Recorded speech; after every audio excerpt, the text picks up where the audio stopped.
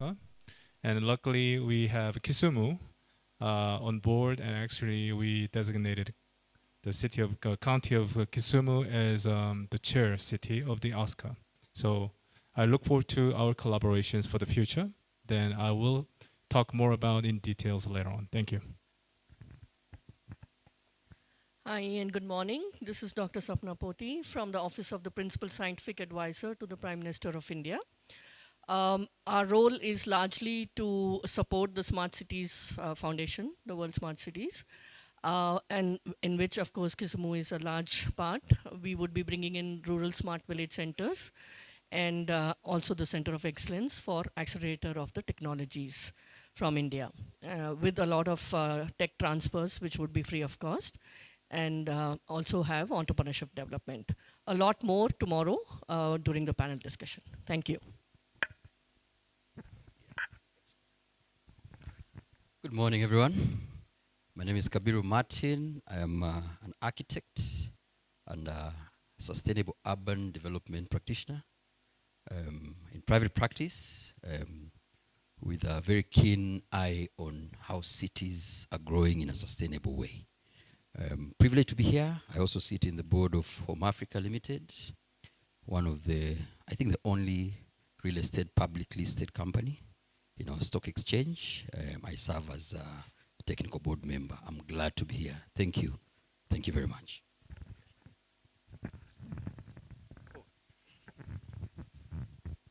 My name is Professor Derek Otieno, CEO and founder of Smart Technology Services, registered in the state of Virginia.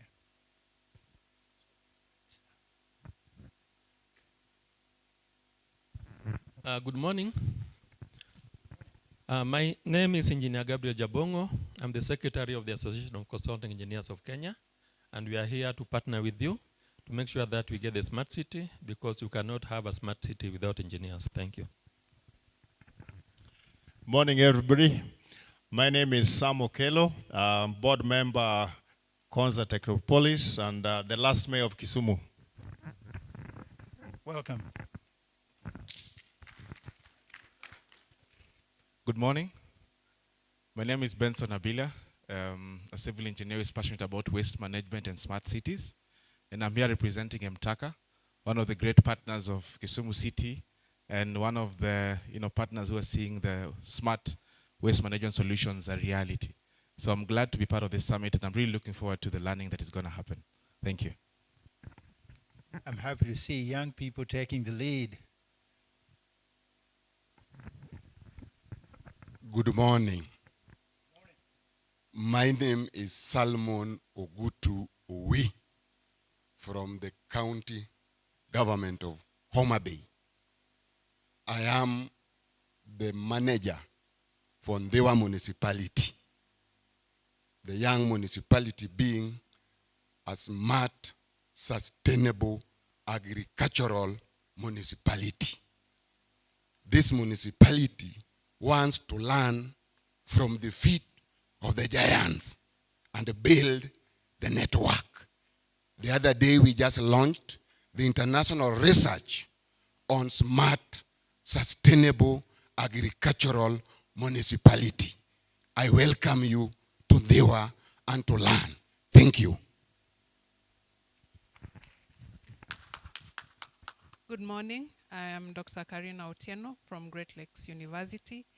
I am here to learn, network, and also to scout for partners in the areas of blue economy, regenerative agriculture, and data-driven decision making. Thank you. Welcome, Professor.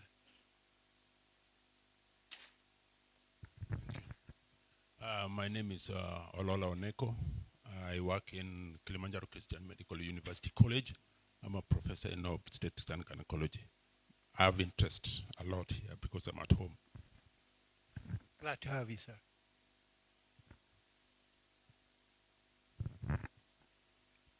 Thank you. My name is Peter Mwindi from Kenya Utalii College. We are in the education sector on hospitality, and we have interest in Kisumu because of its enormous catchment. We are partnered with Kisumu County to get hospitality closer to the people of this city and other cities around. Thank you. Welcome.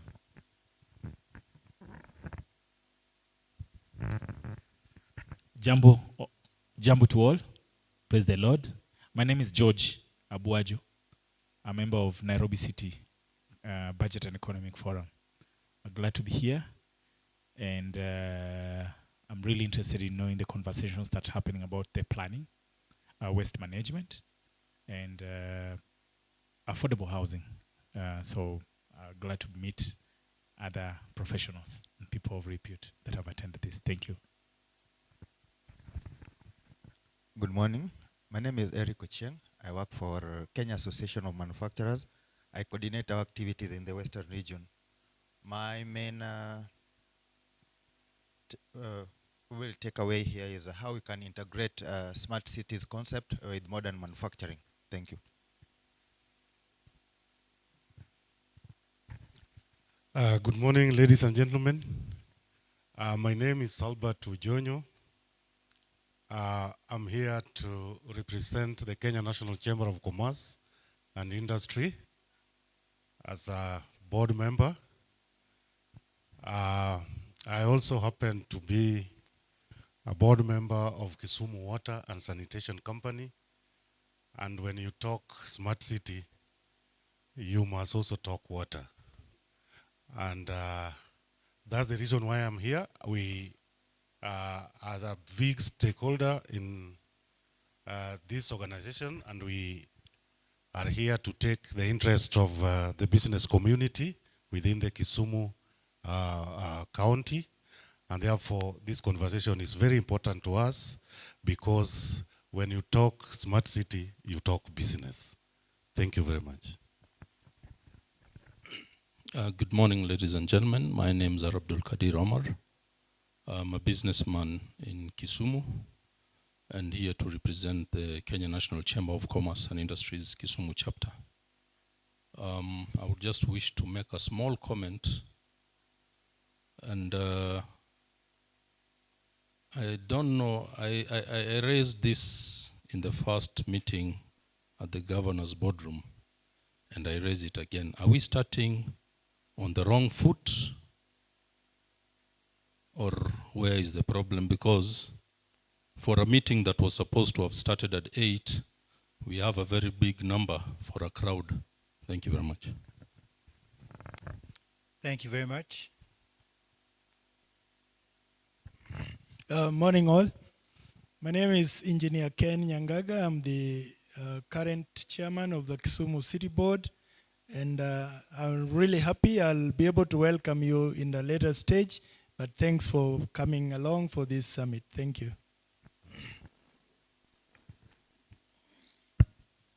Good morning. My name is Vivian Otieno, a member of the board and also a member of the Committee of Planning of the Asca Alliance.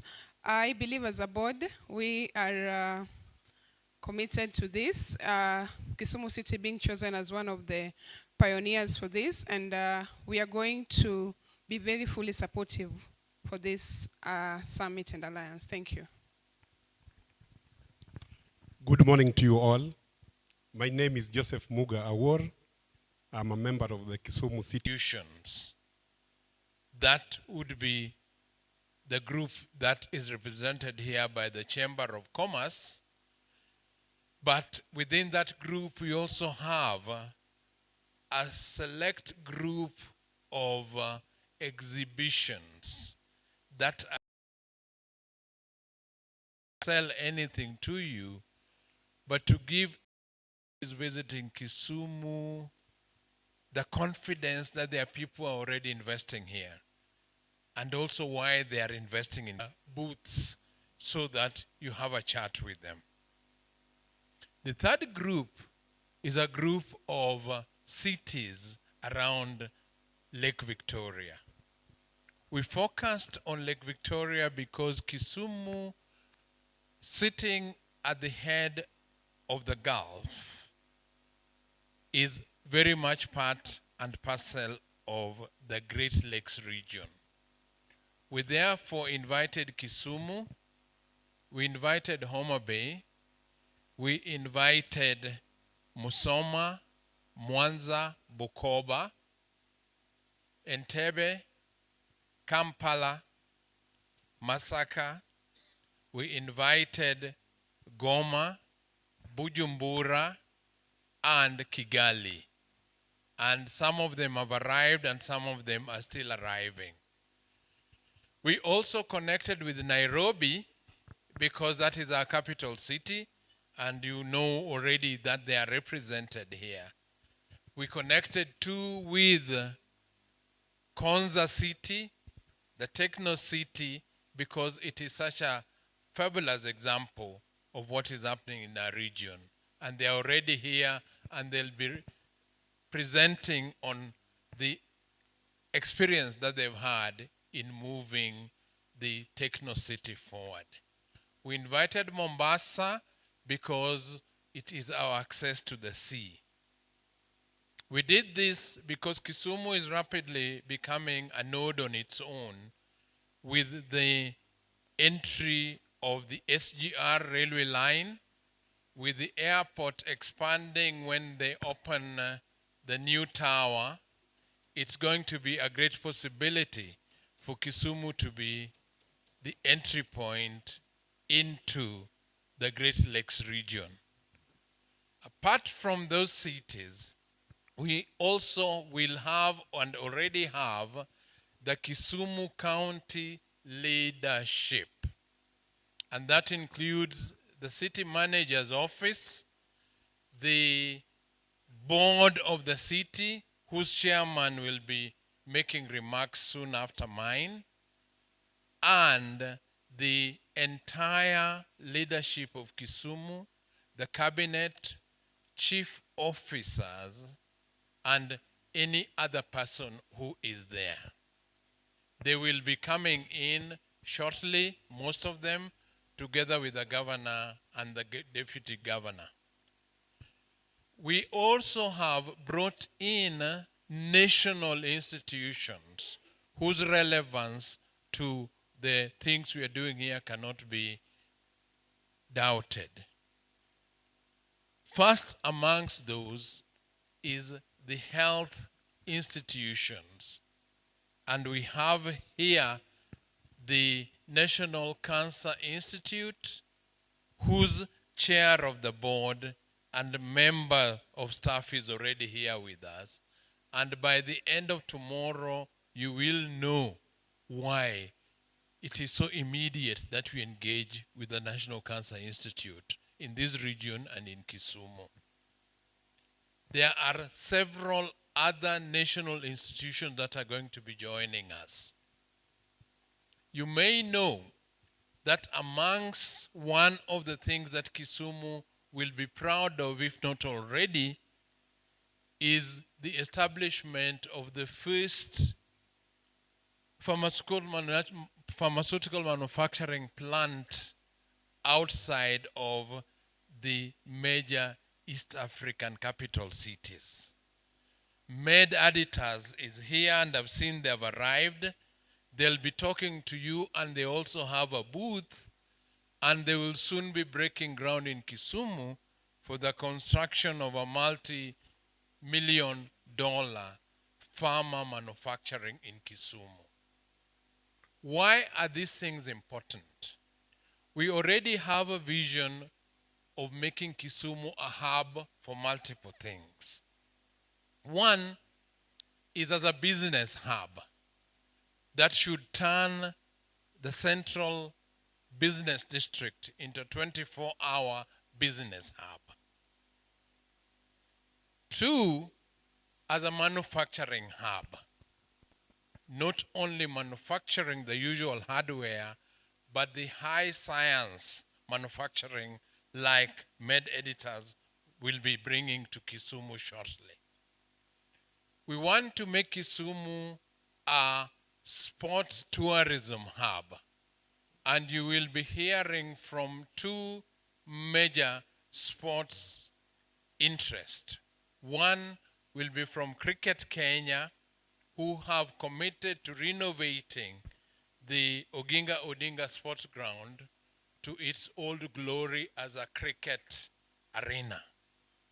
It will be Kenya's national cricket pitch because we have no other national pitch and Kisumu is taking over that. So all international cricket matches with hitherto come to Kisumu, and you know what that means for the business in this area. You will also be hearing from basketball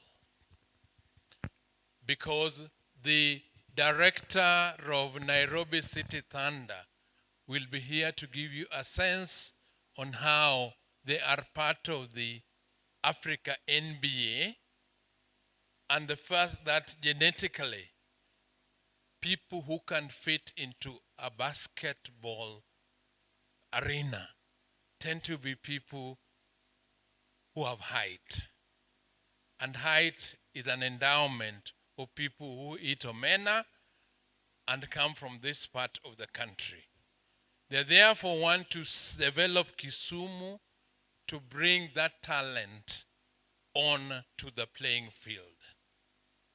Within that context, other sports will be mentioned because Kisumu is also the center of soccer, football. And anybody who was in the recent, watching recent CHAN will know that at any given time on the pitch, 9 out of 11 players would have a name starting with O. So that talent is here. That sports hub will also include athletics because the LREB area, the Kenyan athletic giants, are just 20 kilometers on the hill from here. So this whole area is a world beater in sports and athletics. We also want to pitch Kisumu as an academic hub. And that is why you are seeing here both Uzima and Great Lakes University, two private ones. But outside of that, within 100 kilometers of the city of Kisumu, are 14 universities, which is the highest concentration of universities per square kilometer in Africa.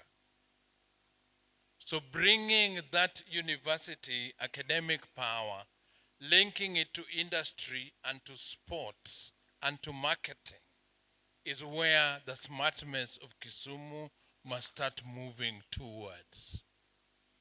So we are going to be enjoying this. People are arriving in from different places, and it's going to be an informal and formal interactive meeting. Nobody is senior, nobody is junior here, nobody is older, nobody is younger. It's about ideas and putting those ideas together. We will be hearing from each one of you, and we want you to speak out and do. And that's my final point.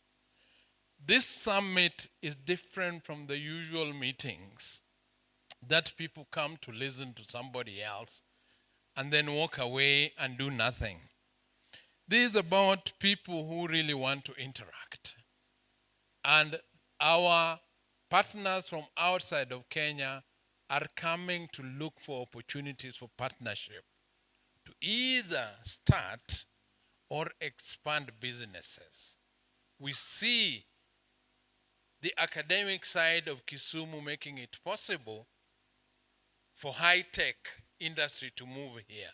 And that's why we are so keen to partner with Korea so that this becomes a high-tech area, both from the academic side and from the youth side. You may also know that Kisumu is the biggest beneficiary right now of the affordable housing schemes. This effort must now be supported with smartness in running those houses before they turn into slums. So this is an active pursuit that only Kisumu can undertake if we all work together. So we are not coming into a summit of 500 people. No, we are coming into a summit of between 50 and 100 people who are thinkers, who are innovators, and who are going to be champions of what must be done for the next iteration of this city. So on behalf of the Plumbing Committee, and the reason why I don't have a tie is because I was here the whole night, we are welcoming you, and you are the summit. The summit is not the organizers. Allow me, therefore, to invite the chair of Kisumu City Board to give you his welcome as the father of his city. Thank you. Big hand for Professor.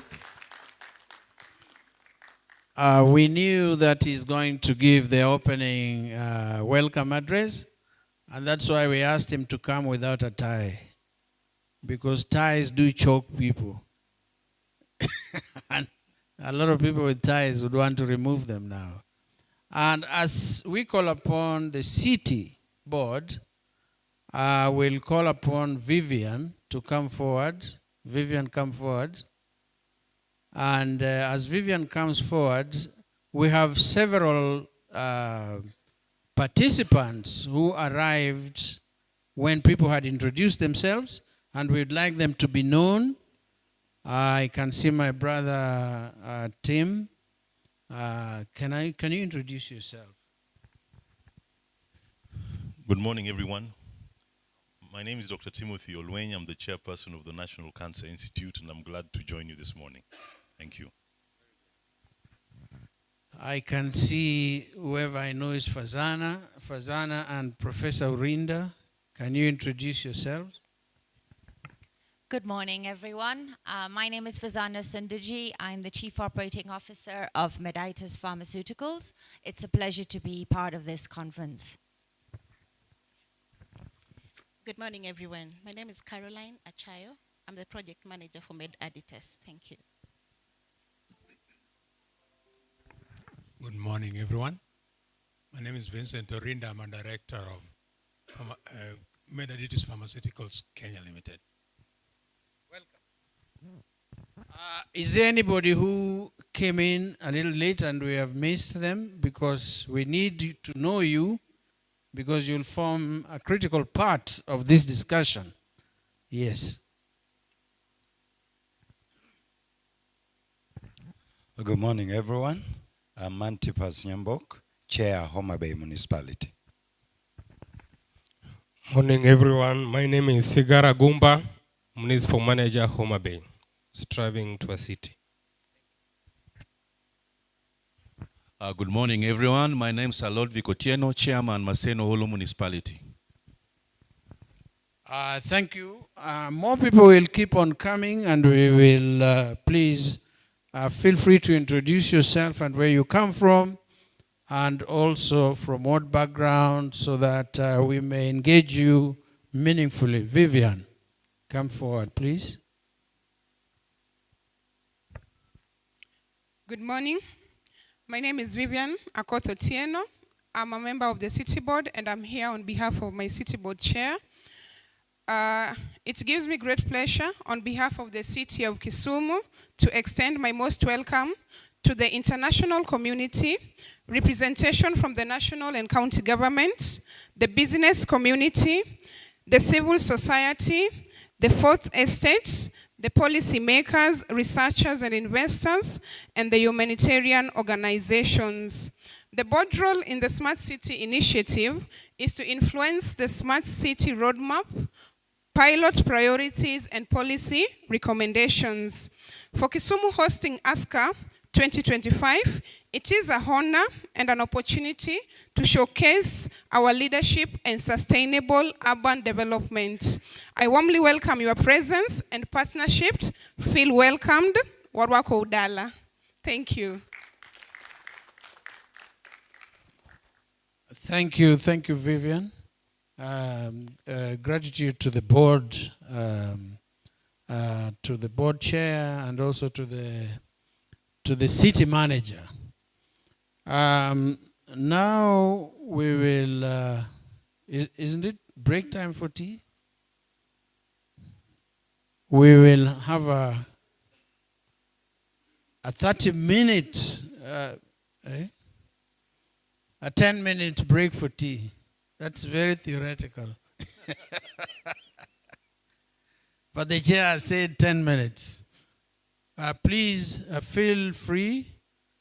The tea is served outside at the entrance, and you feel welcome to have a cup of tea or coffee, and then we reassemble back for the other activities. Thank you.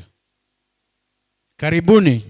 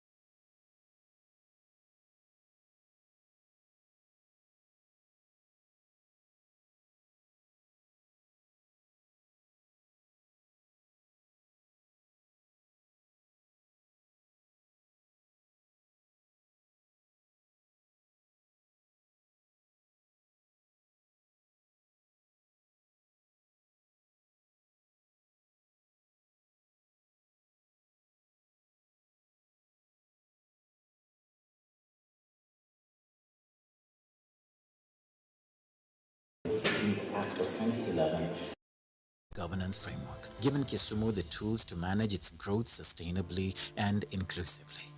The establishment of Kisumu City formalized its governance structure with a city manager and a board dedicated to strategic oversight. The dimension the city is taking is going to improve a lot of things. We are dealing with different components of urban development in Kisumu. We have a new geospatial plan, which is called Local, Physical, and Land Use Development Plan. It is going to affect the trading zones and the trading areas in the city. It is going to affect directions of sewer system, drainage system. It is going to improve the lighting and security issues within the city. The city manager, appointed to guide Kisumu's day-to-day operations, works closely with Kisumu City Board, which brings together diverse expertise and voices to chart the city's course forward. Together, they aim to address the city's needs, champion sustainable development, and foster a safe, prosperous environment for residents and visitors alike. Their dedication ensures that every project reflects the aspirations of the people of Kisumu. Each project is a step forward, creating a livable, dynamic, and eco-friendly city. The focus is on not just growth, but growth that is inclusive and benefits all citizens.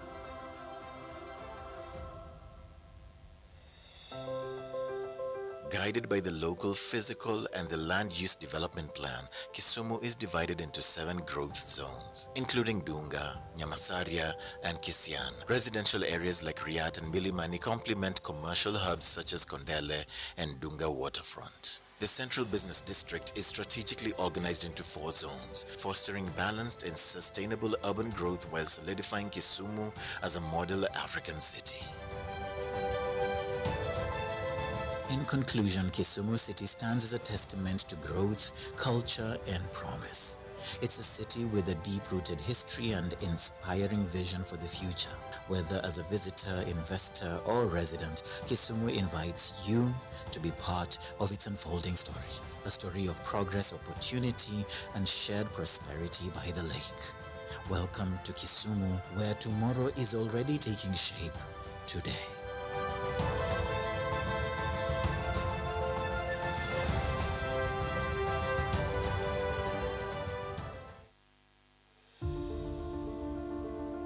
Welcome to Kisumu City, Kenya's lakeside gem, a hub of vibrant history, culture, and promising horizons. From its foundation to its city status, Kisumu tells a story of resilience, transformation, and opportunity. Our journey begins in the late 19th century as Kisumu emerged as a vital railway terminus and trade center by the shores of Lake Victoria. Originally a small port town, Kisumu's strategic position at the lake head shaped its early prosperity and established it as a cornerstone of commerce in the western region. Under the leadership of Governor Professor Anyang' Nyong'o, Kisumu is undergoing transformative development. The city spans 297 square kilometers and is home to approximately 650,000 residents. It serves as Kenya's 3rd largest city and the economic hub of the lake region. In 2017, Kisumu marked a historic transition, rising from a municipality to a fully recognized city. This elevation reflected not only Kisumu's growth, but also its potential as a modern urban center. This change, under Kenya's Urban Areas and Cities Act of 2011, introduced a new governance framework, giving Kisumu the tools to manage its growth sustainably and inclusively.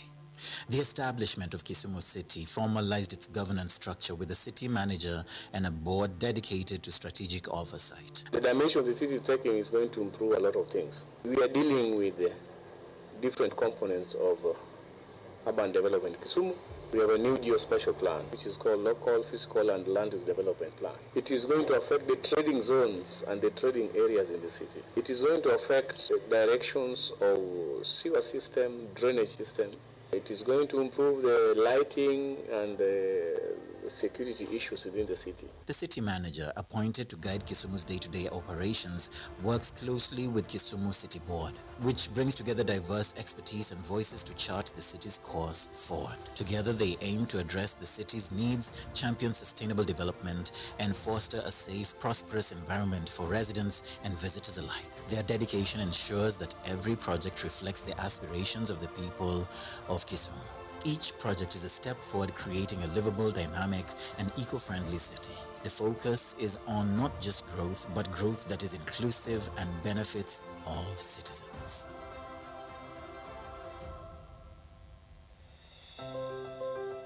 Guided by the local physical and the land use development plan, Kisumu is divided into 7 growth zones, including Dunga, Nyamasaria, and Kisian. Residential areas like Riat and Milimani complement commercial hubs such as Kondele and Dunga waterfront. The Central Business District is strategically organized into 4 zones, fostering balanced and sustainable urban growth while solidifying Kisumu as a model African city. In conclusion, Kisumu City stands as a testament to growth, culture, and promise. It's a city with a deep-rooted history and inspiring vision for the future. Whether as a visitor, investor, or resident, Kisumu invites you to be part of its unfolding story, a story of progress.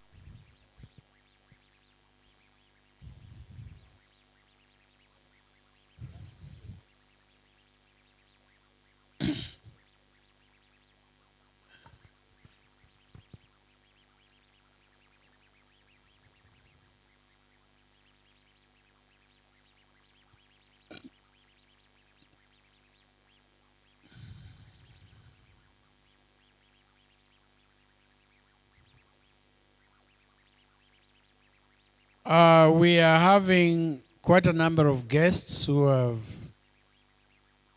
arrived from outside the country and from inside the country.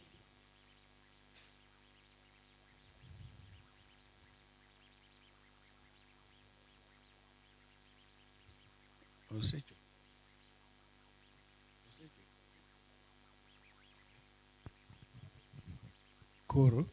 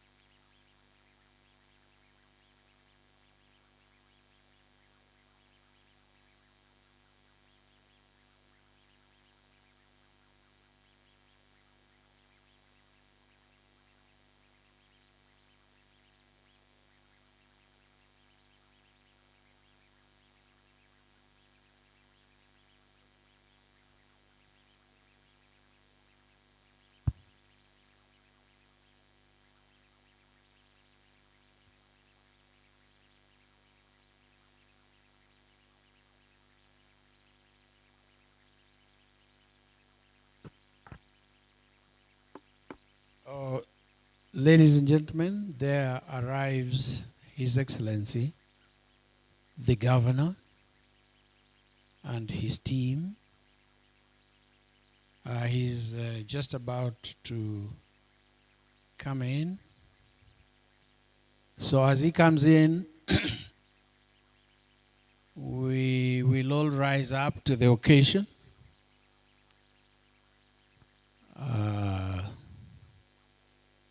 We'll all rise up to the occasion and welcome His Excellency, the Governor. Yeah. So, there he is, just a matter of seconds. And you're going to see him. We are very lucky to be graced by the Governor's presence, who stand up.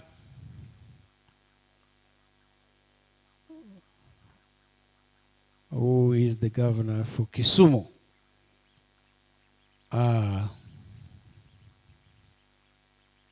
Welcome. Welcome. So we'll request you to keep standing for the national anthem.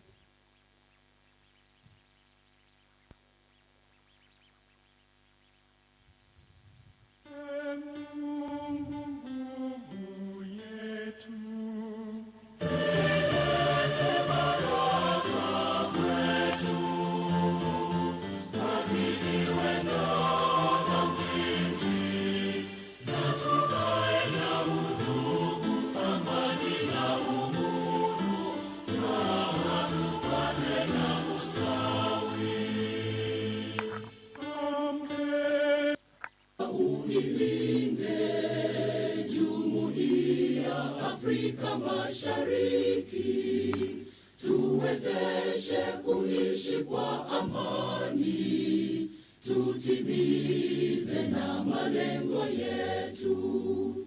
Jumuiya yetu sote tuilinde, tuajibike, tuimarike, umoja wetu ni nguzo yetu, idumu jumuiya yetu.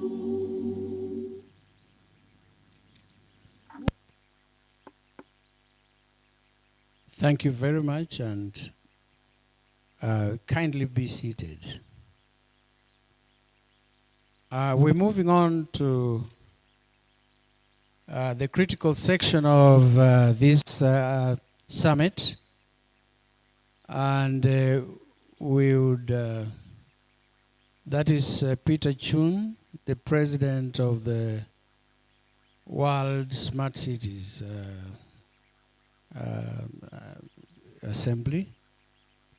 We would like to just take a few minutes, like less than 5 minutes, for the introduction of our partners who came in a little late.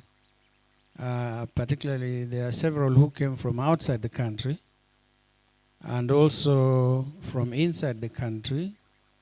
If you raise up your hands and introduce yourselves, where you come from, and what you do, and your link to smart cities concept. Peter Chun had introduced, Peter, you could lead the team to introduce themselves, okay? Yes. Nice to meet you all, and thank you very much for having us, your Honorable Governor, Kisumu. I'm really amazed to be here again, and thank you very much for everybody who's coming to the amazing Asca Summit, inaugural summit today in beautiful city in Kisumu. I'd like to introduce some of my delegates from the UK and India. So maybe Dr. Sapna Poti, you can start. Yeah, I'm Dr. Sapna Poti from the Office of the Principal Scientific Advisor to the Prime Minister of India. Our role is to work with Asca to have a lot of deliberations as well as partnerships on the smart cities. I also have folks from IIT Bombay. I'll request Professor. Good morning. I'm Professor D.N. Singh from IIT Bombay, India. And I'm very curious to know what's happening over here, what's going to transpire, in what way I can be associated with the whole agenda of this session. So thank you very much for giving me an opportunity to be here. Hi, good afternoon. I am Gary Chopra from Amexa Pharmaceuticals, UK and the United States. And we're here to do some business here. I've been invited by Mr. Peter Chan. Thank you, regarding the ASCA, and we look forward to what's going to transpire here today. And look forward. Yeah. Hello. Good afternoon. I'm Dr. Surender Singh, postdoctoral fellow at IIT Bombay. So we are working on waste management verticals. So looking forward how a waste management vertical can contribute to the smart city development. So looking forward for this summit and keep learning from this. I'm Amede Santalo. I'm living between Dubai and Zanzibar, Tanzania, and I'm a smart city concept designer. Thank you. Yes, we have a whole team from the Konza City, which is a greenfield on smart development. Can I have them introduce themselves? Sam Okelo. I'm a director, Konza Technopolis Authority. Hello, hi. My name is Jackson Karrieri. I am a smart city expert, an IoT engineer, and I work for Konza Technopolis Development Authority as a technical assistant to the CEO. Thank you. Good morning. Mine is Agatha Kakui, Konza Technopolis Development Authority, representing the CEO this morning, John Paul Okwiri. Thank you. Pleasure to be here. Good morning. I'm from Konza City. My name is Regina, working as a senior customer care officer. Thank you. Is there anybody who has not introduced themselves? Yes. Thank you. My name is Moses Otimong. I come from Uganda. I am the city clerk, Jinja City. We are here because, one, we have a strategic resource that connects Kisumu and Jinja. That is Lake Victoria. Two, we also want to share experiences that have made Kisumu to be a model as far as a smart city concept is concerned. And I'm here with His Worship, the Mayor. Thank you. Good morning, ladies and gentlemen. My name is Peter Kasolo Okocha. I am the Mayor of Jinja City in Uganda.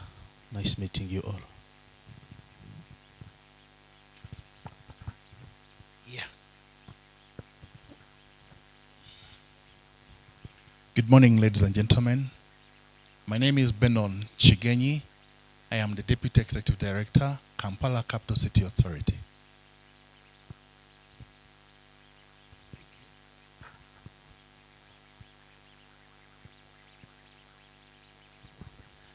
Good morning. My name is Natalie Huben. I work for a health NGO called Farm Access, making inclusive health systems work, working very closely together with Kisumu County on digital innovations and safe care, improving quality. And what I would like to add that to the delegates who've come from far, we can confirm that Kisumu has a vision. That's why we work with them. Thank you.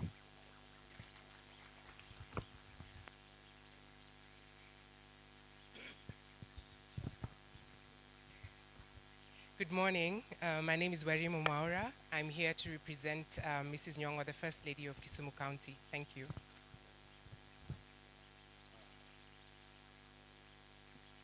One more person from the Chamber of Commerce.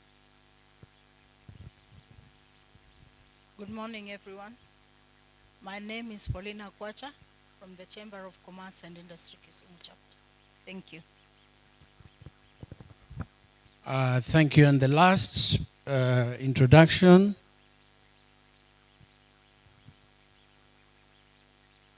Good morning. My name is Alice Juma. I work for Saba Lancet, Kenya as the Regional Technical Manager, and I'm glad to be here. Thank you very much.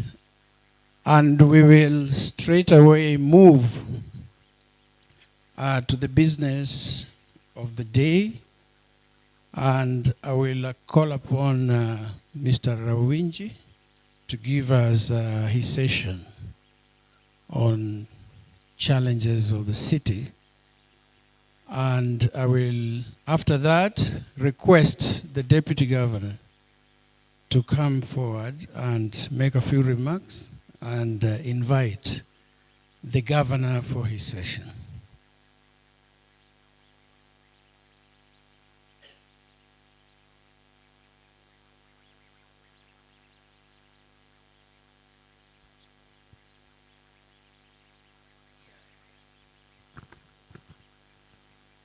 Your Excellency, the Governor of Kisumu, Professor Peter Anyang' Nyong'o, Your Excellency, the Deputy Governor, Dr. Matthews Owili, Mr. Peter Chun, the President of the World Smart Cities Forum, the Chair of this steering committee, Professor Rogo, all the County Executive Committee members here, Chief Officers here, all delegates, members of the City Board, delegates, all protocols observed. My name is Robert Rawinji, and I'm the city planner for the city of Kisumu. I want to take you through a brief story of Kisumu city. And I will actually take you to a journey of our history through to our present. May I actually want to jog your memories for those who are here then, if you could identify where this is, formerly in Kisumu, a photo taken early 1911, Bazaar Kisumu, used to look like this. I see this is Kisumu Hotel. It hasn't changed as much, but there is a very good road around here. I want us to take note of where we've come from, because then that is when we'll appreciate where we are headed to. We had a landing pier in Kisumu then. I think this is when we used to even do trade with the Bukobas, Uganda. And it used to function, and I'm happy that right now we've revived it, and very soon it's actually going to be even more busier. Now, this was a photo that I got of people who were trading, and I could note that maybe they looked like bushmen, maybe they didn't have enough clothes. It kind of takes us back to, I don't know if this was close to Eden days when we didn't have clothes, but this was in Kisumu, and it's depicting marketing. Now, for our guests, it's important to appreciate the numbers, and Kisumu has actually grown over the years. Over the years, Kisumu's population, which actually makes us the third largest city in Kenya, our population has actually grown exponentially. It means we are urbanizing at a very faster pace. Now, in 1969, the population of Kisumu was actually about 32,431. And we are speaking about the city, not the county. And you come to 1999, this is almost 10 times the population had grown. Now, in the last census in 2019, our population was actually reported to be about 600,000. Now, the entire county population is about 1.2 million persons. So you can see more than half the population of Kisumu actually stays in the urban Kisumu. Now, the objectives that actually bring us here to this Smart Cities Summit these are the things that we're actually trying to realize.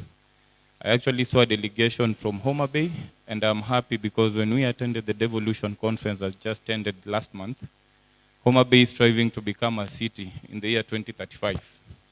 I'm happy because we have left that place. Now we are striving to become a smart city, and I am hoping we realize it before 2035.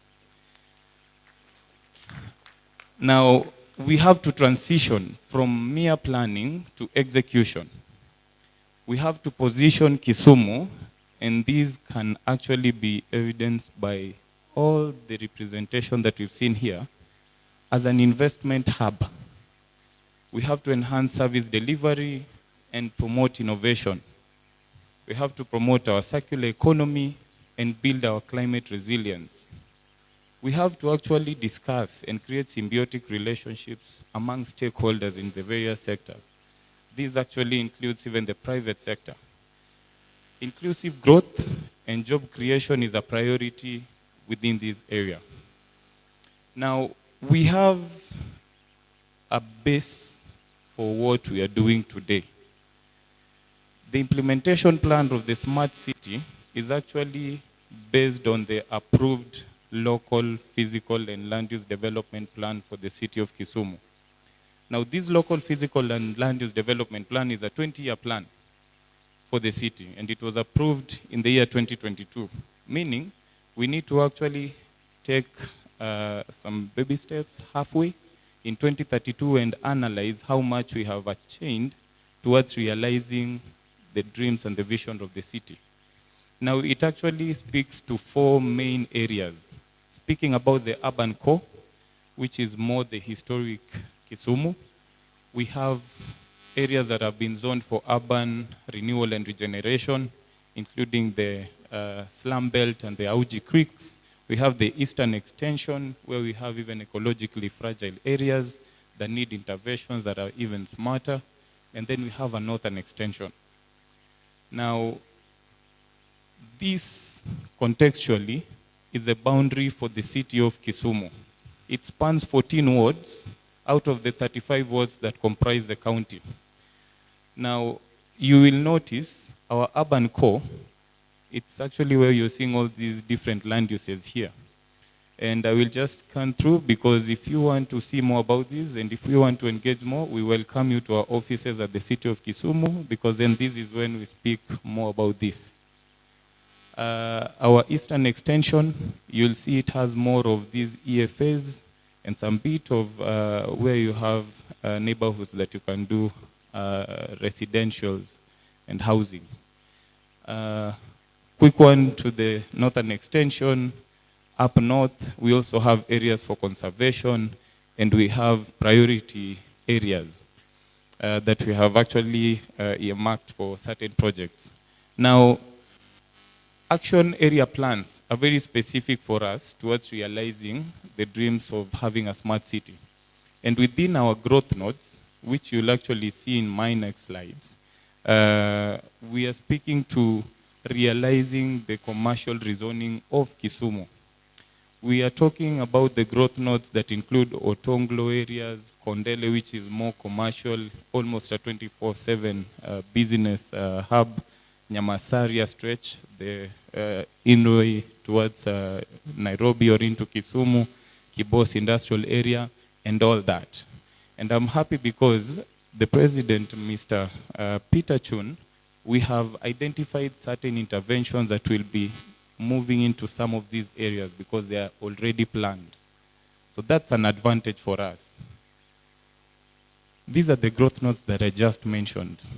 And now for me to just appreciate Kisumu's lakefront development, which recently we received $750,000 to do a feasibility study so that it can inform the developments that will be coming around the lakefront. We have to revitalize our lakeshore with modern drainages system, better roads, promenades.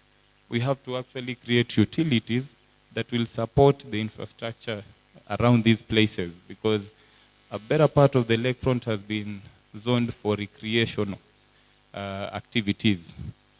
When you go to Nyamasaria, you'll realize that you have to really think through improvements of the trunk infrastructure around that area.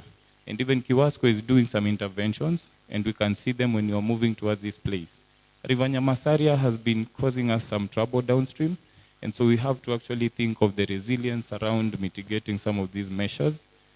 You move towards Kondele, our busy area, you're talking about better markets, upgrade of roads, good public transport, and that means we have to think of the populations that are staying around this place. You come to the industrial park, Kibos, and really we need to have reliable water, good power, electricity, the transport links, and it's good that we are having very soon the SGR coming around this place. And so planning around this place gives us a great honor towards realizing the dreams of the city. Kisian, growth nodes, we have to expand. It's definitely there is need. We have to plan for all our satellite towns. And I also realize we are having our municipal managers and other urban areas that have been represented. They are also part of the plan towards advancing these interventions within the county Kisumu. So now let's now get to the present Kisumu. All of us know where this is, potentially, yes? This is actually at the KCB roundabout. You look at the walkways, and you will see at least even the professor, governor is actually happy in the photo there in our billboard. The city is clean. The greening initiatives, the private sector collaboration that helps us to manage and these our roundabouts, it's actually working well with us. This is formerly the presently Jaramogi Oginga Odinga. It's actually now a national referral hospital. There is a lot that can still happen here. And I'm happy that we are speaking about a cancer center that is coming under the Smart City Initiative, and we shall see how we integrate it. The shipyard, we have definitely seen this around Kisumu. It's actually in Kisumu. This is not somewhere in Latin America. Now, there is a story about the former Kachok dam site. And I'm happy because what you're seeing here is no longer this ISO, but this is what it looks like. Thanks to Professor Peter Anyang' Nyong'o's efforts, we have a botanical garden. This has actually been reclaimed. So this is how it looks like. It can be a beauty rather than an eyesore. So we have people appreciating the lake more around the shipyard, and activities are actually coming towards Kisumu. So look at this stretch. You know, you need more recreational spaces so that at least you can easen up and free your mind sometimes when it gets busier. This is Kisumu. And look at that view. The lake as a resource has to actually be appreciated. And it is more reason why we are calling on more investors to consider the lakefront and actually help us to realize the dream of giving the lake our fronts and not giving it our back, because then it will encourage more dumping. So I appreciate you all for listening to me. Thank you. Karibuni Dala.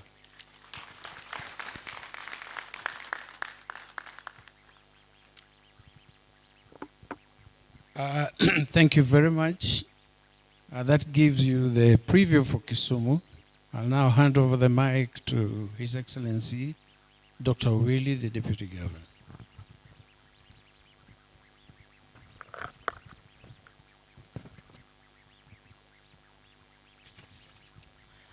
Ladies and gentlemen, let's give another round of applause to Planner Rawinji. Your Excellency, the Governor of the great county of Kisumu, Professor Peter Anyang' Nyong'o. Allow me, Your Excellency, to ride on the protocol already set, but to join you and team in welcoming all of you who are in Kisumu, especially for the first time. Feel most welcome. We are happy to have you for the days that you'll be here. And we are hoping that you can actually extend. Now, secondly, I would like to introduce the team that's accompanying the governor here, especially the county cabinet members. Most of them are on the program and will be in a session or another. And so it's good to get to know them from today. I would like to introduce the gentleman who is in charge of infrastructure and energy, the Honorable Jerome Ochieng. And secondly, I realize that people don't like clapping in this forum. Okay, secondly, if you can just stand, then I will recognize you. The Honorable Beatrice Wadiaga, in charge of youth, sports and culture. Most welcome. And the gentleman in charge of finance and economic planning, the Honorable George Omondi Okongo. Quite a number of us will be, oh, I can see you right there. I can see the Chief of Staff, the Honorable Alois Aguer. I can see the Minister in charge of Health and Sanitation, the Honorable Dr. Gregory Ganda. And I can see there the gentleman in charge of education, human capacity development, is called the Honorable John Aweti, aka Coach. Having said that, we have our vision bearer today, the Governor of the County of Kisumu. He will be speaking to us about the vision that we have for the smart city that we hope for. A lot has been said. You can already see where we were and where we are now. But a lot of ground still needs to be covered. We have plans that we need to implement. We've just talked about the local area development plan, but we also have the urban mobility plan that is awaiting implementation.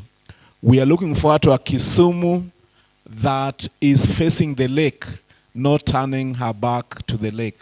We are hoping for a Kisumu that will have mass urban transport, not what we see at the moment, because now we have, you know, quite a bit of everybody trying to do something within that sector. We are looking forward to a Kisumu that will have a light rail system that is seamlessly connected to our roads transport system and also to our maritime transport system. It is all possible and up to including, you know, travel by air. We are looking forward to a Kisumu that, you know, will have the green spaces, you know, that we all need in any modern setting such as the one that we hope for. And so this session will be a learning session for us. I know that there's a bit or more that can be learned, you know, from our experience here. But I can tell you that we are looking forward to, you know, gleaning very useful lessons from the different participants from all over the world so that we can have a smarter city than we have today. The sister city engagements, okay, which I know is one of the things that we'll be pushing for in this forum, will be one other key area that we'll be interested in. And so on my behalf, I just want to wish each and every participant a very, very engaged and useful, you know, 5 days or 4 days, and you'll be here. And may the experience you carry on from here make our cities and our world a better place to live. I would like, with those few remarks, request you to be upstanding as I invite the Governor of the great county of Kisumu, Professor Peter Anyang. He said you can remain seated to now address you, and I think it will be done from his official podium.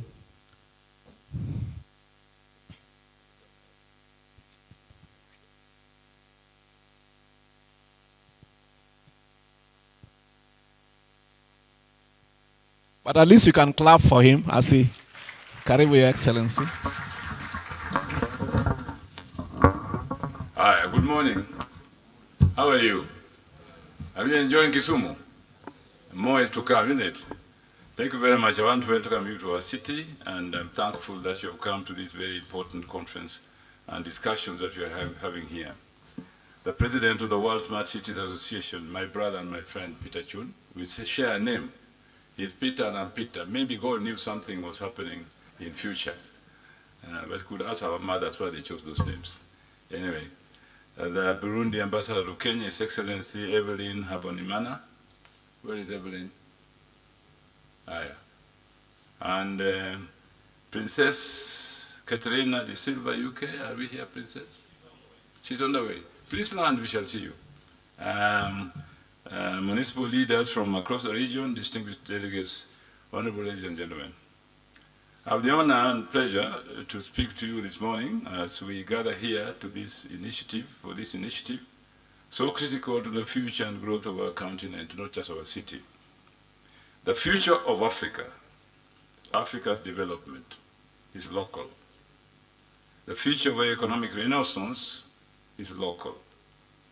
The future of our economic independence and growth is local. That is why we gather here not just to discuss our growth at the local level, but to chart our future as local governments and regional governments. Looking back, it is clear that the trajectory of Africa's urban centers will not be determined by grand pronouncements from afar, but by the deliberate and collaborative actions of local governments. The future of our cities is being forged in our hands, in the county assemblies, the mayoral offices, and the vibrant communities that we serve. This conviction, sharpened over years of public service, has been profoundly shaped by my engagement in various local government forums, culminating in a moment of immense pride for our city, the hosting of the 9th Afri-Cities Summit here in Kisumu in 2022. For too long, the narrative of urban development in Africa was dictated by centralized powers, often disconnected from the realities on the ground. Devolution, as we have experienced here in Kenya, is slowly but surely rewriting that story. It is a fundamental recognition that for development to be meaningful and sustainable, it must be locally owned and driven. As I have often emphasized, county assemblies are the pillars of our representative democracy. Tasked not just with legislation, but with a critical oversight that ensures transparency and the equitable development of our people.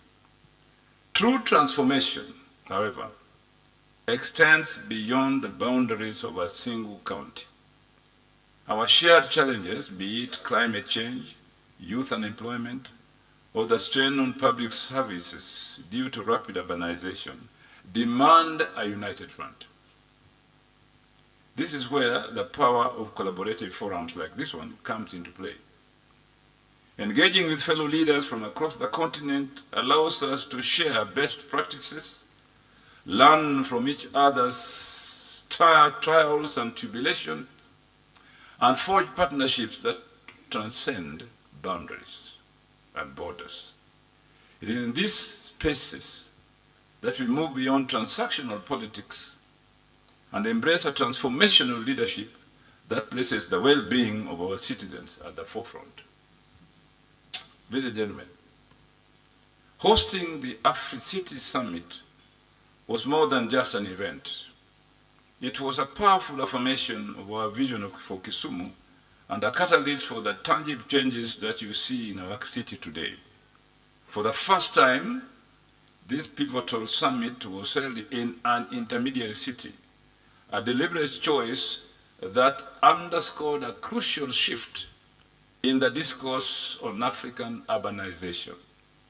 The future, as we argued, belongs to these rapidly growing urban centers, and it was our moment to showcase the potential and the ambition of a city on the rise like Kisumu. The summit's theme, focusing on the role of intermediary cities in implementing the United Nations Agenda 2030 and the African Union's Agenda 2063, resonated deeply with our own development blueprint. It was a platform to champion the idea that the cities like Kisumu are not just satellites of the capital, but engines of economic growth and innovation in their own right. The discussion on sustainable food systems, risk-informed development, and the blue economy were not abstract concepts. They were conversations that directly informed and energized our own local initiatives. The legacy of Africa, of Afri-Cities, is etched into the very fabric of our city today.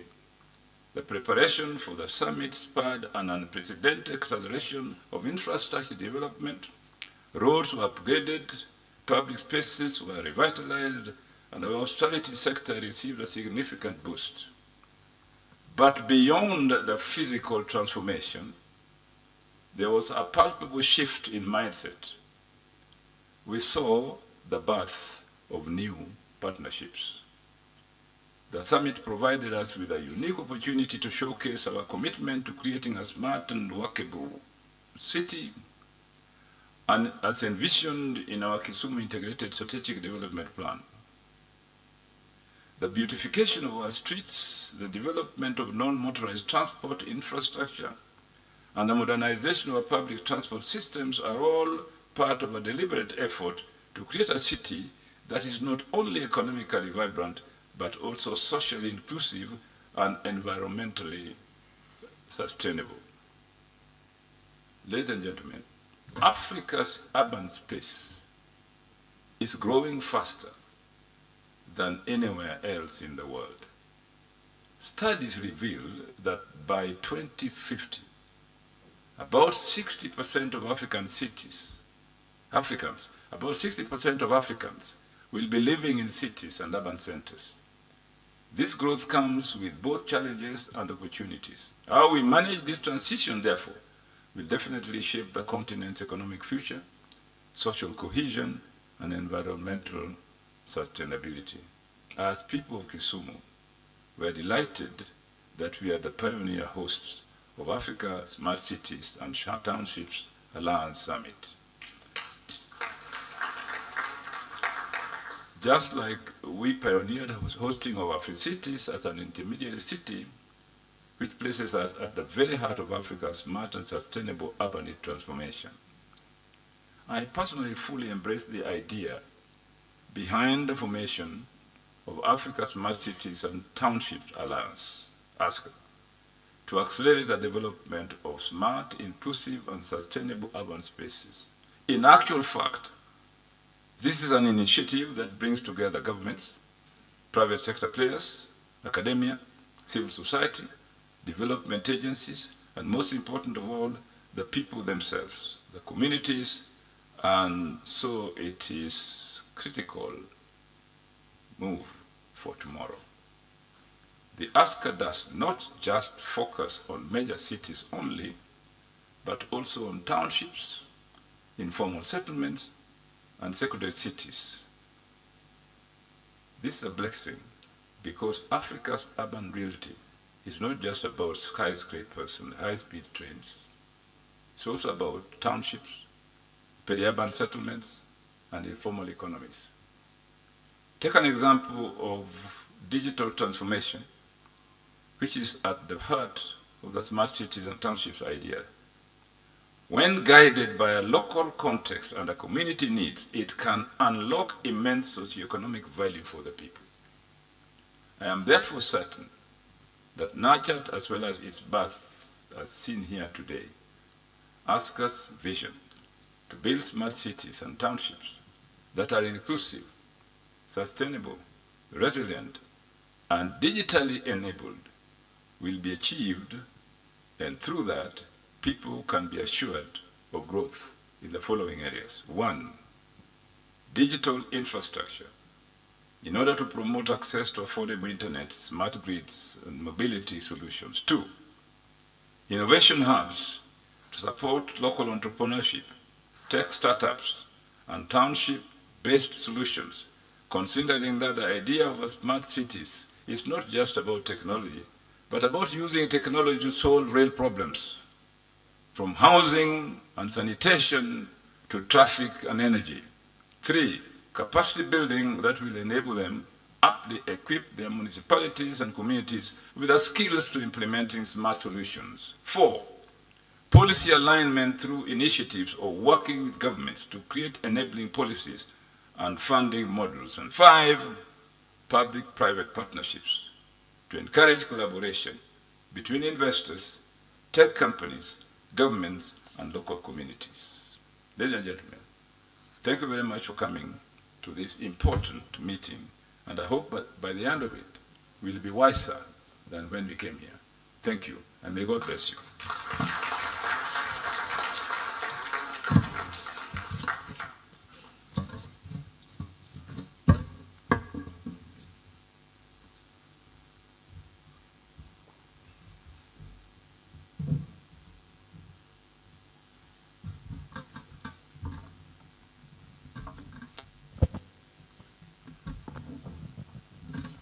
Can we give His Excellency a bigger clap than that?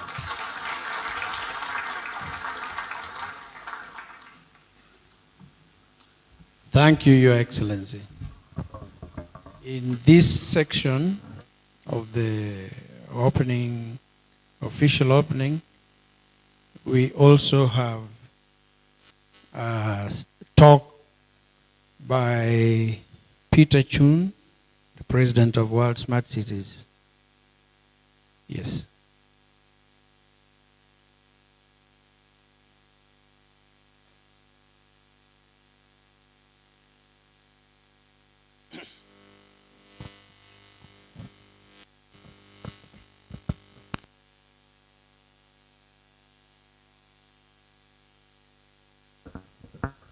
Thank you, Your Excellent Governor Yong. My name is Jaewon Peter Chun. I'm the chairman and president of World Smart Cities Forum. We basically initiated Asca this year to Governor Nyong'o. Then we basically started with these initiatives, beautiful initiatives, together with it's not only the project for Kenya or Kisumu itself. As the governor mentioned, it will be actually the manifesting amazing groundwork to be extensive to other regions, townships, and the cities in Africa to transform into the future stage. So let me share some information about what World Smart Cities is about and what really the Asca is really about. Then you have a better understanding. So to begin with, the World Smart Cities Forum is a non-profit company based in London and now in New York City. And we basically deliver three things. And we deliver master plan to make the city much more sustainable, resilient. Number two, we bring the innovation ecosystem into the city or township. Then the city can be growing automatically and naturally. Three, you need a lot of resources coming, so you need some finance to just deploy the projects, and which is the fund. So we also collaborating with the municipalities and the government and how we can just get those funds from somewhere. And our philosophy is a very simple thing. As also the governor mentioned, smart city is not about technology. Technology is the tool. And most important thing is about you have to look at yourself, and the people, the human being is most important component to comprise of the city and the township. So we need to think about how we can utilize those human resources. They can actually have, provide their solutions, ideas, and services, and to make the city much more greener and they're growing so fast. So is a human-centered city is a kind of our catchy phrase to everywhere, the corner of the continents and the world. And also you can see the innovation, as you can see the digital, environment-friendly ecosystem and creative contents. The only thing I was really amazed by Kisumu is you have amazing lake. So because I believe that the water is the main source of human being or lives itself. So water is the key. How you can utilize the water can grow with the community and the city in general. And this is our the past experience in the building of the small cities. And from London, Canary Wharf Financial District, we built AI city back then called Cognicity. And we utilized the startups. And I see a lot of potential in Africa, and that's our aim, how we can bring their attention, how we can nurture them to be a major stakeholders of the smart city of Africa. And so we nurtured about 350 companies back in 2015-17. About 4 companies become the mega unicorn, and more than 13 companies become unicorns. Maybe some of the big names, eToro, if you actually like the football, the Premier League, you can see the signage or the promotions of eToro there, and the TransferWise and TransferGo, Revolut, those are very successful companies out of this ecosystem. This is something that I'm trying to build it. Like we call it as a tech sandbox hub in Asca. So we already designated Kisumu that actually played that pivotal role to deliver the project in Asca. And another, so the previous, actually former president of South Korea, he appointed me as a national master planner for national pilot project for South Korea Smart City. So I was in charge of $6 billion greenfield project in Busan. It's the same thing. Busan is one of the largest port in Asia, and second largest city of Korea, and the largest port in South Korea. And they actually trying to build something new, which is actually open gate door to the global ecosystem. So I was in charge of delivering the master plan, and it's basically under construction at the moment. And it's actually next to Kimhae International Airport. It's gateway to Busan. I landed Kisumu International Airport. You have amazing the transportation systems, but in terms of the function, if we actually have a very successful project in Kisumu, you need to extend more the sizable airport and of course port in Kisumu. And so the Busan is looking like this. This is kind of design. It's not going to be same, but we are going to be something differentiated model in Kisumu as a amazing benchmarking point of entire Africa cities and township. And other examples, I'm not going to spend more time here, but before wartime, between Ukraine and Russia, the Zelensky government actually asked us to build up the national scale small cities in Kiev and Lviv and Vinnytsia. And unfortunately, they faced a war. Then I counter-proposed the leadership. We need to do something different way, because a lot of cities around the world, they suffer from pandemic. They lost a lot of resources. Even a lot of cities, they went bankrupt. So we're trying to engage some of the major metropolitan cities around the world. They are actually sitting on the same pipeline to grow together. That is called the twin cities. So we actually have the 16 cities, actually, the sitting as a member cities of the Twin Cities. We declared it in New York City last year, 2024, and we designed this as kind of pilot project in the next 3-4 years. Ironically, 5 cities out of 16, they knocked the doors to become a Twin Cities initiatives, and there are 2 cities from Kenya, and two cities from Morocco, and 1 city from Senegal. And here in Kenya, I know some representative from Konza. So Konza is one of them, and also the Mombasa. So Mombasa and Konza is a part of the Twin Cities now officially.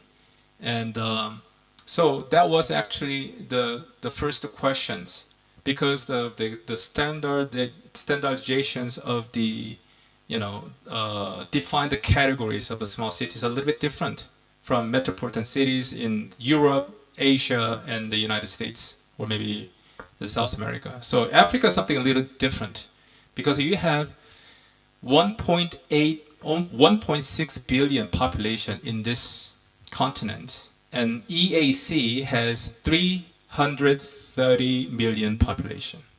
And around the lake area is about 50 million population. So it's still growing. So even I was here in Kenya last year, the size of population of Kenya is really same size of South Korea.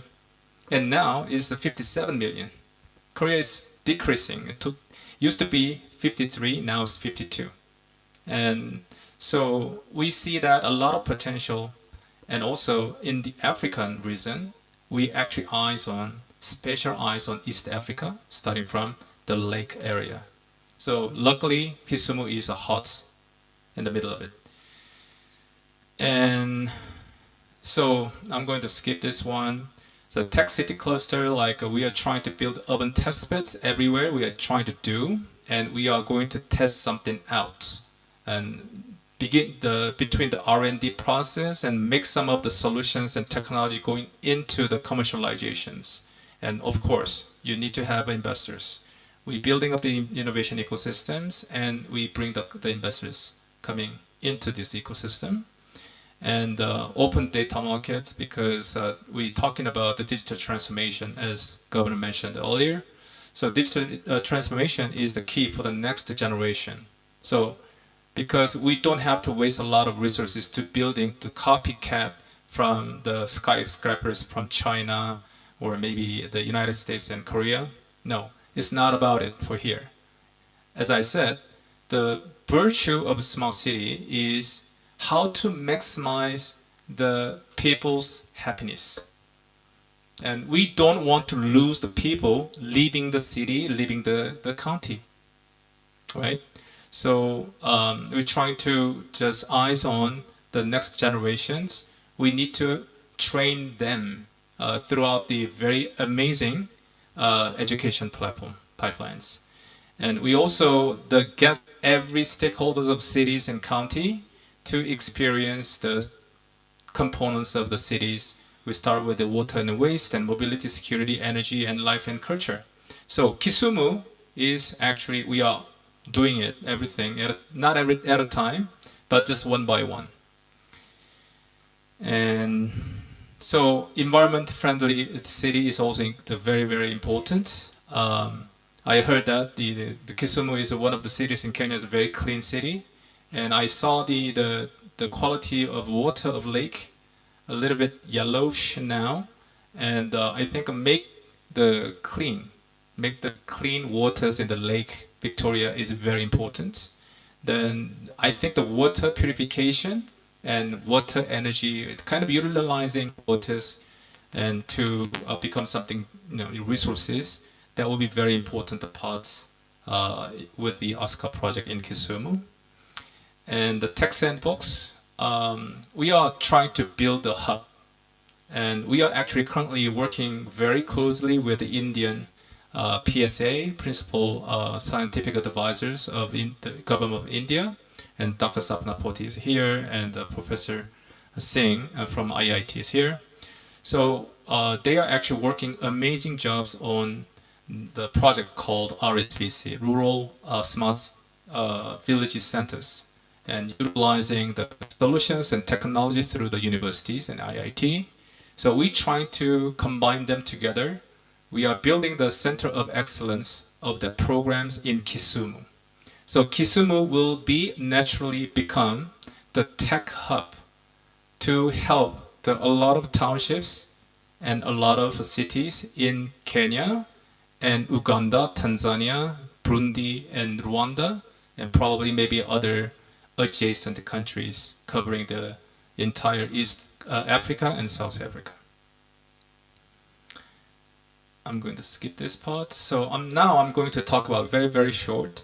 So we are very, very interested in how we can be facing the future of mankind, which is Indian Ocean Belt. And actually starting from East Africa. And you can see, if you take a closer look at the map of Africa, you can easily see the eye. So here in Victoria, the Lake of Victoria is the eye of Africa. And the weather is amazing here, right? Because I was really shocked. The first time I came to Kisumu, I thought it was really scorching or hot, but it was not. Nobody knows exactly the kind of beautiful weather that, Kisumu has. And this eye of the Africa will actually, if you actually read the Genesis, nobody knows exactly where the the Garden of Eden came from. I do believe that the Garden of Eden comes from this, for sure. And we are actually prioritizing 9 tracks of the modules, and water waste management, healthcare, and agriculture, fishery, alternative energy education, digital transformation. And most of them, they are actually very important missions for Kisumu and Asca. And right now, Governor Nyong'o, myself, we agreed on what to be set, to be started to begin with, which is healthcare. We actually eyes on the building of the cancer center with the smart city. So I just call it as a medical city. I can show you a little bit later. So I think that a lot of, we have a lot of representatives and delegates from many different countries here. So these are EAC, as you are well aware of. This is kind of the numbers. 8 countries, 330 million population. GDP is $400 billion. I'm not sure if this statistics is right or not. South Korea is right now is $2 trillion. And but when I was young, 1970s, the size of the GDP of South Korea is less than probably $50 billion or maybe $30 billion. I think maybe 170th rank in terms of size of the economy, and the GDP per capita was only $700, $900. So Korea actually chased up in the last 40 years. Now is a top 10 country in the economic power of the world. So we cannot do that in every countries, but any cities working with the Asca projects, we are actually aiming at making 10 times of GDP per capita, which is a decent job, good jobs with the projects. The younger generations, older generations, major stakeholders, cities, they can live happily. So that's our mottos and things. So Felicity, tentatively I just named it. So one of the land of Kisumu, I think this is kind of a bird eyes view, but it's kind of tentative, the picture for the, future, I think probably maybe 5 years and 6 years, but because medical centers take a longer time. And my sister passed away 3 months ago, so she is very highly influential individuals in South Korea in terms of, amongst the Christians in South Korea. Then we actually had a worship together last month, and we just named that Chun Jung-un, my sister's name, and Nyong'o Cancer Center. So that is a kind of initial projects, because this is not single project, because this medical center and cancer center can bring a lot of components into the pipeline. So we want the kind of this medical schools and training programs and the education platform, and also the residential houses, affordable housing. Everything is combined. It's complex, the model. I'm gonna skip this part from Morocco. So right now we are actually working on the triple helix model for the Asca. So we have the major universities from India. Of course, we are matching up with another universities in South Korea and the UK, and also in Kenya. And these are the kind of the powerhouse of the human resources and also the innovation. We're trying to build this ecosystem, then replicate those resources into the projects. And so RootTech is actually the Indian model, then is simply amazing. So I already started working on how to combine the RootTech RSBC with the South Korean ecosystem, and they can actually work out with the local people in Kenya and Kisumu as a joint venture and the joint R&Ds. And this is a kind of investment and tech sandbox model, and how the the startups and SMEs can be beneficiary out of this project in the future. And same goes with tech sandbox, with the root tech. And this is fundraising model for the Asca. So we believe that about 70% of the finance investments is coming from outside, from private sector. And then we need to define them, but this is actually a very important job for us to do together with the Governor Nyong'o in the future. And about 30%, 20% coming from the public sector. And you mean the public sector means it could be the local municipality, central government, and also the international organizations like World Bank Group, African Development Bank, or maybe Family House, dealing with, for example, as an example, Bill Gates Foundation or Rockefeller Foundation, which are really super interested in African projects right now. So a lot of benefits the Kisumu is paving the way on behalf of every township and cities in Africa. And basically the maximized utilization of resources is very, very important at this stage. And so this is some impact by 2030. I'd like to suggest we can bring some kind of KPIs within 4 or 5 years in the future. So this is just short introduction.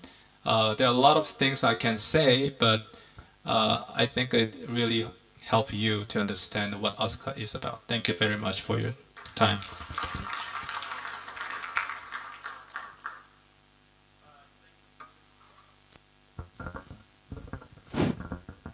Thank you, Peter. That was very stimulating, and I believe that it has activated a lot of thoughts in your head. And please write down those thoughts which have been activated in your head in a piece of paper and hand them over to us.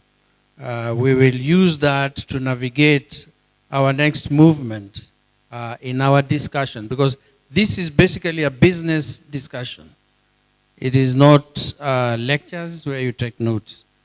Everybody here is an expert, and every idea is worth its while. And you remember when we started, we said when 1 or 2 people sit down and generate an idea, that idea can be the universe. And we do believe that. Our next speaker, I'll call upon, it was supposed to be a Princess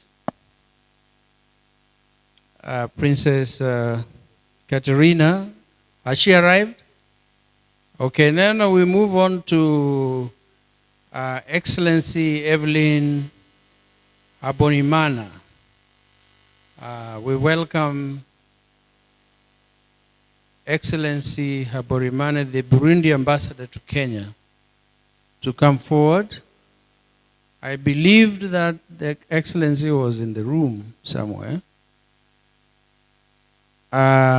If he's not ready, can I call upon Engineer Kenneth Nyangaga, the City Board Chairperson, to come and share with us his thoughts.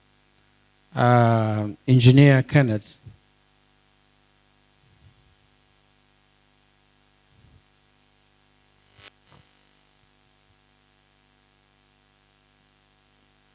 Engineer is coming. Engineer, the microphone is right at the podium.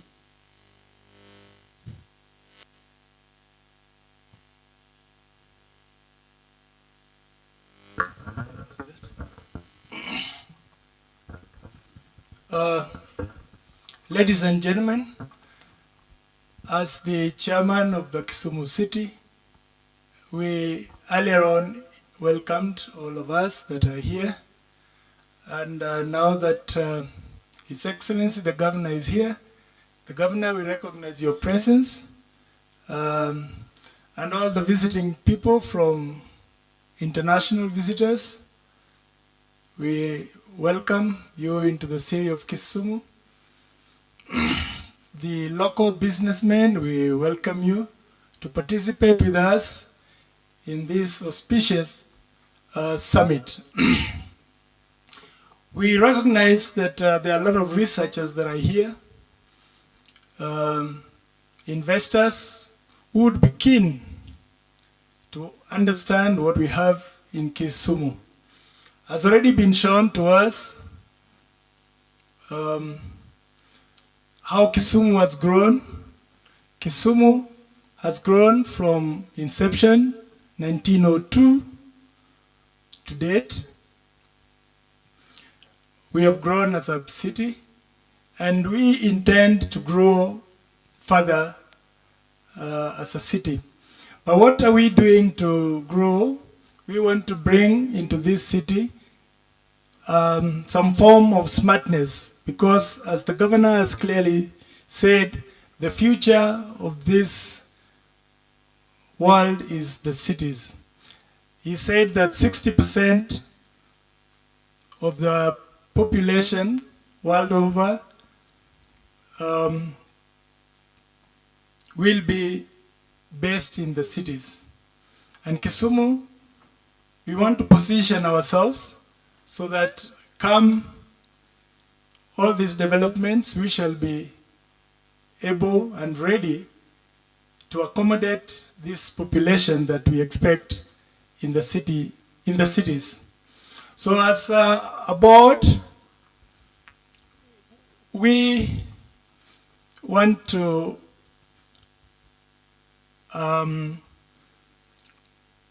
accept that smartness of a city is the only way that we can be able to bring in new services into our system. We want a smart city that is able to give its citizens services that are affordable, services that are excellent, services that are good for its citizens.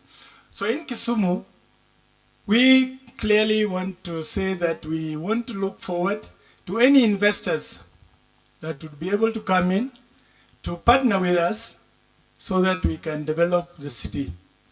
Right now, the population of Kisumu city during the day can get to as high as 1 million people. That is a city that at night would probably have about 600,000 people. And to be able to give them services, we must improve the way we do things in this city. So we want services that we are going to give to our residents to be properly aligned to what they expect. So we will do whatever it takes, whatever we can do as a city to be able to support any investors that are willing to come in to partner with us to deliver these services to the people. So when we open ourselves to any new investors that want to come around, please come knowing that as a city, we shall do what it takes to help you come in and invest in the city. Security can easily become a concern, but in the city, we are going to do whatever it takes to make sure that the city is safe for any new investors. The process of investing also can take a process, can be lengthy. We will do what it takes, and I'm sure with the help of the administration, we are going to do what it takes to ensure that the process of investing in this city can become smooth and streamlined so that we can accept as many investors as possible. I acknowledge that the big mass of water around us, Lake Victoria, is our greatest asset, but we shall also use that to ensure that our neighbors will share that water. We have got a lot of sister cities that are around that lake will be able to be supported where necessary, and we welcome some of them who are already in the room to be sure that we can share the resources that we have in the city to be able to share any developments that we can be able to do together with them. So with those few remarks, I want to say that we sincerely welcome any investors from far and wide to be able to partner together with us to be able to deliver and to take Kisumu to the next level that we intend to take it to. So with those remarks, I had just intended earlier on to be able to welcome you all, but as we go through the 3 days of discussions, we will see where we can be able to move together as a group so that we can make the cities move and develop as a unity so that we can learn from each other, and we'll be able also to move to other cities so that we can see how we can share ideas together. But that said, I now sincerely welcome all of you to, apart from the sessions that we have here, please be able to visit the city of Kisumu. We have a lot of things to offer at the lakeside and the business hubs around Kisumu, Kondele, Nyamasaria, the lakefront. So please don't only confine yourself to this space, but take advantage and be able to go around so that you can enjoy what we have to offer within the city of Kisumu. So with those few remarks, I sincerely welcome you all, and I also wish to say that I will be here for most of the time so that we can be able to listen and learn from each other. Thank you very much. Thank you, engineer. Thank you very much. He has said you're welcome to see, visit and see and discover. We are almost moving towards the end of the morning session, but I'm sure you've picked up a few very elating concepts, like you've seen the map that Peter showed, that you're the eye of Africa. And it looks like the eye, isn't it? You're the eye of Africa. And you know, you must always make sure that you protect your eye so that cataract doesn't form. Cataract is when your eye is covered with a white smoke. And for the eye of Africa, which is Lake Victoria, we do not want pollution to kill it. So it must be our duty as individuals and as governance to protect the integrity of Lake Victoria.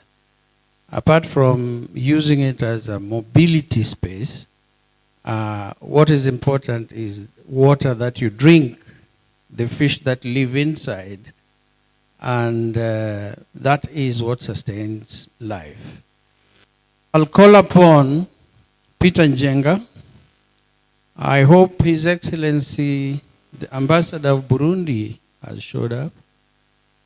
If not, can I call upon Peter Njenga, the CEO of Lakefront Development Corporation, to give us his thoughts? Peter. Or Paul. They all start with P.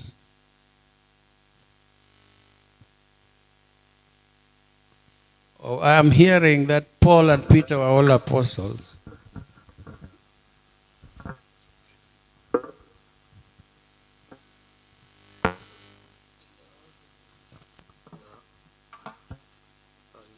It's afternoon. Good. First, all protocol observed. I'm here in my capacity as the Chief Executive Officer, Kisumu Lakefront Development Corporation. I have a presentation. I sent to the media people. Good, but even as we wait for them to put the presentation, oh, good, thank you, Excellency.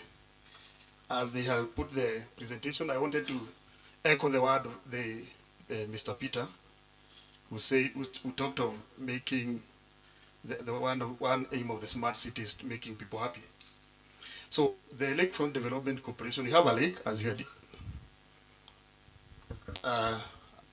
had seen previously when you visited us. In that lake, Kisumu County government formed a vehicle that is supposed to realize the dream of transforming Kisumu and ensuring quality development along the shoreline of Kisumu, Lake Victoria. This vehicle is called the Kisumu Lakefront Development Corporation. And as you can see, we are stating that we are navigating the future. What you are seeing there is our future. How would like to the lakefront to look, the shoreline of Kisumu to look like. But for us to realize this, we require a lot of partners. We have several already onboarded with us. But in this room, I'm looking forward to create more partners by the time we are breaking, and even as you visit Lake Victoria on Saturday, you'll be able to see, and we are presenting to you the various investment opportunities that you can walk away with or run away with. This is what I've said. The reason why we were formed as a corporation, as a special purpose vehicle to develop and manage economic and social activities of the lakefront, mobilization of funds or resources, that's why we are here, and for commercial purposes. This is our mandate.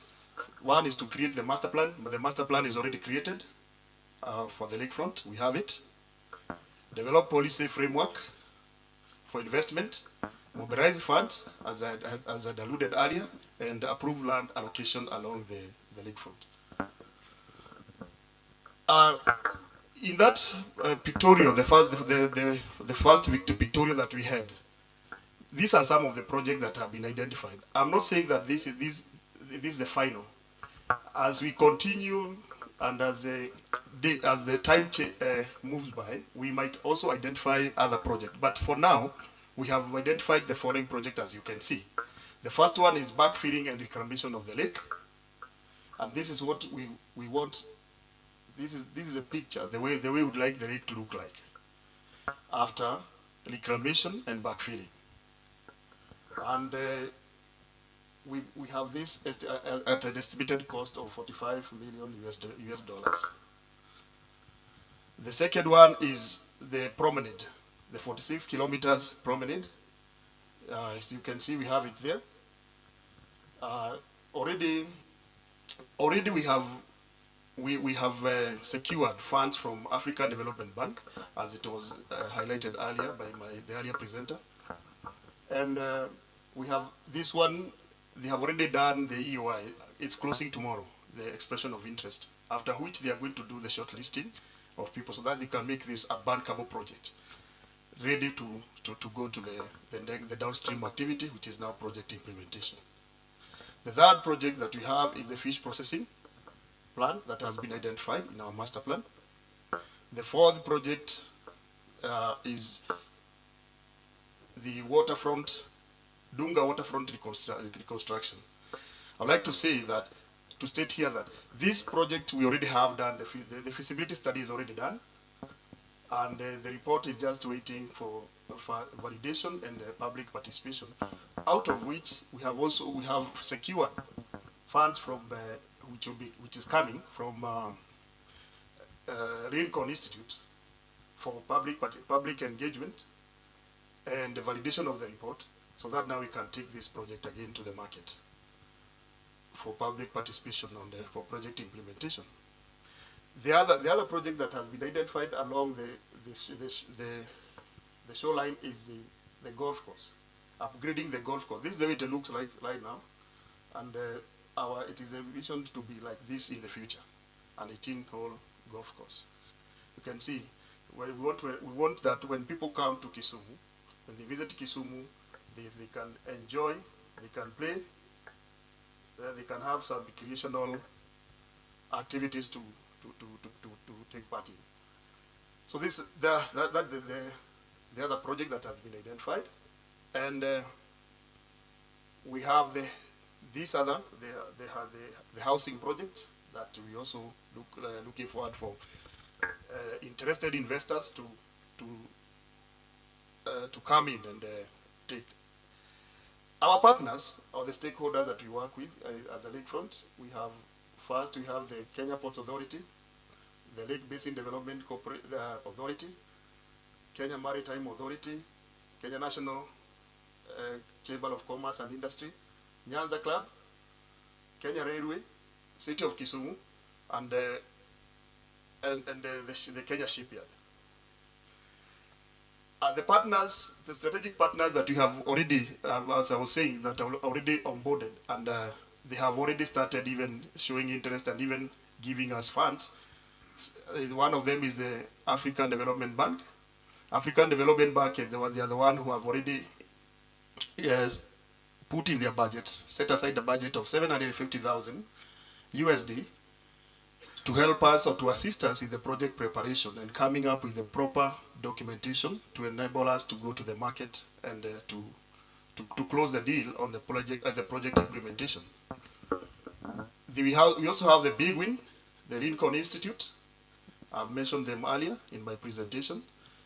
We have the strategic partner who have also come recently, like the Global Covenant of Mayors and the City Climate Finance Gap. The city. Then we have the Meridian. Meridian have shown this one have shown interest on in the downstream, in the project implementation for the public-private partnership. So they are just waiting for us to finalize on this documentation, make this bankable project, have proper documentation on the feasibility study, and then they are ready and are willing to undertake, especially that promenade and the Dunga Beach Marina. The UN Habitat has always been with us and helping us a great deal, together now with the shipyard. Thank you so much for listening to me, and when you are leaving this room, ensure that you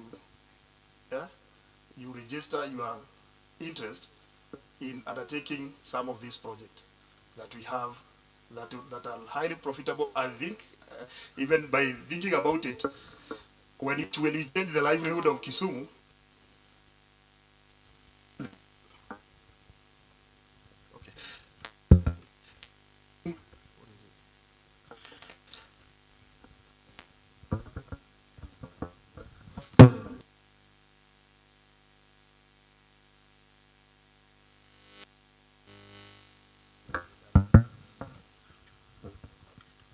so before you leave Kisumu, ensure that you develop a lot of interest. As we have seen, Kisumu has the best. We talked about the weather. It's a good weather for us. We've talked about, we showed the project that we have, and all these projects, the level at which we are in, we are just at the tail end of ensuring that we have all the documentation that are required for you to be able to sign in and implement and implement the project. Thank you so much, and God bless you. Thank you, Paul. I think it's on our owners to keep working hard to achieve the dream of the lakefront development. Now, I'll call upon, it's a plenary session. The plenary session for some of the towns nearby Kisumu, that is Mwanza, Musoma, and Kampala, and Bujumbura. Could their representatives come forward? Yeah, whoever is here can come forward. Yeah. we can band it together with Ginger and Homa Bay, who have already arrived. Could you kindly come forward? It's a plenary session. It'll just be really brief discussions on how you see yourselves and how you align to the development of the smart city concept. Kampala is here. Homa Bay is here. Ginger is here. Please come forward for the sake of time. Yeah. It's a plenary, it's not a lecture.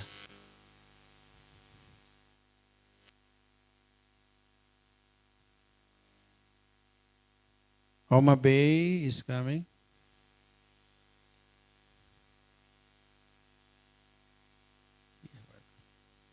Yeah. Very good. Ibro conducting.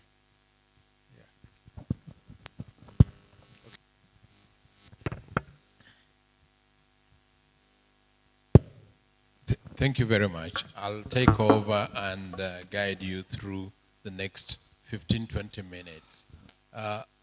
Welcome, first of all, sister cities to Kisumu. And just a brief introduction of yourself, your city, and what you think is your biggest challenge, 2 or 3 biggest challenge right now. Let us start from the other end. Where are the mics? You're there. Yeah. Just a quick introduction, your city and your biggest challenge. Thank you very much, Mr. Moderator. Once again, my name is Peter Kasolo Kocha. I am the mayor of Ginger City, and I'm so happy to be here to share some of the experiences. But I'll go straight to the issue of the biggest challenge that we face to achieve the goal of becoming a smart city.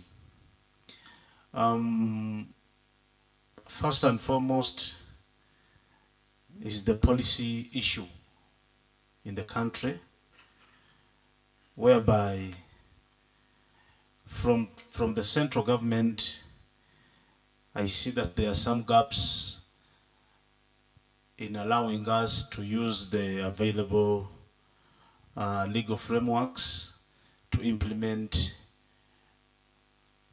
this idea, because when I look at the legal frameworks around us, most of them are centralized.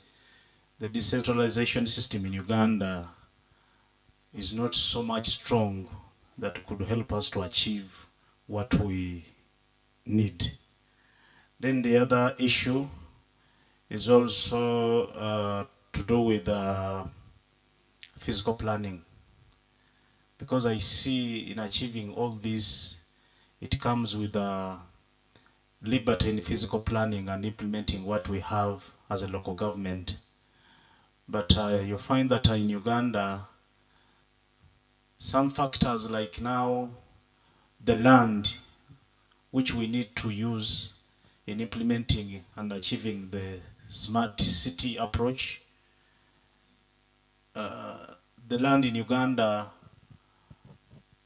according to our laws, it is owned by the people, and the people have much powers over their land, that they may be not in a position to allow the local authorities to plan well for what we may wish to achieve as a city and as a local government. So you find that there are gaps within our legal frameworks. The city does not rhyme well with the available laws to enable us put in practice what we wish to achieve in this direction of smart cities. Thank you. Thank you very much. Maybe we look at you, Kampala, because you are in the same country with Jinja. How does what they say in Jinja resonate with Kampala?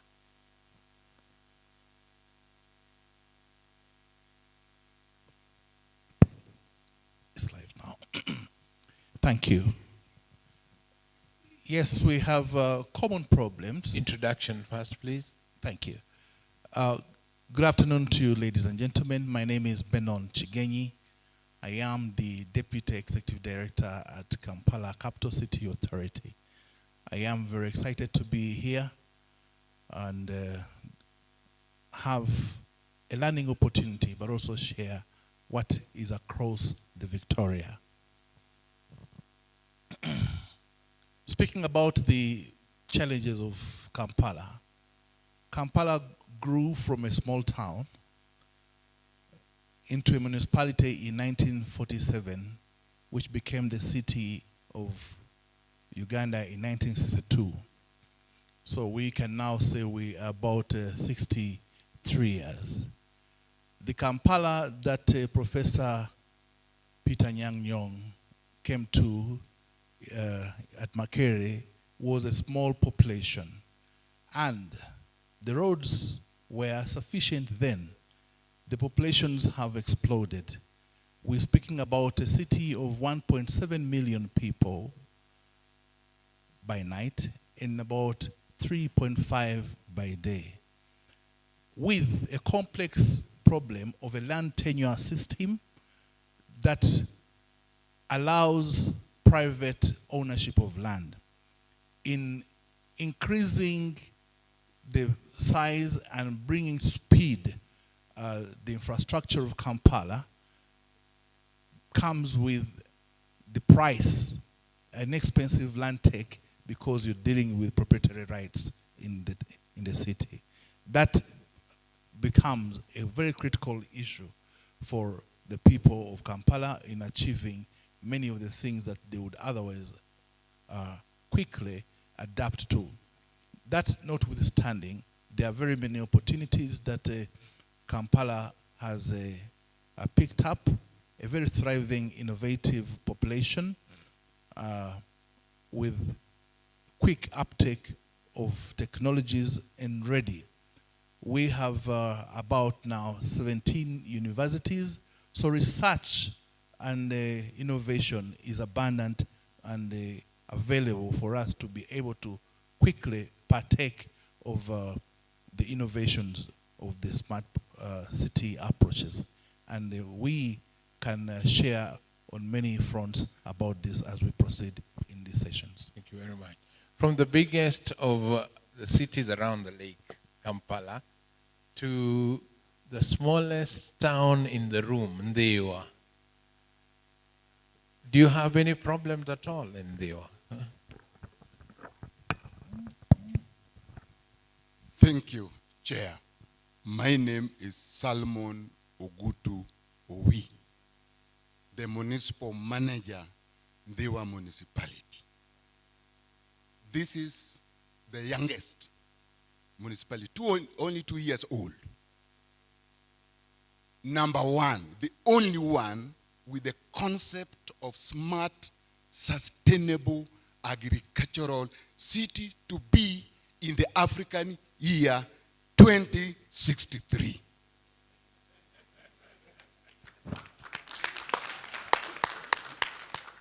Number one has laid down a master plan, therein, thereof, land use plan, IDEP, strategic plan. What opportunities? Partners to come launch in to provide that as a locomotive of achieving interconnectedness through smart cities. 2063. Whereas I look at my brother, Abalawanga, swimming in the Lake Victoria, but we'll have no food. The only food is in Ndewa. Come and initiate sustainable smart agriculture to feed the swimmers in the lakefront. I have opportunity. Land is available. The thinking is there. The will is that I don't have technical support and financial support to make a difference in the life of people. As my governor, Her Excellency Gladys Nyasona Wanga, looks upon my mentor, Professor Anyang' Nyong'o, I look upon my brother, Abala Wanga.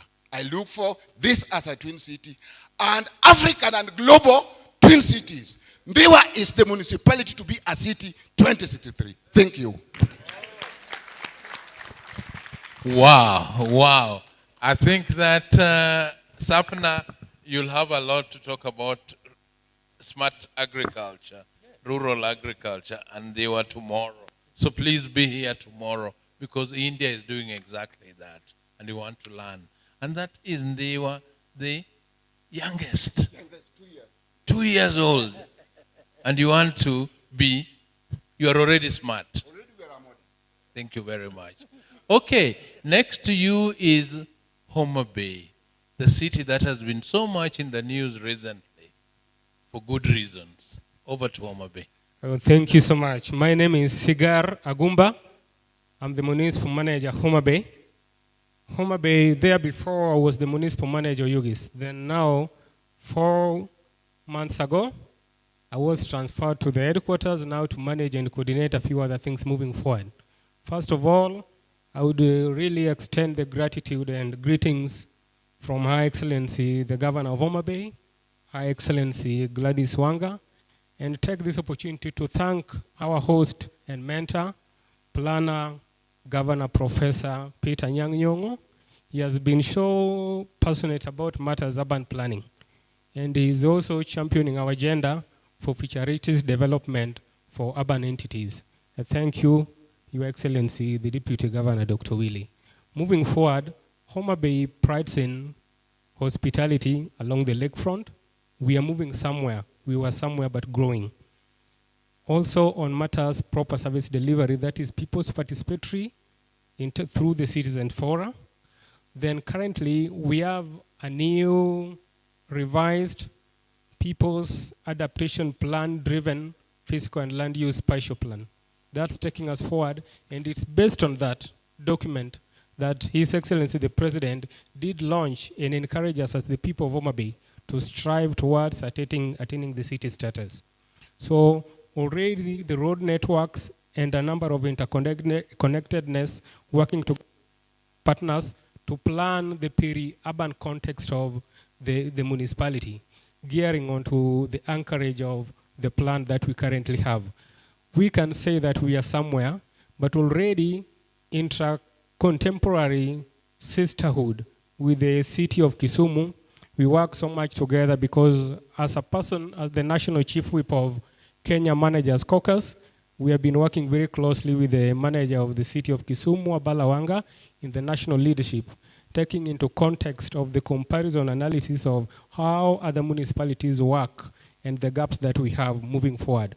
So at this level, I would only now encourage the partners who are here, through Excellency the Governor, to also extend a leaf to Homa Bay, so that where we have gaps, we may also see how we can work together, leverage. We have provided opportunities for investors who are coming there to find it so livable and desirable to work and prosper in Homa Bay, because really, as we are there, locals, we can't achieve alone. But having other people from different areas with a number of expertise, we can move somewhere. So I take this opportunity, and I can tell you I have my board chair there, Ms. Antipas Nyambok, and on behalf of the Municipal Board of Homa Bay, I extend greetings and welcome everyone to the upcoming city of Homa Bay. Thank you so much. And before I finish, I will tell you the key challenge that we have. That would be on sewerage and waste management. So any partner in this context, I know it's a cross-cutting issues across many urban areas, but for us to move forward, what investors would like to see is a clean city with proper sanitation and sewer system. And these gaps are there that will need robust kind of partnership. Thank you so much. Thank you very much. A last question and a challenge to Jinja and Kampala. Since the port of Kisumu was reopened, the cargo transport has done very, very well. I think you're receiving a lot of oil through here. But there is no people movement, passengers. Kampala, Jinja, how do we establish regular passenger transport on the lake between Kisumu and yourself without waiting for a donor? We recognize that the Lake Victoria is a great opportunity for East Africa that is not being maximally utilized, and we want to support the navigation and the maritime experience on this facility. Kampala, or Uganda for that matter, is developing two ports beside the old port, the Port Bell port at Bukasa and in Bwerenga, to be able to increase transport and the exchange of goods and services across the Victoria. We think that with increased navigation on the Lake Victoria, the sisterhood between the cities that stride the waterfront of the Victoria will make the smart city approach a reality easily, because in it we'll have an opportunity to share what is across the lakes, to be able to enable ourselves to grow together. And probably outside of the waterfront, Professor Peter Nyang was in Kampala about 2 months ago. And new visitors to Kampala will quickly see that something has happened in 2025. Kampala junctions have all of a sudden come alive, signalized, with Kampala City Hall having a transport city center where we can view in beam in these junctions to take a disturbing problem that was horrendous to visitors of Kampala, gridlock. That is something that we bring to the East African space for anybody who wants to see how we can manage the knotty transport issues that not only cause us loss in financial terms, but also emotional terms. Thank you. Ginger? Thank you very much. I will not differ much from what my elder brother has just put across, but I want us also to realize that Uganda is just writing a new history. From our background, Uganda went through a lot of instabilities, and much of the problems that we had, maybe the lake was actually used during those days when the current government was actually fighting to come and take over the country. So you see that the leadership there and the management of the country has been fighting hard to bring about the stability in the region. And now with the coming of the East African community, which is now more vibrant, you see that there's a lot of connection between the countries, Uganda, Kenya, Tanzania, and the other sister countries. You see that the lake is now bringing more meaning to our cooperation. And in the recent years, I've seen the government of Uganda investing a lot of funds in reviving the water transport.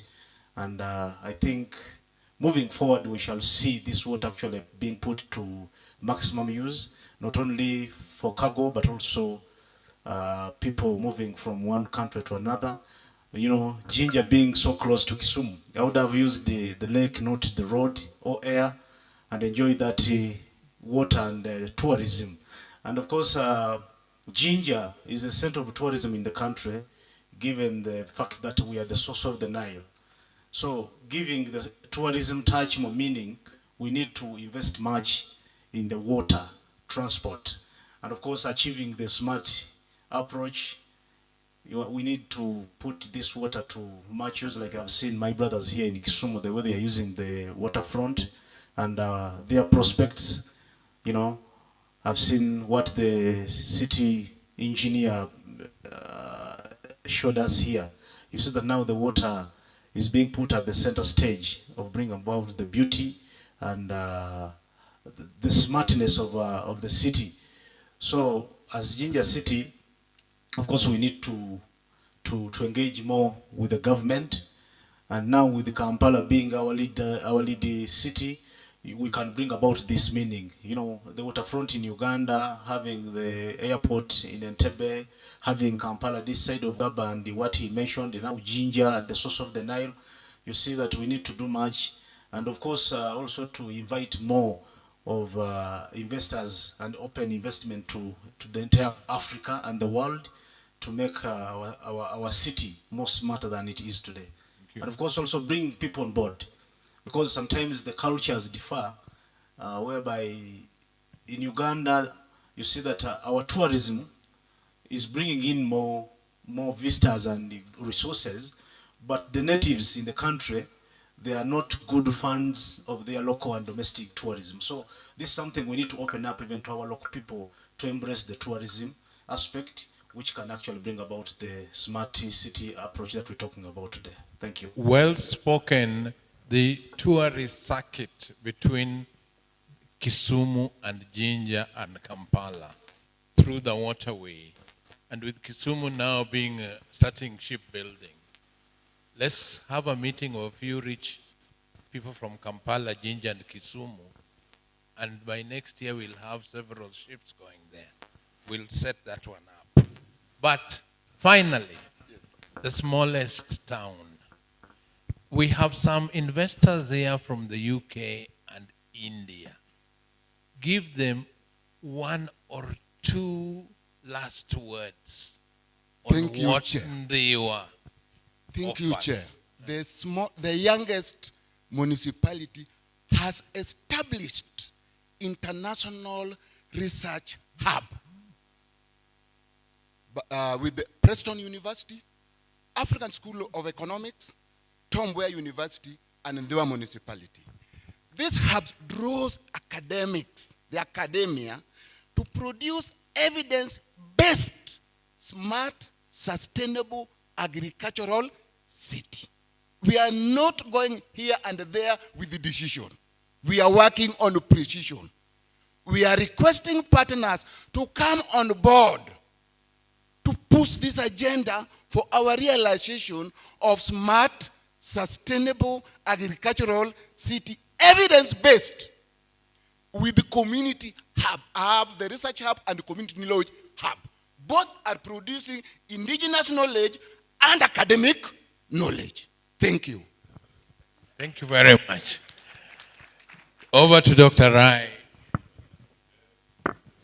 Give the Ndiwa a more than hearty clap.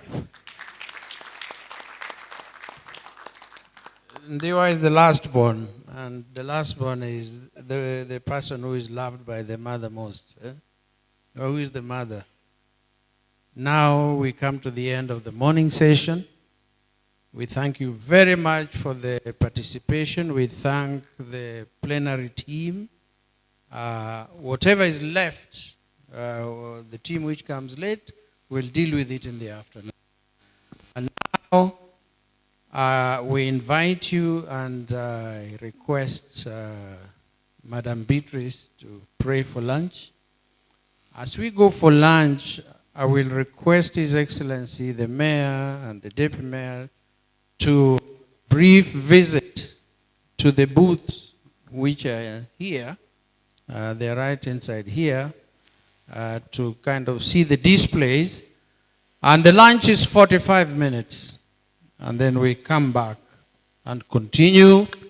Thank you. Give yourselves a big clap.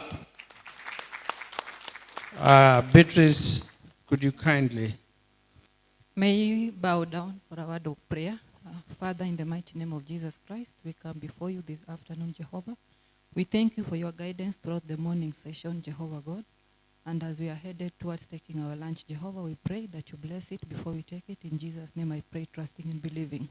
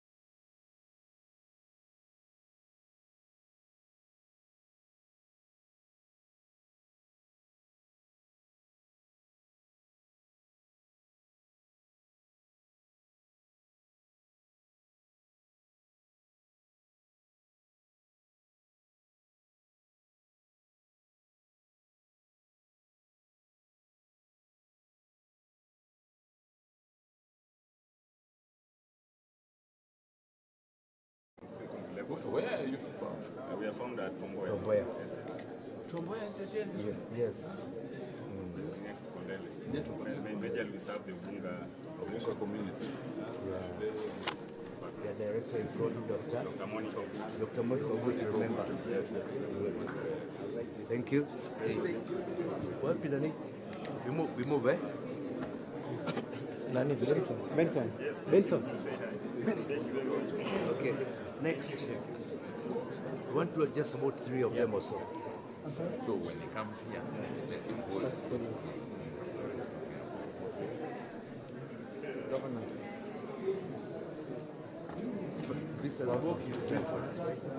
Welcome here in Taka. So this is you're one of the partners of the city. And Taka, yes. This is actually plastics. Right? So it's crushed and then it's ready for recycling. Right? So we help in the concept of recovery. So that then you start from the beginning. Where you recover. Yes. So we are based in town, right? The county has built 6 facilities. MRF, and we are managing one of them. The goal is that once the waste is collected, not all of it should end up in the same site. So it comes to the facilities and we process. So we have this as a process. But the concept of smart city is that we are supposed to document all the recovery rates. And we're supposed to know how much waste is coming, the data set, then the city can know what is being recovered, and if in terms of investment, because we're saying that this sector is over $1 billion because of 34 guys are here. So what we're seeing in the city is that we are building that the city can also use to track the amount of waste dashboard and this should help. So I heard about the tech sandbox you're talking about. We are ready for that. We're hoping that so thank you so much. I am happy that we're doing the project. Very good. Okay. Thank you. Next. Thank you too.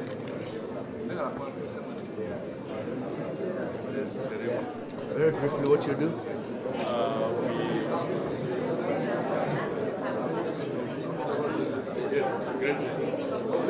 Yes. We have presentations. We are talking about our preparedness for the smart city, the smart city ecosystem, smart learning platform, the ERP. So we are ready to join the smart city system. Then here we are talking about blue economy, urban agriculture. Then here we are talking about leveraging community-generated research data for smart governance and service delivery. So we're going to have an opportunity to present this during plenary tomorrow. Good. Yes. How is the Vice Chancellor? She's doing well. She's doing well? Yes. Good. I'll take you there. Okay. Yeah, absolutely. I'd love to take you there. Good.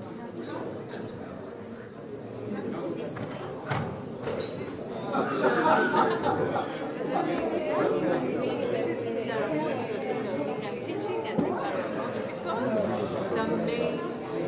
the main referral hospital in Nyanza region, level 6. We are recently upgraded and we have a variety of services. Jaramogi has some training component to it. Karibu sana. Karibu sana. Right, thank you, sir. We have a training school here at our magazine. We have a training school on campus, and that's a brochure on some of the services that we have. We have medically assisted therapy at the facility, and we can learn more about that. And we also have psychosocial support for mothers who unfortunately lose their children, but we work our best to ensure that they have children. Right. Recently we have a new innovation that is turning things around. We are doing red blood exchange for sickle cell warriors. This region is really plunged by sickle cell, and so the facility with other partners is doing something to turn around. That's our latest innovation, but a big plus because it means more normal life, crisis reduced, more healthier life than if we had not gone through that.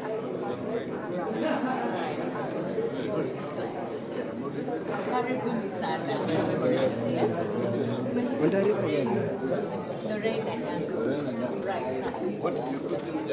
I head communications marketing. Right. Marketing.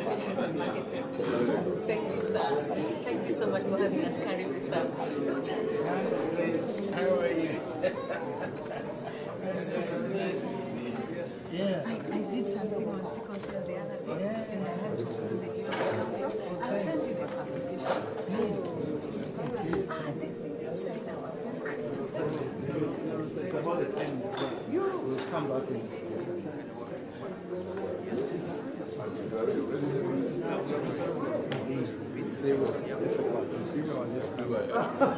A percentage. Willing to convene a meeting. Yes, that will be great.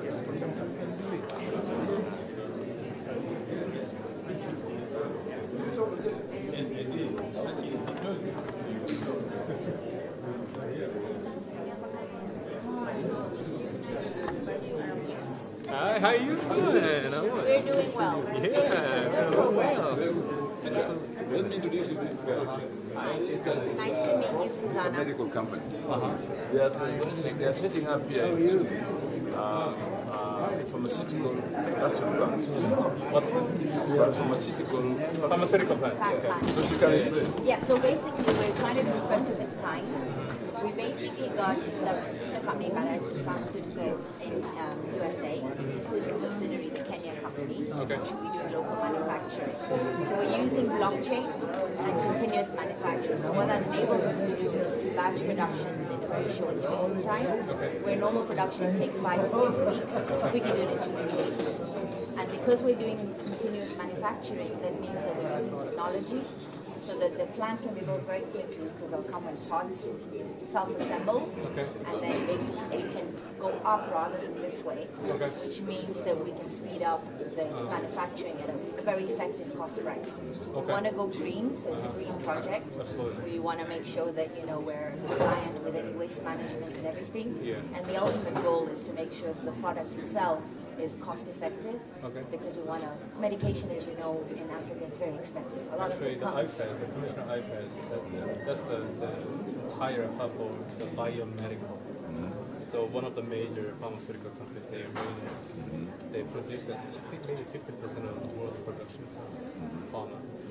But yeah, so I like your idea though. Yeah, so and then with blockchain, the advantage is there's a lot of discrepancy in cost transparency and also in the product quality. Is it your American company? Or? So we were a Kenyan company. The mother is a Kenyan company. So we're all Kenyans. It's going to be run by Kenyans. We just hired Caroline as our project manager. Kisumu Zone has joined us to manage the project. I'm actually based from Nairobi, but I'm Kenyan. I'm a director in the company. I see. Kenyan. So we're fully Kenyan. We're going to. So you're building the factories. Yeah. When is it? We have started already with studies. You know, making drugs takes a long time. So yeah, of course. Environmental studies are going on. The like second studies are also going on. In fact, we will be able to produce the first tablets for approval in 2027. In 2027? Yeah. But have you started building the factory? No, probably already. You start with studies. Started with studies. Making drugs is not like making any building. No, but you have to educate me. I mean, I know if you're making something, I'm making somewhere. You can't employ people. This is where it shows that we have started.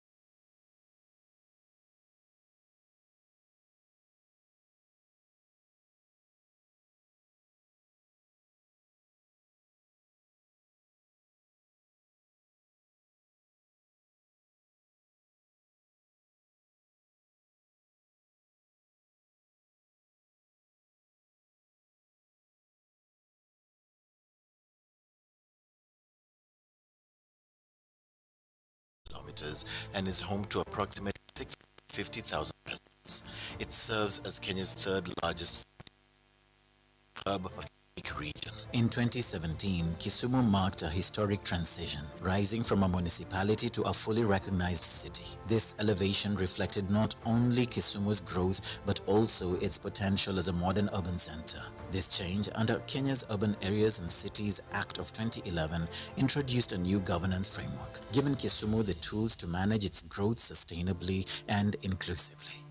The establishment of Kisumu City formalized its governance structure with a city manager and a board dedicated to strategic oversight. The dimension the city is taking is going to improve a lot of things. We are dealing with different components of urban development in Kisumu. We have a new geospatial plan, which is called Local, Fiscal and Land Use Development Plan. It is going to affect the trading zones and the trading areas in the city. It is going to affect directions of sewer system, drainage system. It is going to improve the lighting and security issues within the city. The city manager, appointed to guide Kisumu's day-to-day operations, works closely with Kisumu City Board, which brings together diverse expertise and voices to chart the city's course forward. Together, they aim to address the city's needs, champion sustainable development, and foster a safe, prosperous environment for residents and visitors alike. Their dedication ensures that every project reflects the aspirations of the people of Kisumu. Each project is a step forward, creating a livable, dynamic, and eco-friendly city. The focus is on not just growth, but growth that is inclusive and benefits all citizens.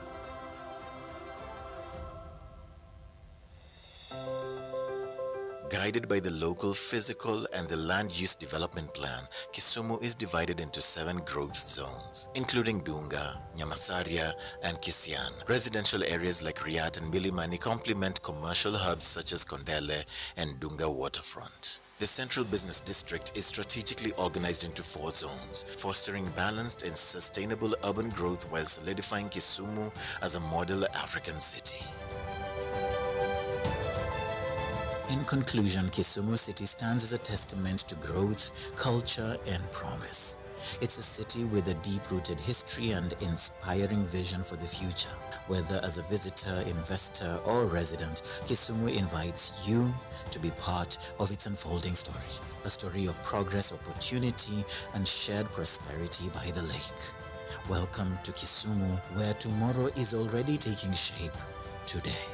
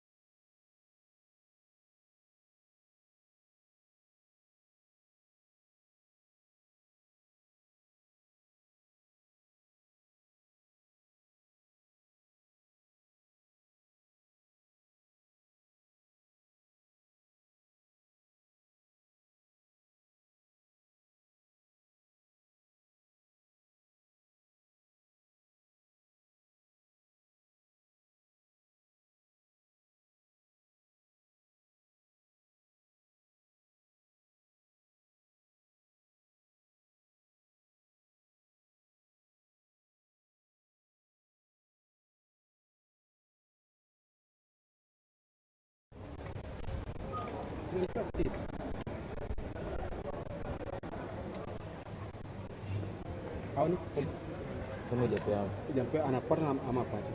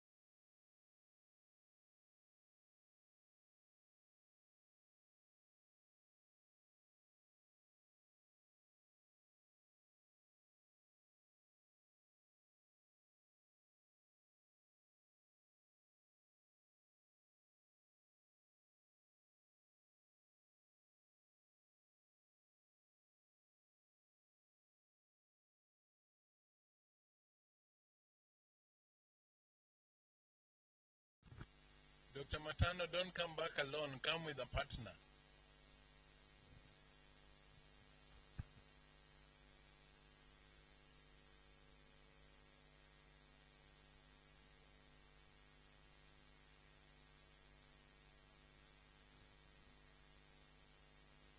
Yeah, thank you very much.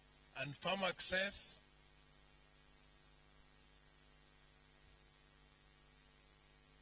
Could somebody check on their booth there? Farm access.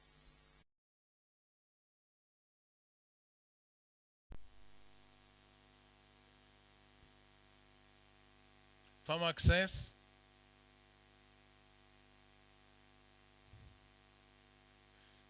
Okay.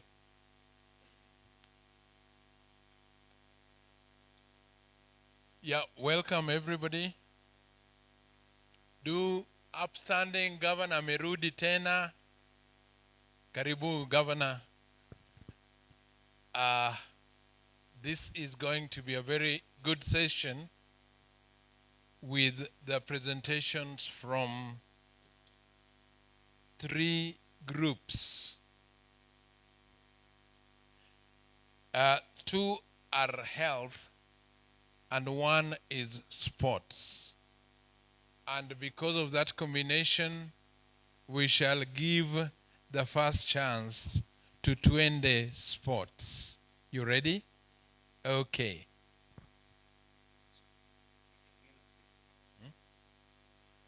It's you? Yeah.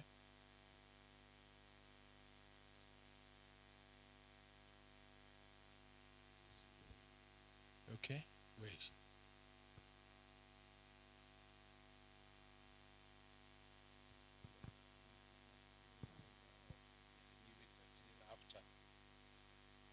After, okay, fine. So, guys, please take a seat. There's somebody behind you, pull them in. We want to make the best use of everybody's time, but more important, the governor's time, because some of the ideas you're bringing on board are very new and catalytic. So that corridor, can you please empty it in this direction? Yeah. Okay. The first presentation is coming from Twende Sports, represented by Sandra Nakumisha Odongo. Karibu.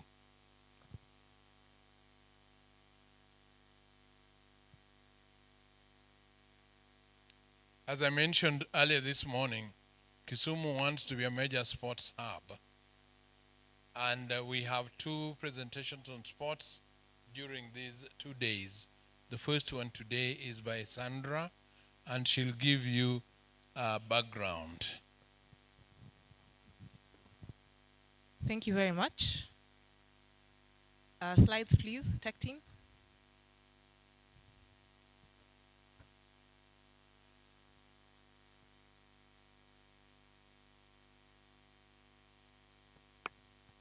All right. Honorable Governor, dignitaries in the room, ladies and gentlemen. Good afternoon. My name is Sandra Nakumisha Odongo. I am the co-founder and chief commercial officer of Twende Sports. Twende Sports is a company that owns the Nairobi City Thunder. Nairobi City Thunder is Kenya's most winning basketball team. Sorry, clicker's not working. All right, as we fix that. So Twende Sports was born 2.5 years ago in January. And then in July 2023, we acquired the Nairobi City Thunder and made it a fully professional basketball team.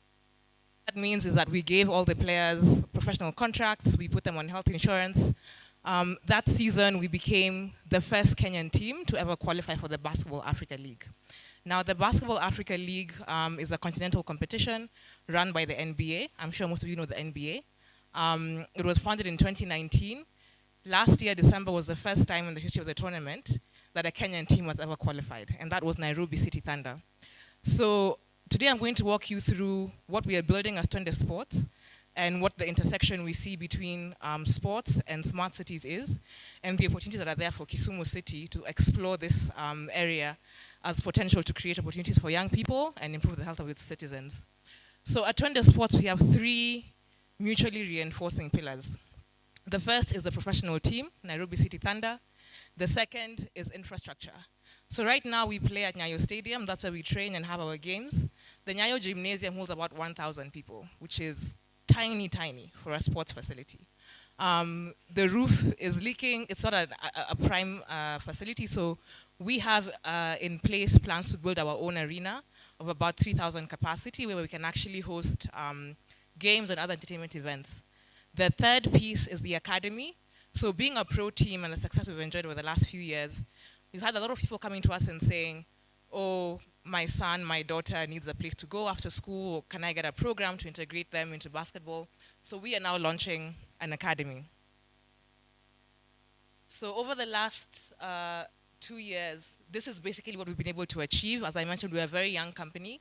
In 2024, our pro team won the Kenyan League undefeated. This Friday, tomorrow, we play our final game in this year's league. If we win that, we'll have gone back-to-back 2 seasons undefeated. Beyond the pro team, we've also been doing a lot of work in the community in terms of reconstructing community courts, giving young people who are not in the professional space access to sports opportunities. And then importantly, you can't have sports without fandom. So when we acquired the team, we had about 2,000 followers on social media. As of this week, we've hit 180,000. So what does that mean? It means as a sports enterprise, if I go to a corporate partner, I can tell them, if you support me, I can guarantee you 180,000 eyeballs. Now, what you do with those eyeballs is up to you. So for us as a sports enterprise, it's very important to invest in ensuring that we have eyeballs behind our product, because that's how we bring revenue in, and that's how we monetize. So we are targeting 300,000 followers by end of this year, and 1 million by end of next year. We are also in the process of putting together a documentary to tell the story of Nairobi City Thunder and what it means in this country to actually bring a community club from a grassroots level. So Thunder was born in Shauri Moyo over 25 years ago. Today it's the biggest basketball brand in Kenya and the only Kenyan team to compete at a continental level. So we're trying to tell that story of what it's taken to build that brand to this level. Talent is huge for us. So our players on the pro side are aged from 19 to mid-30s. It's a combination of players who have been born and bred in Kenya, and a combination of Kenyan players who were either born outside the country or left the country, but are now back because they finally have a professional basketball team that they feel is worth their time for them to stay in Kenya and can treat them as professionals and compensate them accordingly. So Area Local is actually from Nyakach, and we have a number from the Lake Basin region. So just highlighting how this region is actually huge as a talent hub, not just for basketball, but sports in general. So I want to go into a bit about, if you're a city or if you're a corporate partner, how do you think about sports and attracting sports ventures into your city? Earlier in the morning, there were a lot of remarks about how key to the idea of a smart city is humanity and being human-centric, right? Two was this idea of accessibility. And then 3, the idea that Kisumu is actually really open to investment. So for me, sitting on the sports side and running a sports venture, what does it mean if I come to Kisumu and I say, I want to put a venture here? What do I need to see, right? So one of the things that we are focusing on is providing entertainment venues. Now, there's a few models that exist for this. One, if I were to come to Kisumu City, things that would make it attractive for me is one, can we get a land deal going? Can we get certain concessions on land or tax rebates that make it worthwhile for me to bring my developer and put a 3,000 to 15,000 capacity arena in this city and be able to capitalize on the fandom here? So the way we think about it right now is we want to do a 2,500 to 3,000 capacity arena to start with, because the cost is low, that we can do in-house. And then 2-3 years from now, expand that to 5,000, 7,000 capacity plus, and then have the smaller one be focused on youth recreation opportunities, and then the big one be focused on more professional opportunities. The beauty about this is that when you have an indoor arena, it's not just basketball, right? You can have a basketball game in the afternoon, a concert at night, a SACCO AGM the next morning, a festival the next evening. So it's really multi-purpose, and you think about, today morning, it was mentioned that sports and entertainment is one of the, the 9 modules that are being focused on in the smart cities agenda, right? So thinking about sports not just as sports, but really as an entertainment hub, and how do you attract other entertainment activities to that venue to monetize that? So for us, corporate partners on board, we can sell things like naming rights to the arena. So typically how it works is a corporate partner would come, let's say the city has given us a concession on land, we'd get a corporate partner to come, put a stake of money in the ground and say, we are buying the naming rights for this arena, so we can be called, the Coop Bank Arena, the Safaricom Arena, the Equity Bank Arena, etc. And then actually use those funds to do the development of the arena. The other thing for us is really about, saying to corporate partners, we can help you build brand loyalty, right? If in 2 years, we've been able to go from 2,000 followers to 180,000, imagine where we can take your brand in the next 2 to 3 years. So for us, we sell things like jersey sponsorship, game day activation, social media promotion, VIP access at our games. So let's say we were to do an arena in Kisumu City. Beyond the general seating, we'd have things like VIP suites, VIP lodges, that people can come and host their VIP guests as part of the game day experience. The other thing we're working on is thinking through how we capitalize on the athletes' stories to build the brand and build brand awareness. So by show of hands, does anybody in this room follow any sports team? Do you have any sports team that you like? Right? So for most people, you don't just magically fall in love with a sports team. There's an athlete that you like and that you love, and then because you like that athlete, you begin to follow that team. And we are seeing the same with our athletes. They have really compelling stories. Garang Dieng was born in Eldoret, came up through the Kenyan system. He actually plays for Thunder, but also for the South Sudan national team. Tyler Ongwae is a Kenyan veteran basketball player, was previously playing in Germany, took half his pay to come back home and play for Thunder because he really wanted to play for a Kenyan team. We have Albert Einstein Odero here, who is Kenyan, but grew up in the US and has now come back to Kenya to play for Thunder because he wants to be able to play in his home country. So there's a lot of compelling things we can do with the storytelling to build fandom. The other thing is that once you have a product, players that people love, you also have visibility. So for example, when we play in the Basketball Africa League, those games are available on all NBA platforms globally. So if you're a corporate partner, you're getting visibility not just in Kenya, but actually across the continent and across the globe.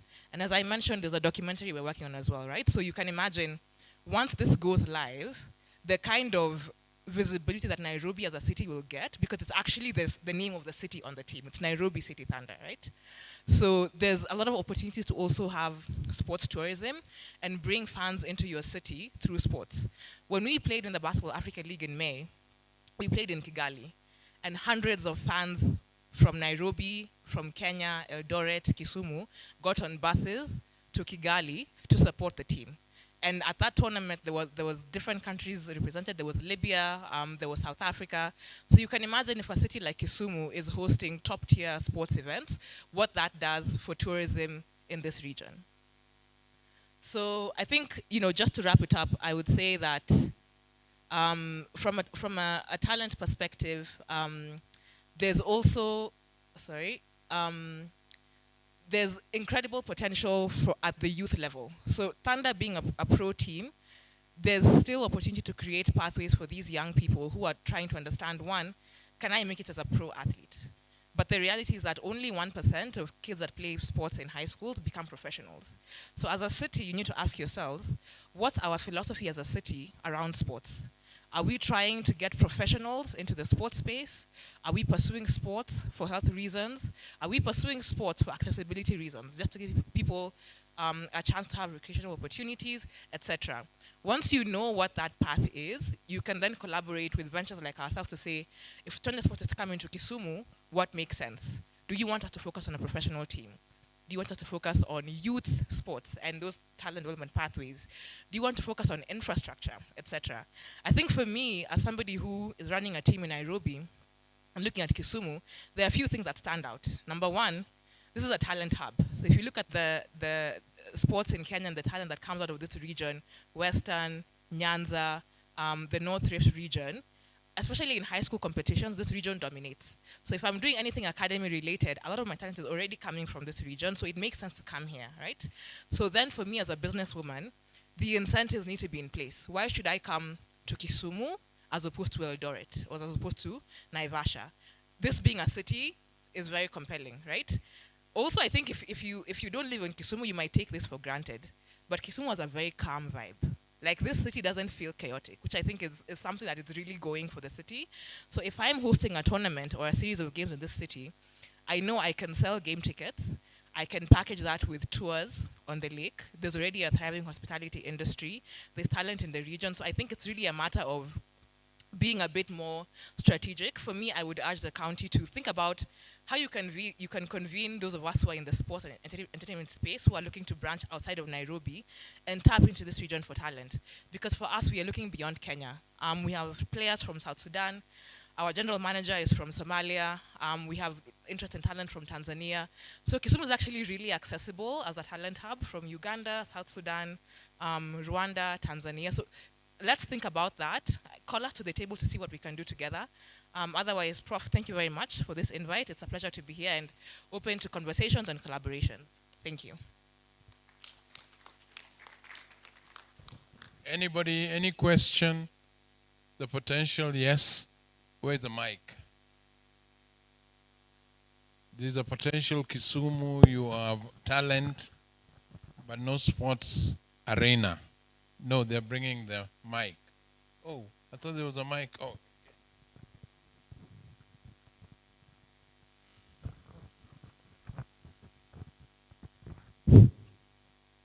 Thank you for that well presentation that you've given. But I heard you talk about looking for partnerships and also those who can assist. And one of the products of those who grew up in Kisumu, where we started teams like Lakers and some called Juakali, that actually was self-sponsored from students from different schools, from Maseno, Kisumu Boys, and also Cardinal. So what happened is that we grew with it, and there were no support, and we managed ourselves. Some of us played for the national team. At the moment, as I'm talking to you, the same concept is in Kisumu again. And you realize that there are so many teams here about that they lack sponsorship. There's Lakeside basketball team here. There's also hoopers playing here. If you look at those boys, they are very, very talented. I always go to Nyayo Stadium, by the way, to watch some of those games. We go so much on these South Sudanese. In fact, when you go there, you may think you are in Juba. The main talents are in Kisumu. Kisumu has been actually the nursery and the feeder in soccer and basketball for this country. There's so many names. Could you please have a chance to go and get those boys every weekend at sports ground? The talents are enormous. I always go there to watch them. I'm just challenging you to do that instead of, before we go for Tanzania, for those other areas. The talent here is just enormous because there are so many students who have finished school and they are actually just in Kisumu having pastime because they love basketball, but they have lack of sponsorship. So please try to do that, and it will really develop a lot in terms of nurturing talent and making people to grow from what they're trying to do and they love most. I think it would be very good if you do that. Thank you. Absolutely. Thanks for that comment.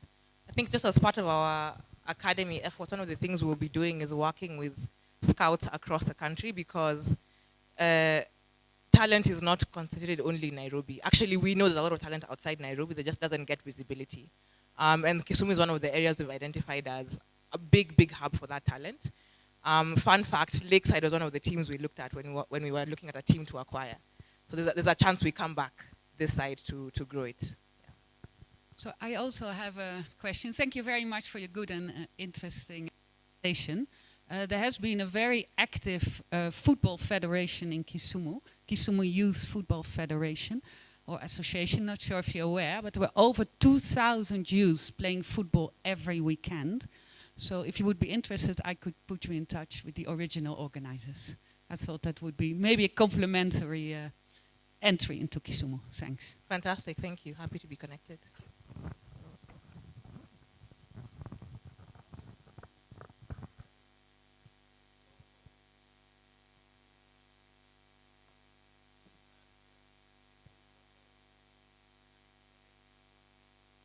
Okay. The question is how to encourage local groups to develop the talent and connect with us. So I think a lot of times what we see in sports is a chicken and egg problem, where we say, oh, we need sponsors to come and support us so we can grow big. Or, what do we do in the beginning? So one of the things that we realized when we were growing Thunder is that when we were at 2,000 followers, when we just acquired the team, brands don't want to talk to you because you're too small.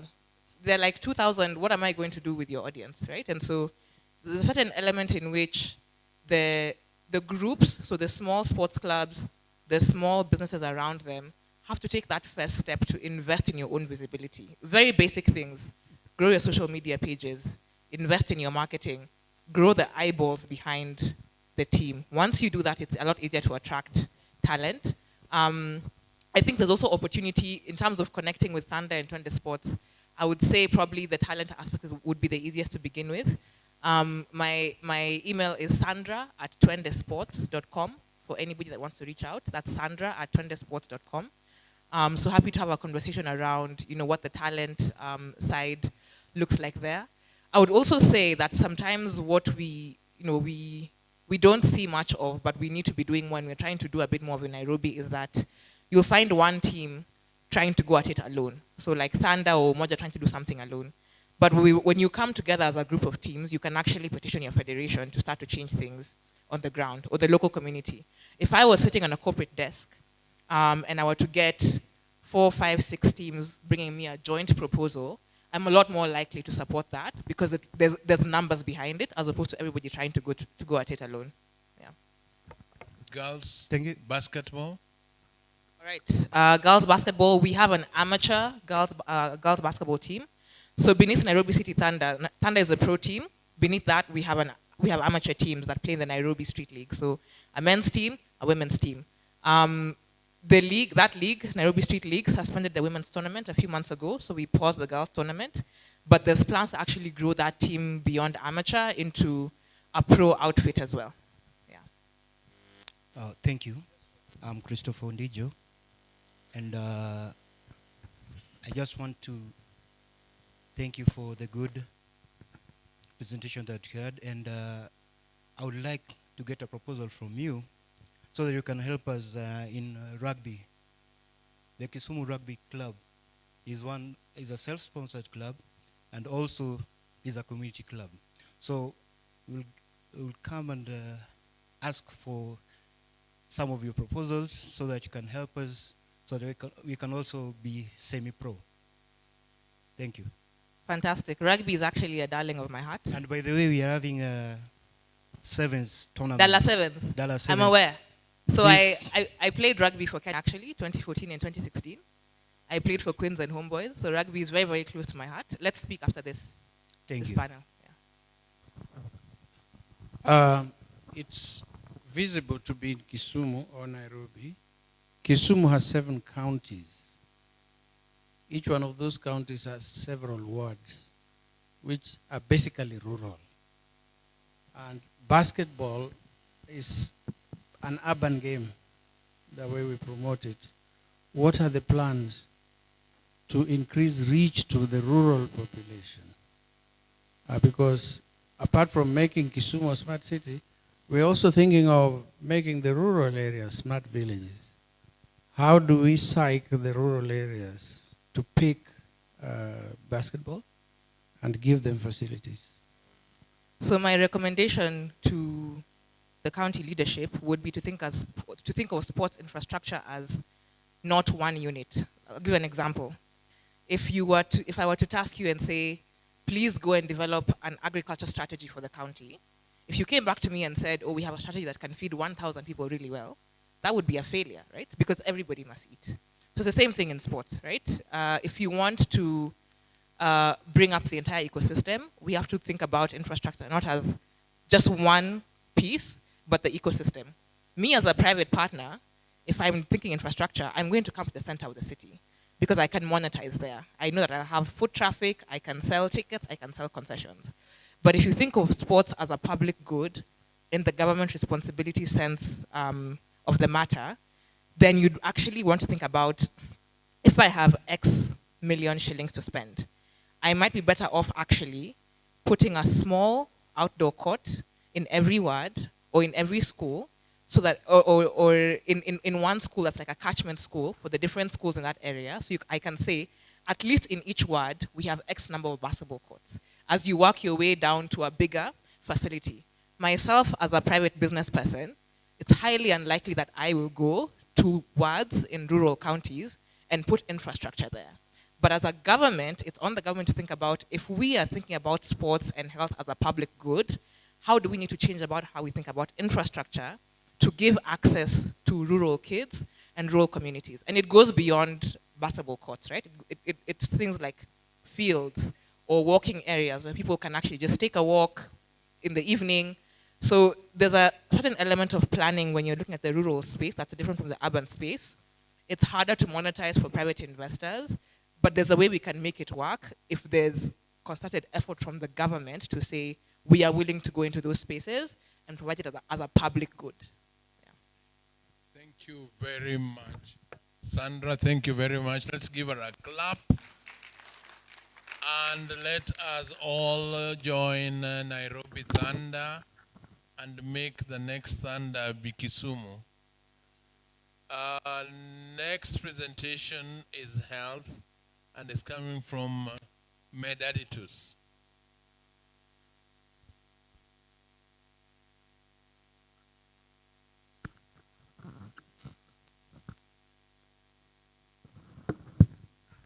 And I want Uganda to listen carefully to this, because this is now about making medicine around the lake region.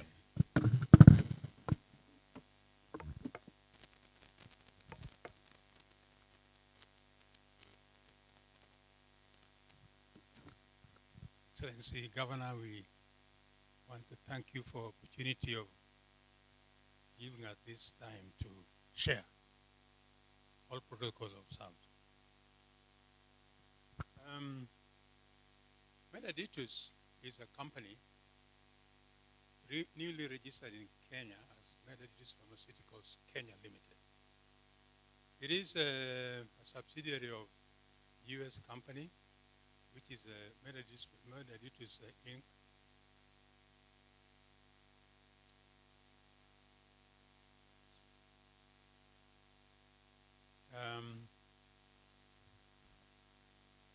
Just wondering how I change the slides.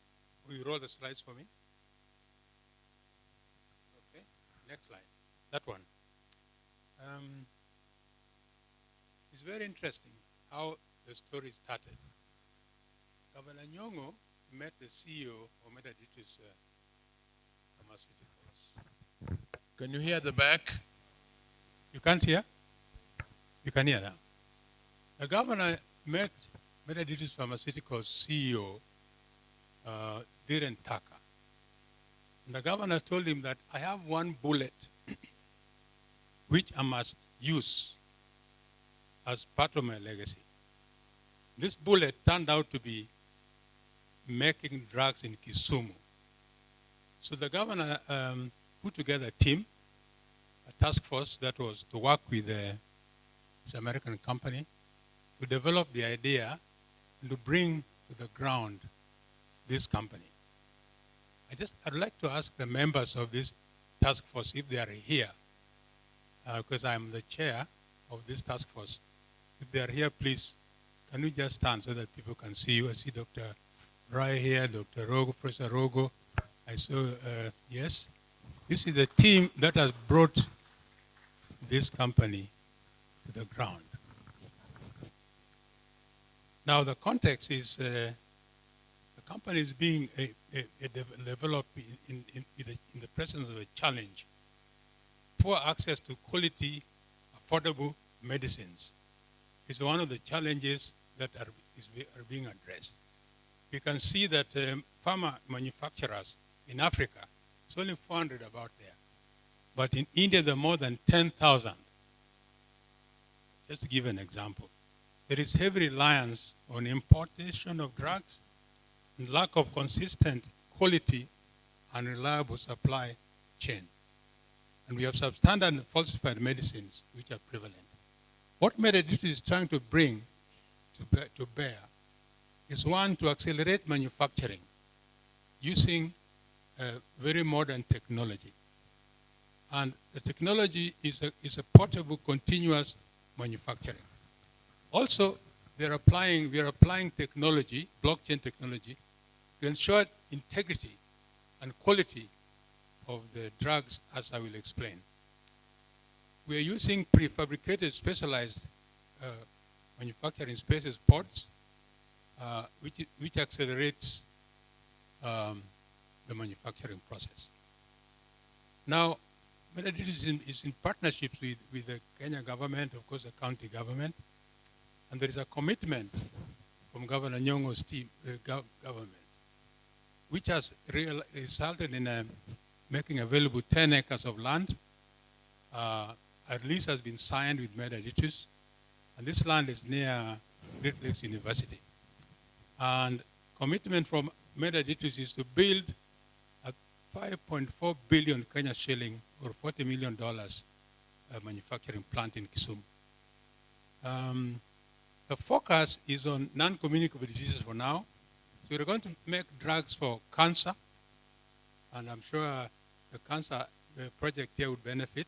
We're going to make drugs for diabetes, for cardiovascular diseases, including hypertension, for sickle cell disease as well. Then we'll come to manufacturing HIV, malaria, tuberculosis drugs, and neglected tropical diseases as well. There will be a special focus on pediatric drugs across all diseases. And you can see this is a very big challenge. And in a way, Kisumu will be at the forefront of making available these drugs. The go-to-market strategy basically is to build a pharmaceutical enterprise by forging strategic partnerships to de-risk the project and to achieve fast track-up. Kisumu is strategically located, as we have said, in this region with a population of over 300 million people. And that has attracted supporters and financiers, including Afrexim Bank, that has already approved $4.4 million for project preparation. I would say that making drugs is not like anything we know. It takes 3 to even 7 years to start manufacturing drugs. But MetaDigital's technology cuts this period to a much shorter duration, because I'll show you what it is. It is estimated that with 6 million people, it will serve 6 million people locally in Kenya. Kenya itself is a bank-friendly country, investor-friendly, with the highest venture capital to GDP ratio of any country on the continent. Kenya is committed to attracting technology and the depth of localized pharmaceutical production in the continent, in this country, with broader opportunities that will reach over 300 million people.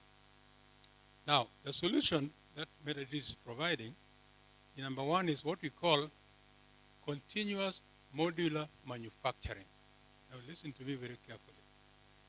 This technology is relatively new in Africa. In fact, it's the first time in Africa that is being deployed. It is now currently used in Europe and the USA as well, basically in the developed countries. But this, the pioneers of MetaDigital saw it wise to bring it to Kisumu as the first sub-Saharan Africa location to apply this technology.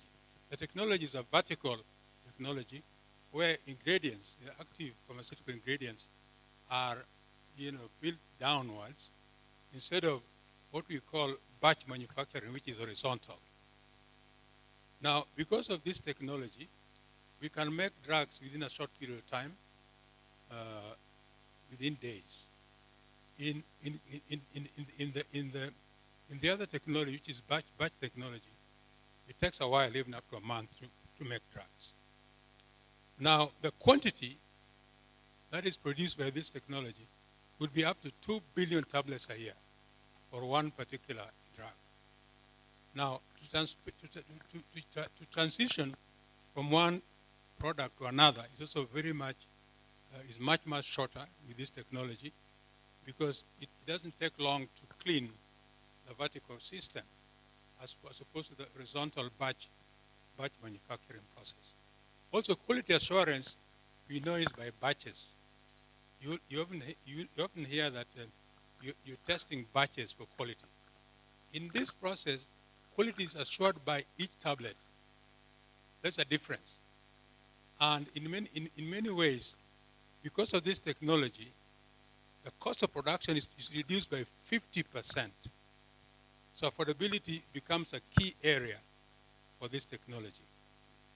As I said, it's not been tried in Africa, but obviously it's working elsewhere. By using this advanced blockchain technology, we're assuring the immutability of data. The footprints in this process, you cannot alter any information in this system. If you do, your footprints will be there. So this is part of the quality assurance that is guaranteed in this process. The regulators are free to come in any time and check the process and test quality real time. This is one of the advantages of this new technology. Now, it is very simple. I was being asked today, when are we starting to build the factory? And I told Governor, we have already started. And people are asking, well, when are you people starting? Already, we have deployed personnel. We have also started studies. And one of the studies going on right now is environmental impact assessment, which are people on the ground. They are going to do that very, very soon and complete it. And the pods, which are being used to manufacture these drugs, are not necessarily built here. They are built elsewhere. They're just brought here and then assembled and production starts. As you can see, most of these pods are put in these structures which are here illustrated, and they can be, you can move them from one place to another. It's part of the technology. So although Kisumu is not seeing a big building coming up right now, I want to assure you that when this starts, you will see a very rapid process. Now, product rollout. The drugs that will be made in Kisumu. You know, when you go into a pharmacy and you buy drugs, the first question is, where is it made? If it is made in some places, people don't like them, okay? If it's made in UK or Europe place, there's some value attached to the place in which the drugs are made. So will Kisumu, made in Kisumu, be attached to quality? We believe very strongly that when people will see the drugs being made in Kisumu, and they will see how they respond to those drugs, with time we'll have a trust made in Kisumu. And because we are saying that this process is being applied for the first time in Africa, and by that time, when we start making Kisumu, made in Kisumu, it will be attached to quality in a way that will be very different. So the cardiovascular diseases, diabetic drugs, anti-cancer drugs, top of the list. And then we move on to making HIV drugs, tuberculosis drugs, and malaria drugs. It will be made right here in Kisumu. And then we move on to neglected tropical diseases as it is. And we have known that pediatric preparations are a big problem. So this is one area which we are going to address as well. Now, we have put together a world-class team, big pharma team, pharma startups, people who experience pharma startups, non-profit groups, regulatory experience, technology experience, and people with leadership in pharma and educational institutions as well. So this is more or less a story. It's a story of Africa making quality drugs. And you see, we have been very privileged with Governor Nyong'o leading us. He's the one who's leading this process. We are supporting him. And we are hopeful, as Professor Rogo or Dr. Rai will tell you, and Dr. Ganda, who is also the Chief of Health, that we are committed people. In fact, somebody asked us, you know, can we have an experiment, an African experiment, where you can do this thing without, you know, always, what is in it for me? The team that has led this process has not asked that question. I want to tell you that the whole process, the Kisumu team, has not asked Medaditus what is needed for me. And if anybody thinks that anybody has received anything from this process, I want to tell you categorically that most of this work is being done by volunteers under Governor Nyong'o. And we have seasoned directors. This is our team for now. The senior management team, Darren Tucker, who is the CEO of Medaditus, is a very experienced man. They work together with Bob Bloom, which is who is also part of the big team. Nazim Mohammed is an international consultant in pharma. We have many others like George Mugi, who is experienced in manufacturing here. We have David Stefanik, we have Lauren, we have Steve Amon, we have Paul. And then we have board of directors. Kama is a member of the board of directors of Medaditus.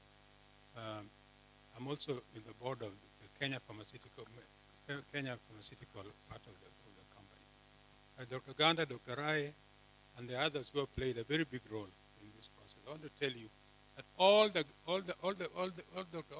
the ministers in Governor Nyong'o's office, including the finance minister, including especially Dr. Ganda there, including all the other people in the lands, have got a major role to play. We have been very quiet. We're doing this very quietly. We're not making any noise about it. So most people may not know what has been achieved so far. The business model involves partnerships, and of course, Kisumu County is tops. Remedy is specialized in blockchain technology. Glati is specialized in continuous modular manufacturing and ports manufacturing. And then, of course, we have CPT and this is Neglected Diseases Initiative, and we have AHB as well. Financing. We have attracted funding from Afrexim Bank. The $4.4 million was actually approved last year in this room and has already been disbursed. So this is what is going to do the steps that are necessary for regulatory issues and registration of drugs, as you can imagine. This process is ongoing right now, and one of the studies already almost being completed here in Kisumu, the other studies as well. And you can imagine when you're making drugs and you're the primary source of those drugs, you must go through that process and make sure that every drug that you're making, now we are targeting 20 drugs as of now. Each drug must be studied before you even make them. Then formulation also takes place to formulate the drugs as well. Milestones. Governor Nyong'o has allocated 10 acres to us, to Medaditus, and this is really highly appreciated. Afrexim Bank, of course, has agreed on a facility preparation funds. Already, we have more or less got the site. The site is fenced by the county. It is there near Great Lakes University, and we have contractors now who are already being engaged or on the process of being engaged.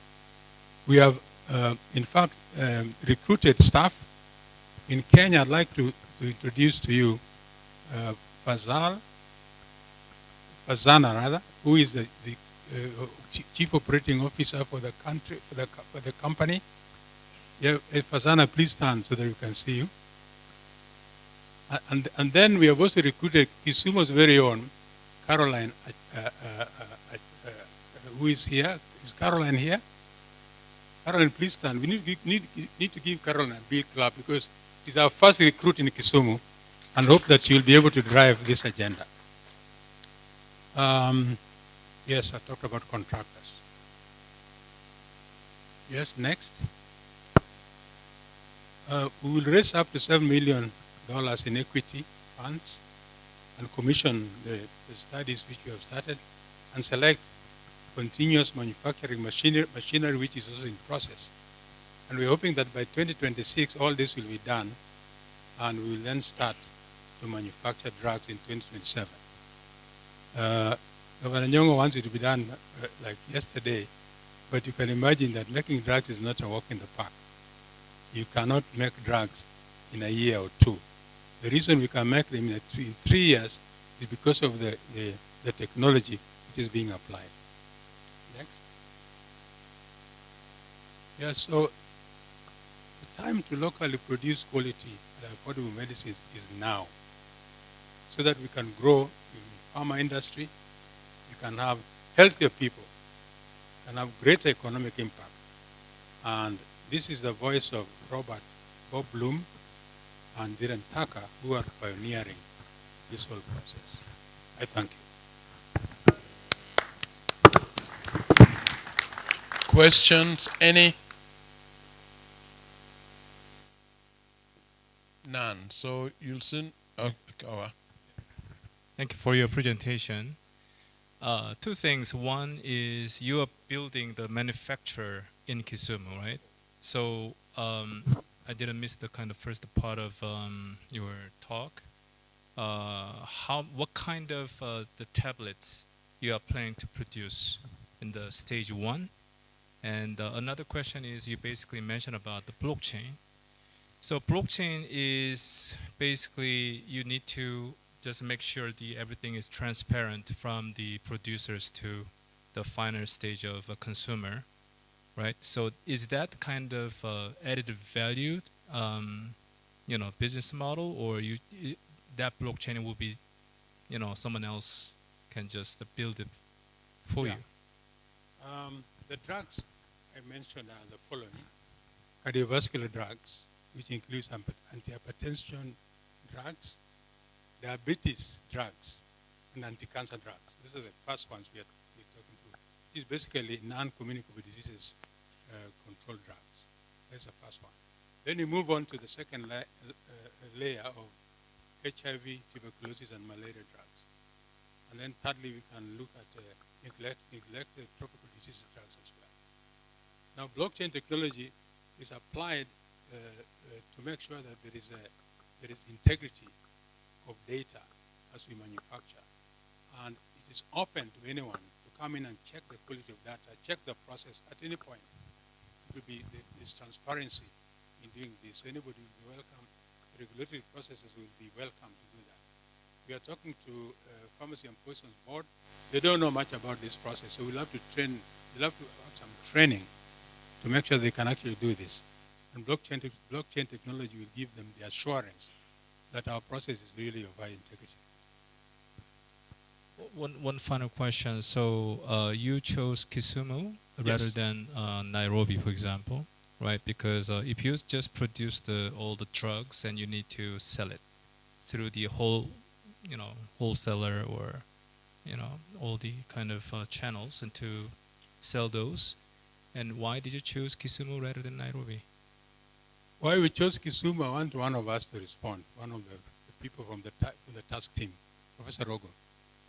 Why did we choose Kisumu? Because it is the best. This was a big competition because when the investors started working on this, they had looked at that gap in medicinal production, that India and Africa, with about the same population, India has 10,000 manufacturers. Africa has 400.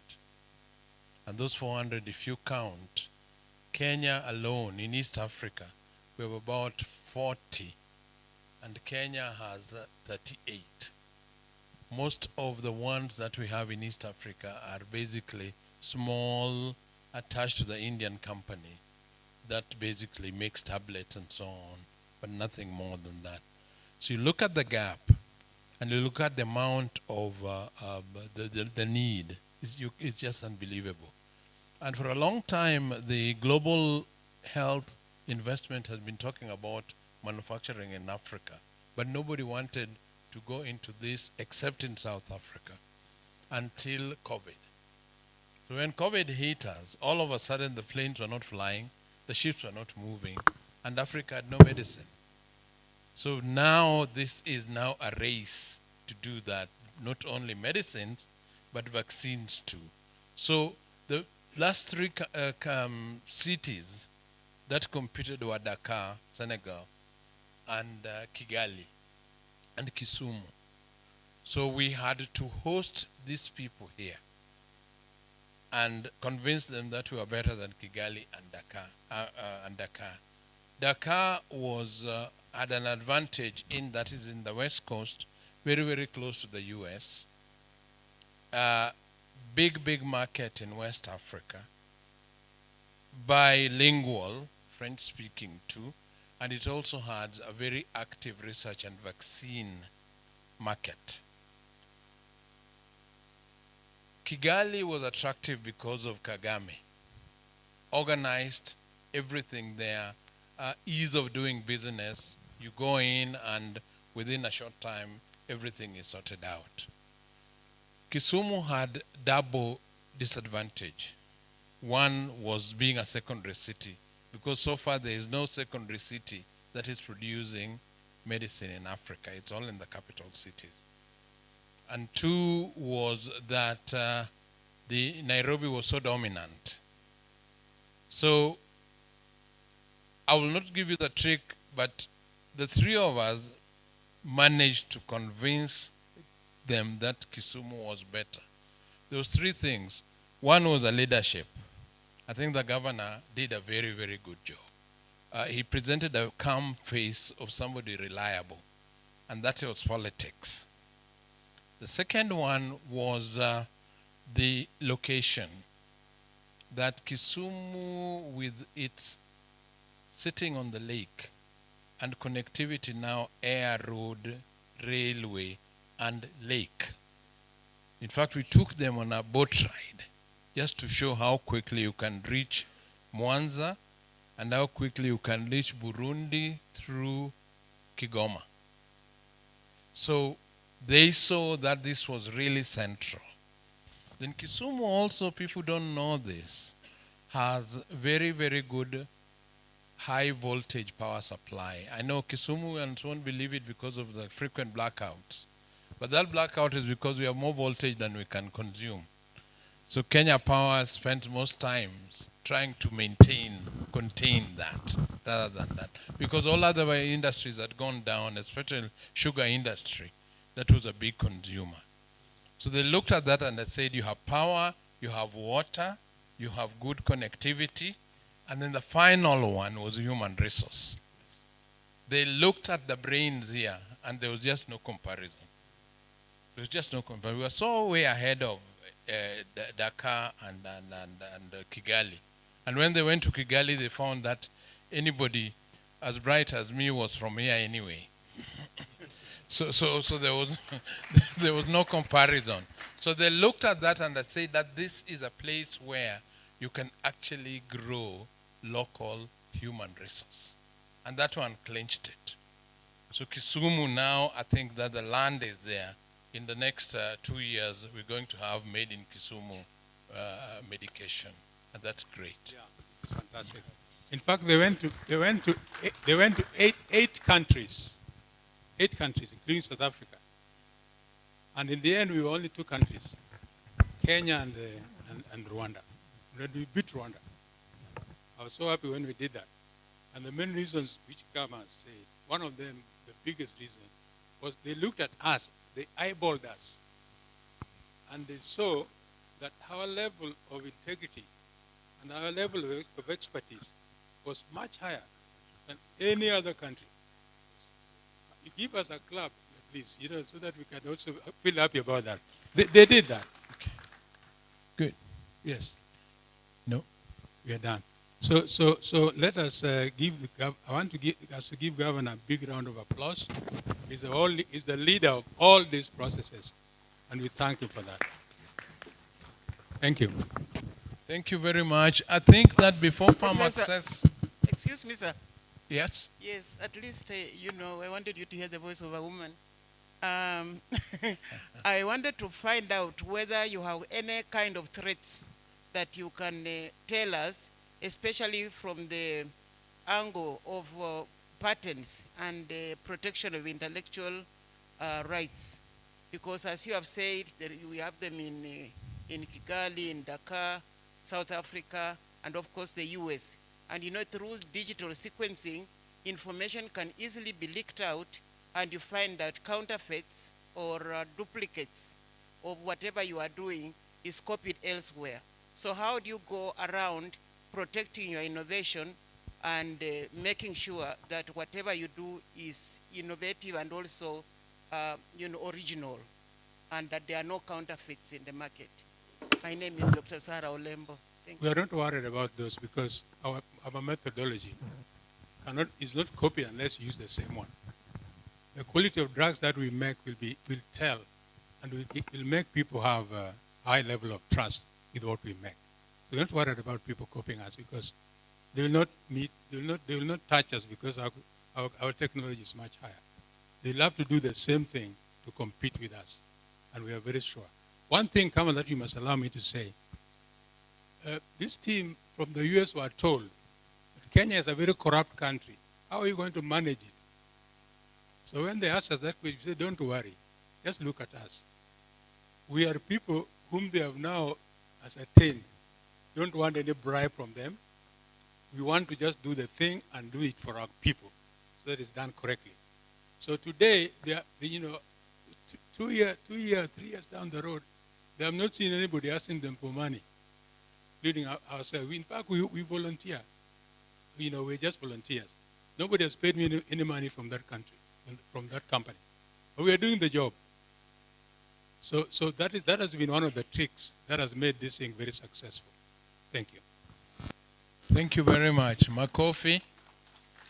And Governor, we were going to give you Makofi. Do you want it? Okay, give Governor Makofi.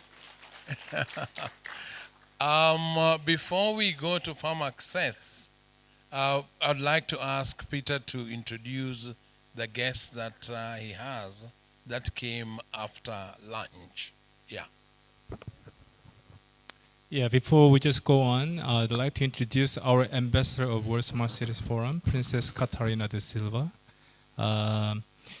Ironically, her grandmother is Queen Victoria, and the Queen Victoria named after her grandmother. So, so I actually, convinced her to come over here to share all the insights together with, the stakeholders of the county of Kisumu, and also Governor Kisumu. So I'd like to ask you, Princess Catarina, you can have congratulatory remarks or whatever you want to say. Thank you very much, Your Excellency, honoured guests. It is such a great pleasure for me to be here. As an ambassador for the Smart City Forum, I feel that what I've also heard today or this afternoon is it is something that we need to do and move forward. We need to build the hospitals, particularly for cancer. We need to get pharmaceuticals which are not at £1,000 or £20,000, but at a good price, so that everybody can have the opportunity to be treated and to have a life. There's very little of the right drugs at the moment, and I'm so happy to hear that you're trying to do it here in Kisumu. Must apologize. I was here late today because the flights were sort of in trouble from the strikes in London, but my apologies. As Peter said, I am the great-great-great-granddaughter of Queen Victoria, and she was a great pioneer for so many different things. She was a pioneer for hospitals, she was a pioneer for her Commonwealth. She was a pioneer in many different ways. So it is also such a great pleasure to be here, part of the Commonwealth, and also because of the smart cities, the hospitals, and all those fabulous things we can do and help people. Many congratulations, Your Excellency, for letting us come here for this conference. And it's such a great pleasure to see you in person, because every time it's always been on a Zoom meeting. Thank you so very much. Thank you. Thank you very much. And we are in the presence of royalty. Just to give you a bit of history, Queen Victoria in around 1880 something received a letter from the Kabaka of Uganda asking her to send medical services to Uganda. 1872. So then he sent the first doctor surgeon to Uganda, who started the Mengo Hospital as a hut then, and that was the beginning of modern medicine in East Africa. So Mengo Hospital then grows, and eventually this is what eventually becomes, Mengo is still going on, but Mulago Hospital, Makerere University starts there. So your great-great-grandmother has her hands in the beginning of modern medicine and the beginning of the first medical school in East Africa, which was Makerere. Congratulations, the history is there. Then in her response, and I've seen copies of the letters, I know you know about them, which are in the museum, in the Buganda Museum, she rewarded the Kabaka with a wooden chair. And that chair is still in that museum up to now. So later on, when we inaugurate the cancer hospital, it will be history repeating itself. Thank you very much. We now have the next presentation from Farm Access. Oh, no, the next introduction not yet done. Yes. Are you doing the next one too? No, I'll make it easier.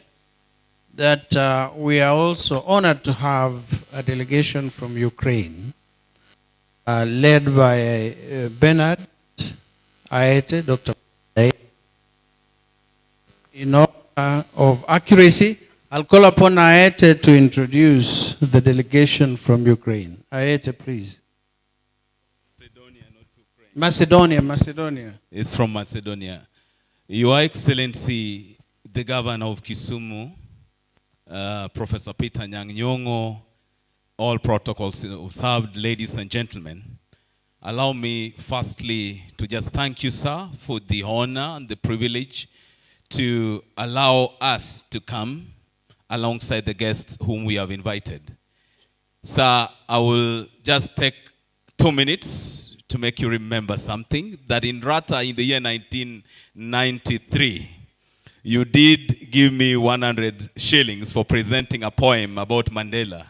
We came to Rata's primary school and you were there as a guest, and you gave me 100 shillings, thanking me for that poem.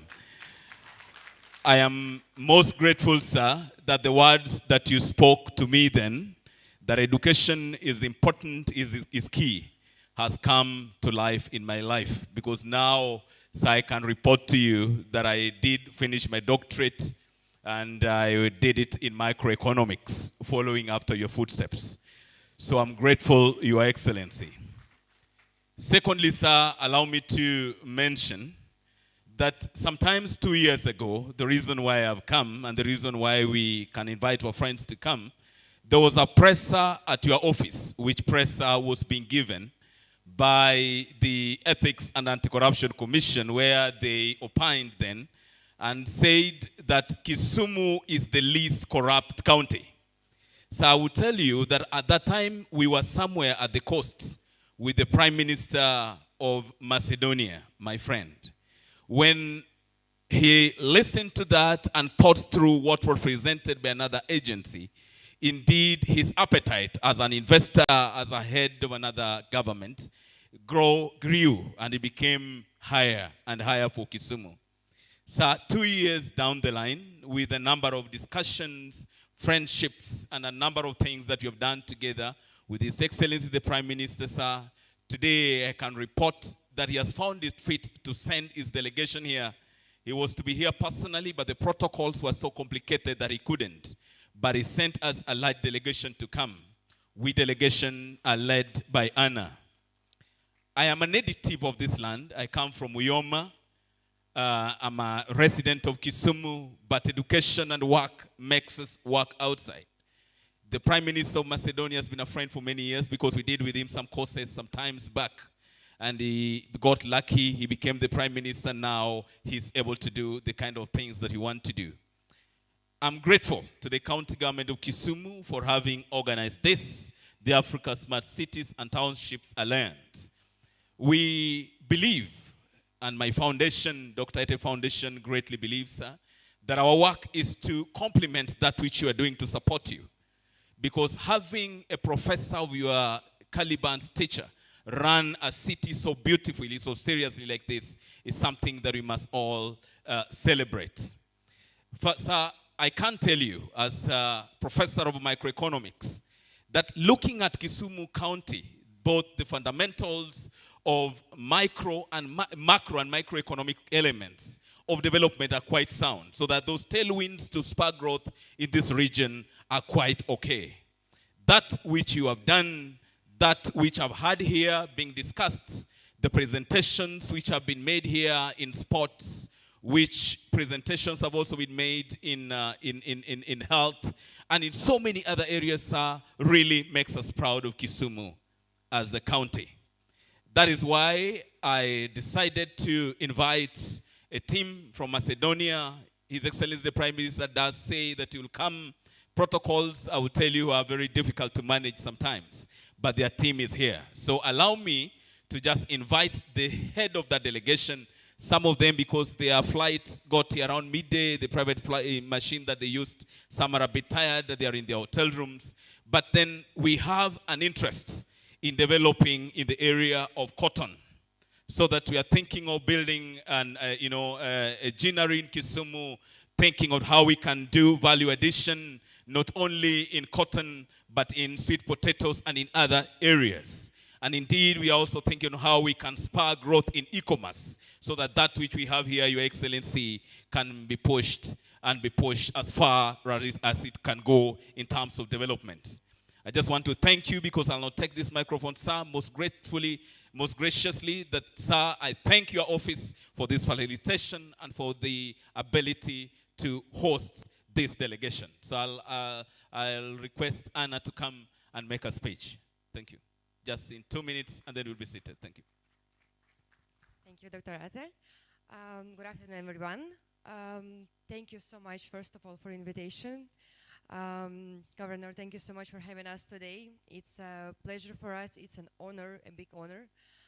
So basically, now we are here with a big mission that involves our future of the country, especially Kisumu, and our mission is to have, like, using e-commerce, using other opportunities to improve in different fields. Nowadays, we are focusing on improving cotton manufacturing, which will be afterwards, in maybe many years, we will do export, we will do a lot of new projects with that. However, just to start, I think it's a big opportunity, and for us, it's a big honor to be here, to present, to spend the time here, even a short time, but thank you so much having us here today. Thank you very much. Thank you for that opportunity. Your Excellency, God richly bless you, and may Kisumu County be the great county that it is, even greater county that it is becoming, sir. Thank you.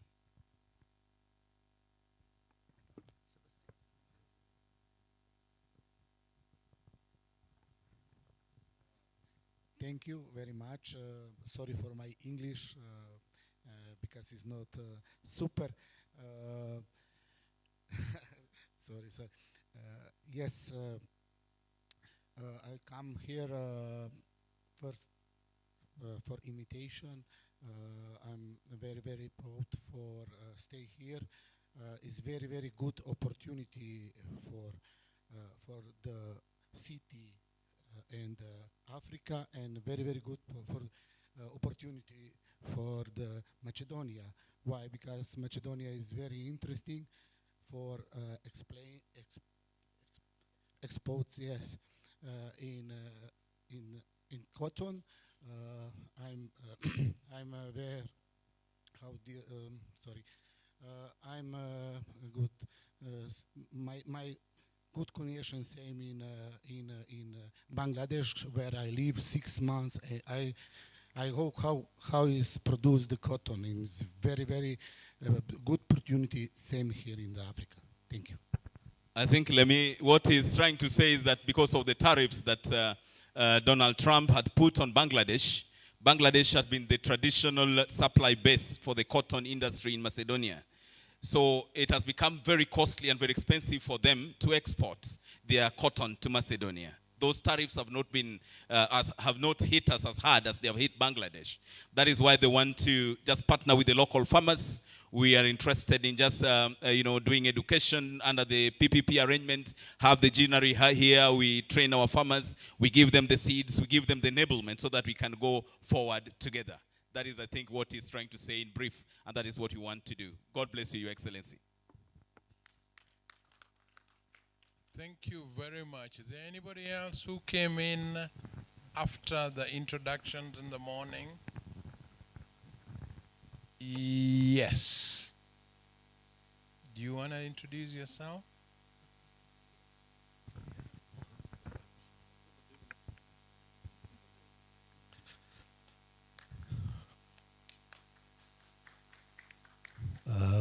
Your Excellency, Governor Peter Anyongo, Princess Katerina, Peter, distinguished guests, I have been taken by surprise to make an introduction for myself, but I am called homegrown product from Kenya. And I am a developer, investor, and I specialize in building services as well. So I am also here looking for opportunities and perhaps even share the extensive knowledge that I have in the construction industry. So I look forward to fruitful engagements with the delegates here over this summit. And I'll be very, very happy if I can go back home after leaving some of the knowledge I have. Thank you very much for the invitation, and I'm deeply honored. Thank you.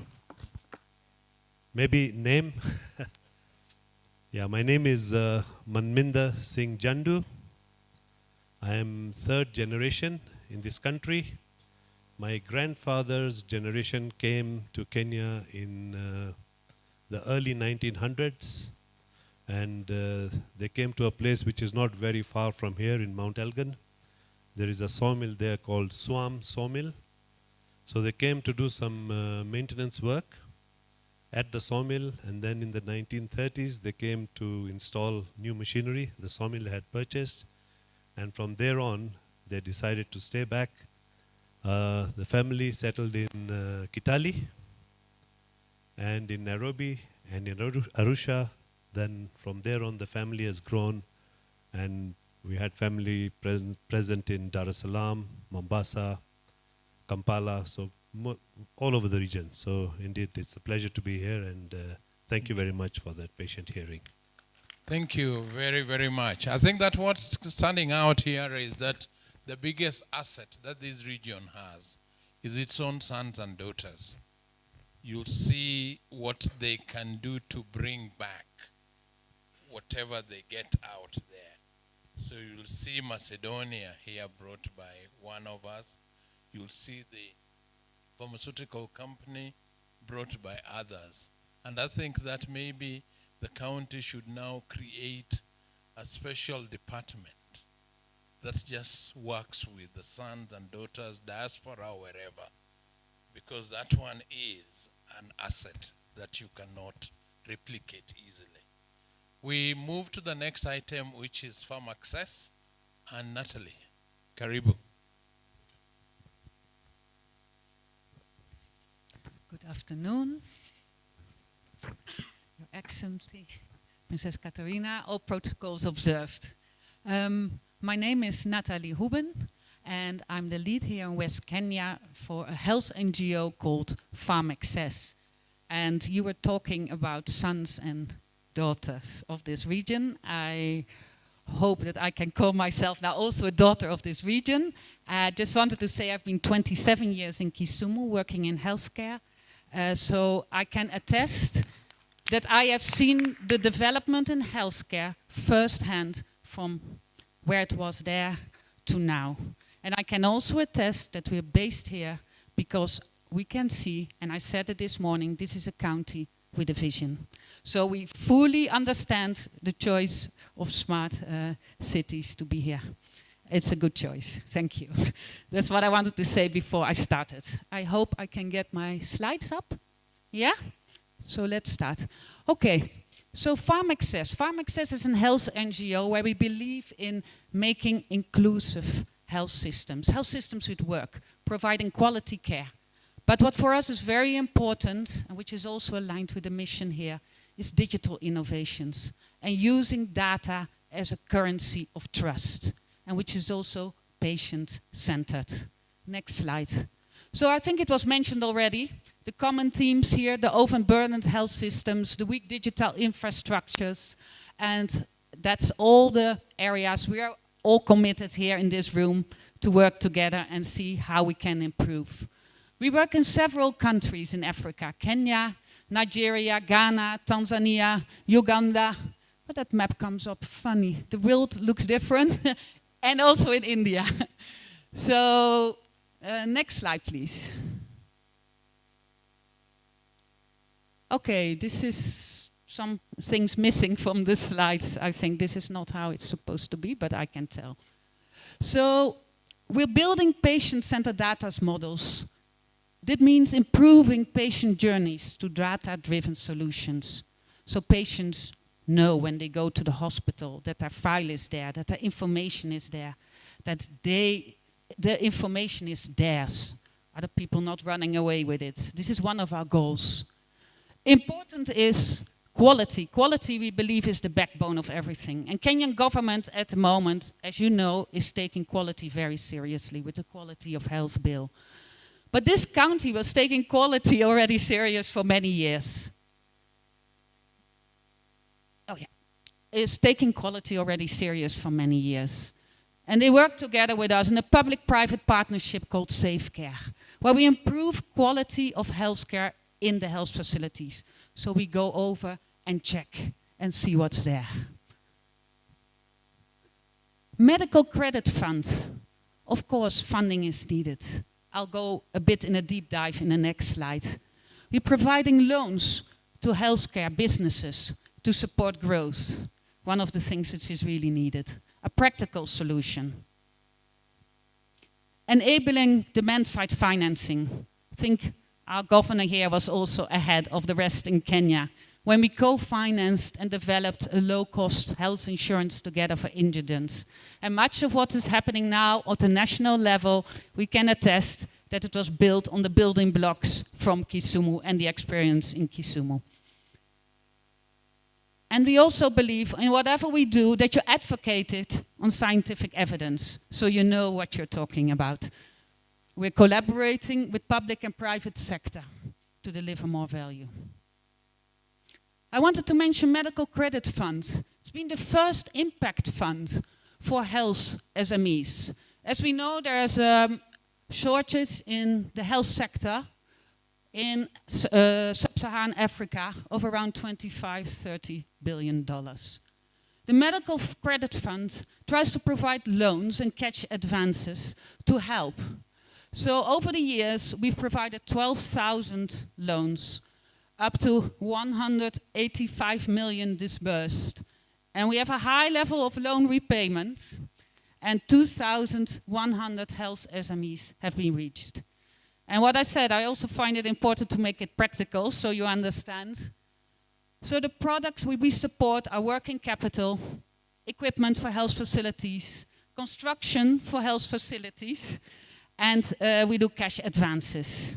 So if you're interested, we are here with some of our staff in the booth and we can really go in depth with you and explain what this means. But whatever we do, what I said, we build upon quality. So if you get, or if you would like a loan, then we also look at the quality aspects of what's going on. Because we know, and it has been provided by evidence, that poor quality of care causes more deaths than lack of access to care. And if you see the numbers, they're quite shocking. 60%, 5 million people a year die due to poor quality health care. 40%, 3.6 million people a year die due to lack of access to health care. To address this, we all know the harsh reality settings which we've seen with a lot of, and especially also the pandemics which were already mentioned earlier, the high prevalence of diseases, the malaria. So we've been very much into promoting healthcare standards and safe quality standards. It's a stepwise approach, and it's simple and it's directed for resource-restricted context. It uses international accredited standards, so your quality is internationally recognized. And what we very much believe in is empowered by data insights.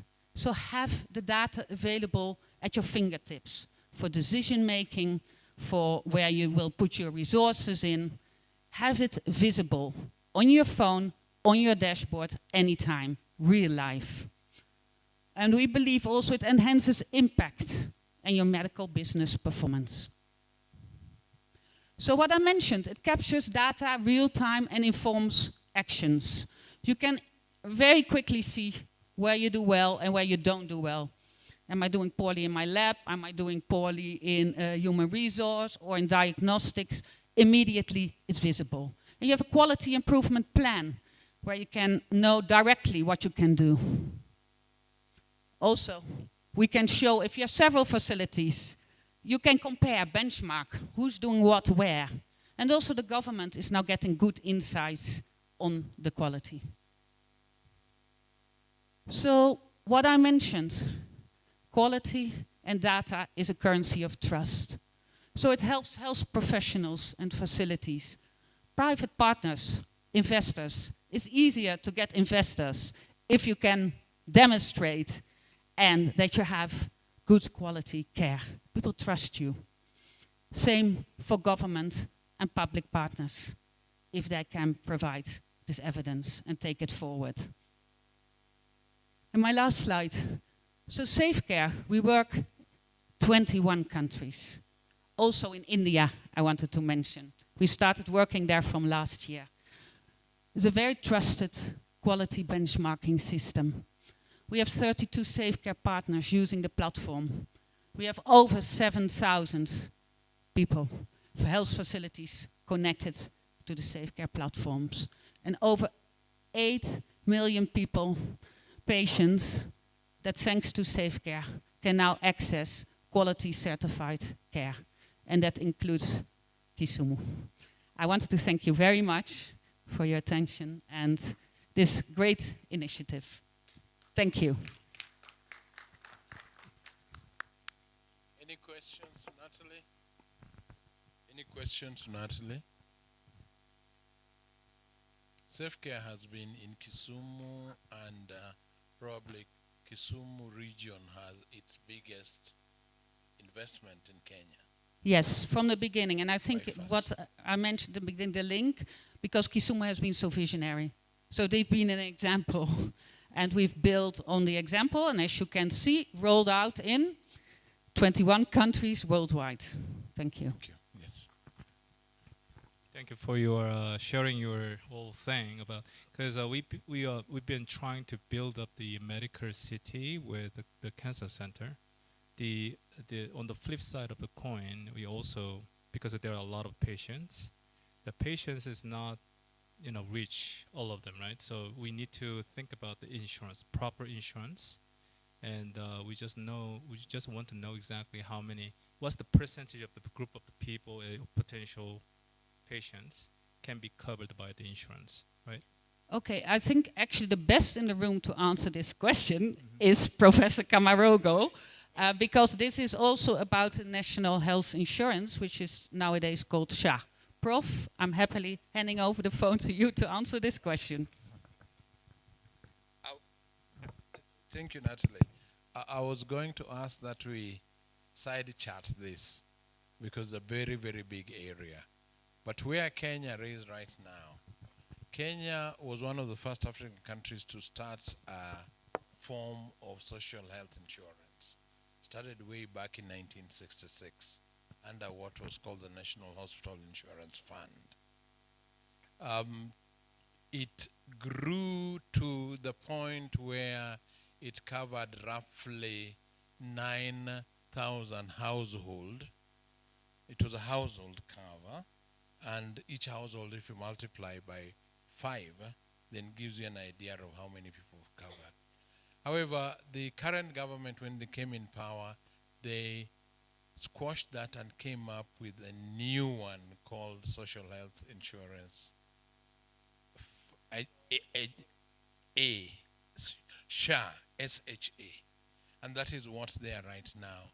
The aim of this is to have everybody covered for primary health care. And that one you should register and it should be free. Then beyond that, secondary care and other care, you will pay some money. And that is the one that is right now growing. It has the usual teething problems that you have with social health insurance, undercapitation, the management system, the human resource, both for the insurance and on the service delivery side.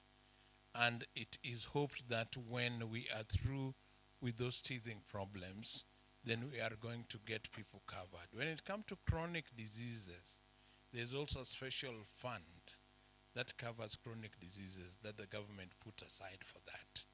But that amount of money that has been put in that fund is too little compared to the quantity of chronic diseases, renal, cardiac, cancers, and so on.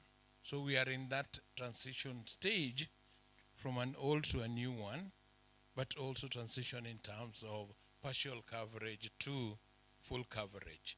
The biggest problem that we have is that the people who are in formal employment, the contribution is paid by the employer from the salary. But what we have a problem with is people who are not in formal employment. And that is still a problem all over Africa. That how do you, number one, determine how much they should pay? And number two, how do you get them if they're not in the tax bracket? So when we start our cancer center, that's something that we're going to be having to deal with because it's still not working where it is. The cover also is to some extent when you're sent abroad, like India, for example, receives quite a few of our cancer patients. They're also supposed to help pay that. But I think that Professor Nyong'o can also talk to that because some of it made the changes happened when he was Minister for Health. Thank you very much, Kama. I think when I was Minister for Health, through first in the National Economic and Social Council, let me go back a little. When I was Minister for Planning and National Development, we established an institution called, it was called the National Economic and Social Council. The aim of the National Economic and Social Council was to set policy of development for the government, all departments. And we discussed health insurance. Our proposal was that we should have a social health insurance scheme and not a national health insurance scheme. We were insuring people, and that the government should take the responsibility for ensuring that every Kenyan is covered health-wise. We proposed that the citizen and the government should share responsibility. So we said, fine, the government is prepared every year to put aside some money in the budget for health insurance, but there should be counterpart contribution by the citizen. And we argued that citizens are of different economic capacity or income. And so people should pay according to their ability. So we established a principle, I remember. It is even in the economic recovery strategy agenda. We established a principle called from each according to his or her ability to each according to his or her need. In other words, I would be paying more to social health insurance because I earn more than my bodyguard who is sitting over there. So he'll pay less than me. Maybe I'd pay 5 times to the kitty than him. But when he is sick, he has 100% access to health cover. When I am sick, I have 100% to health cover. Hence the principle from each according to his ability to each according to his or her need. Unfortunately, that proposal didn't sit well with some people, especially big money people, that it was never implemented by the government under the Kibaki first peak when I was Minister for Planning. Then there was an election and the coalition government came in and I was Minister for Health. And we tried to implement it, that policy, and we couldn't. So in the end, we continued with this National Health Insurance Fund. Again, I argued, and I think we succeeded to some extent, that the principle of people paying according to their ability should be implemented. And to some extent it was, isn't it? So that there was a difference between how people contribute to that insurance fund. But it was called the National Hospital Insurance Fund. That's another problem I had then as Minister for Health. I said, you are only insuring people when they are in hospital. In fact, you are dealing with the last stage of health. People are now sick. But you should think of health as people who are healthy. So let's change the name of this thing from the National Hospital Insurance Fund to the National Health Insurance Fund. And I think we succeeded. Did we come up? That it became National Health Insurance Fund. Now, the problem has always been that although during that period of time when I was Minister for Medical Services, the contribution to the National Health Insurance Fund and the according to people's income and so on, and the manner in which it was paid was very successful. Now it has been changed to something I personally don't understand the logic. I don't understand the logic of saying the government will put some fund, people will contribute to it, the kitty will be somewhere else. Here it is in Qatar or something, the money from the health insurance, and then the government will manage it. I don't know, I quite honestly don't know how it works, but maybe the people in our government at the moment. What I know, however, is that at the county level, we take care of our workers in the sense that we encourage them to be members of the National Health Insurance Fund, or SHA, as it's called now, but at the same time, the county has a kitty for supplementing our workers when the National Health Insurance Fund cannot cover everything. I think we vote some money in the budget for that effect, just in case. But I think that in the final analysis, the debate must be concluded to ensure that nobody in the Republic, when they are sick, misses health coverage or misses treatment. Nobody. Whether you have contributed to a health insurance scheme or not, the most important thing is to come up with a policy and a framework to to ensure that every Kenyan have access to healthcare. We have enough experience in the past from all these proposals, as I've counted them, narrated them, that we should now settle down to something that will work, that everybody and the government are agreed to. That's my point, Kupagama. Thank you. Thank you very much. It's a very big topic. We'll touch on it tomorrow a little bit too in one of the sessions, but it's one that we can't exhaust. Allow me to introduce a final presentation today, keeping the best for last. And this will be the Konza Technopolis. This is one of the wonders of Africa, and I hope that you will get it in Technicolor. Konza.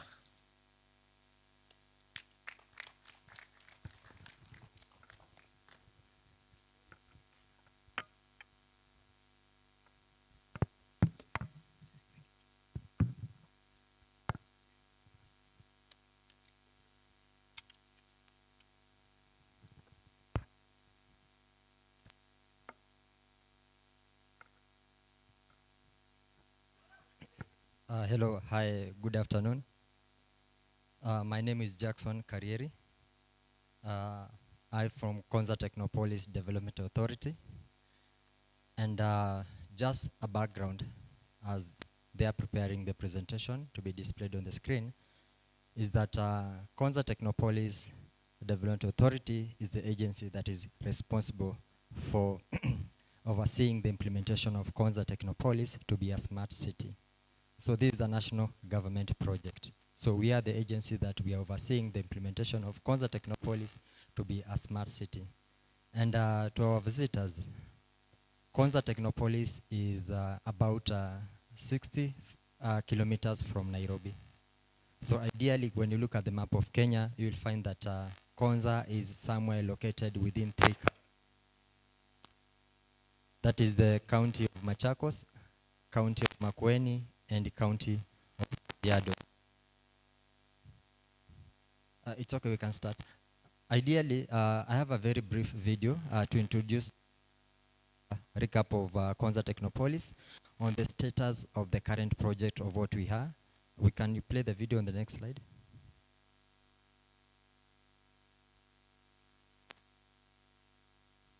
Yes. You can put the audio.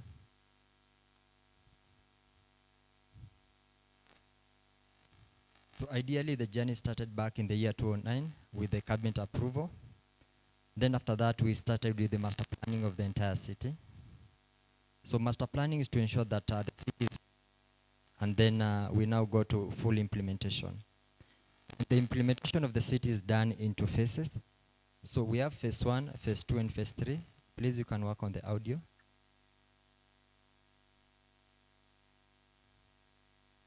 Audio, it has a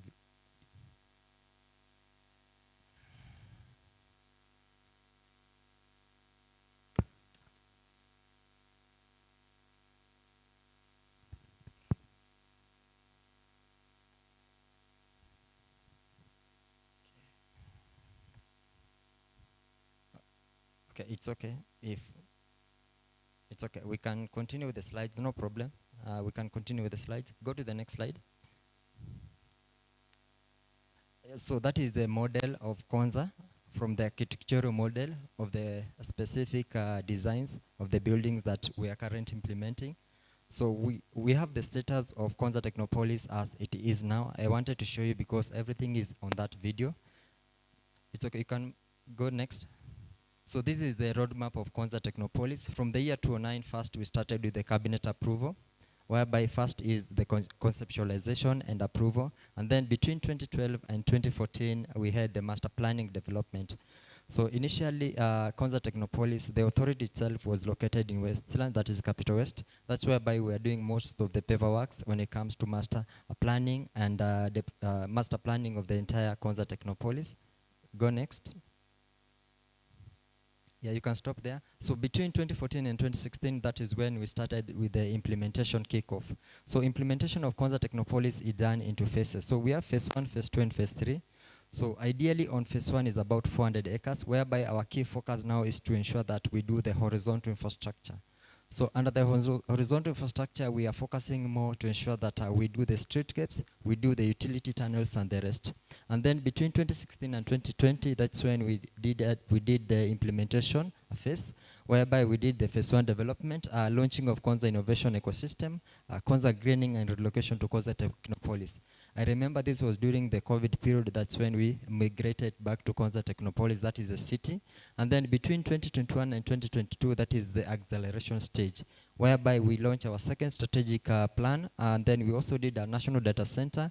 And then construction of Kenya Advanced Institute of Science and Technology began. And then also we started investor onboarding.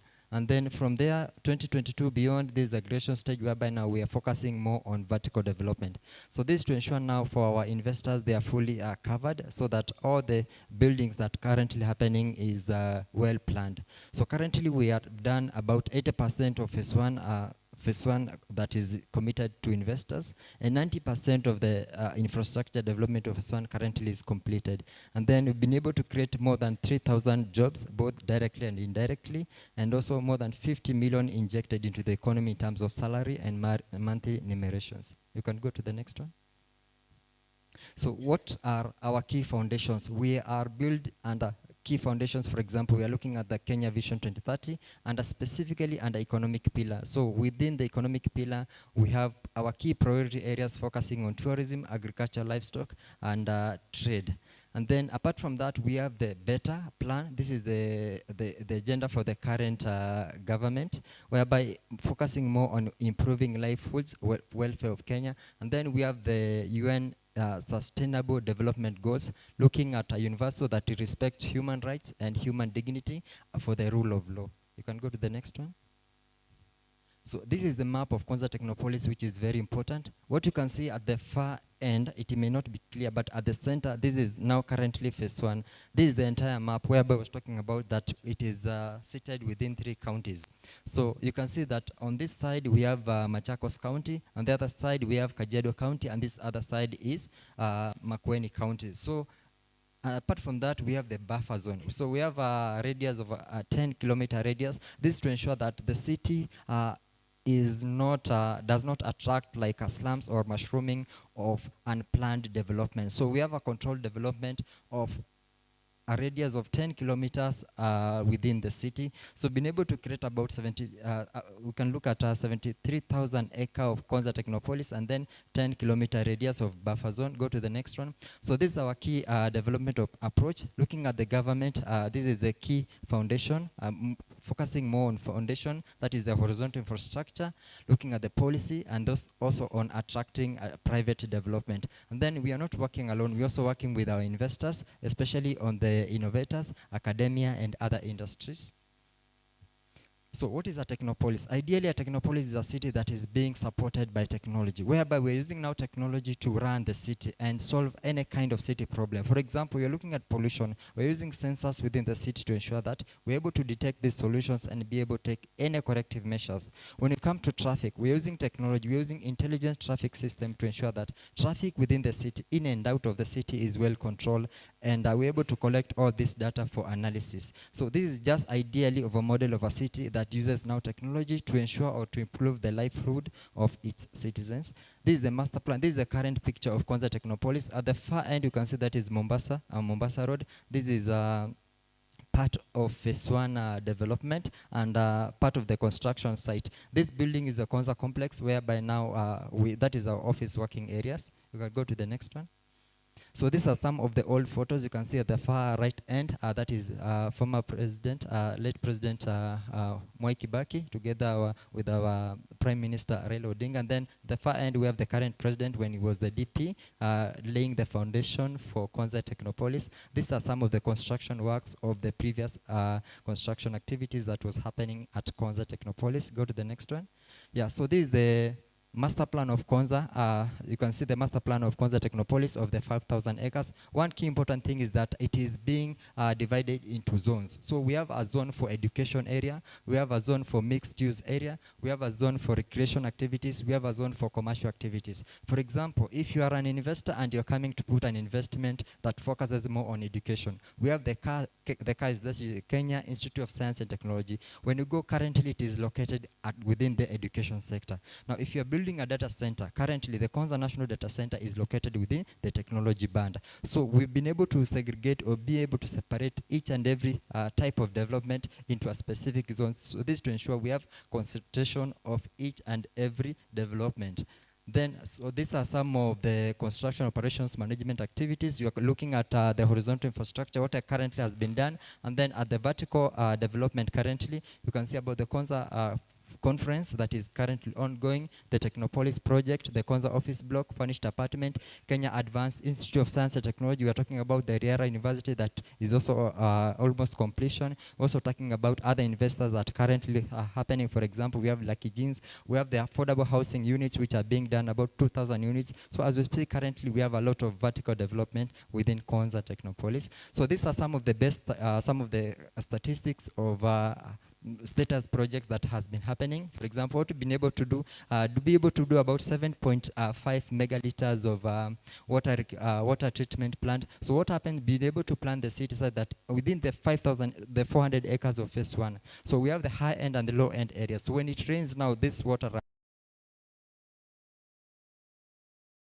and then pump it to the highest point for treatment. So this water will be able now to use it for water, for greening purposes within the city. So this to ensure sustainability. And then one thing is that we have the green certification of our buildings. So all our buildings are certified to be green. This is more on energy conservation and use of renewable energy sources. For example, solar. For lightening for the buildings within the city, we're using purely solar. And then we're talking about the water reclamation facility, 6,000 cubic meters of water collection, streetscape, about 40 kilometers of streetscape. These are the roads. And then we have automatic solid waste collection. So we have segregation of solid waste within Konza Technopolis. And then we have an automatic solid waste, whereby you are able to vacuum, suck the different component of the solid waste, and they are separated. And then we have the collection for recycling. But we don't recycle within Konza.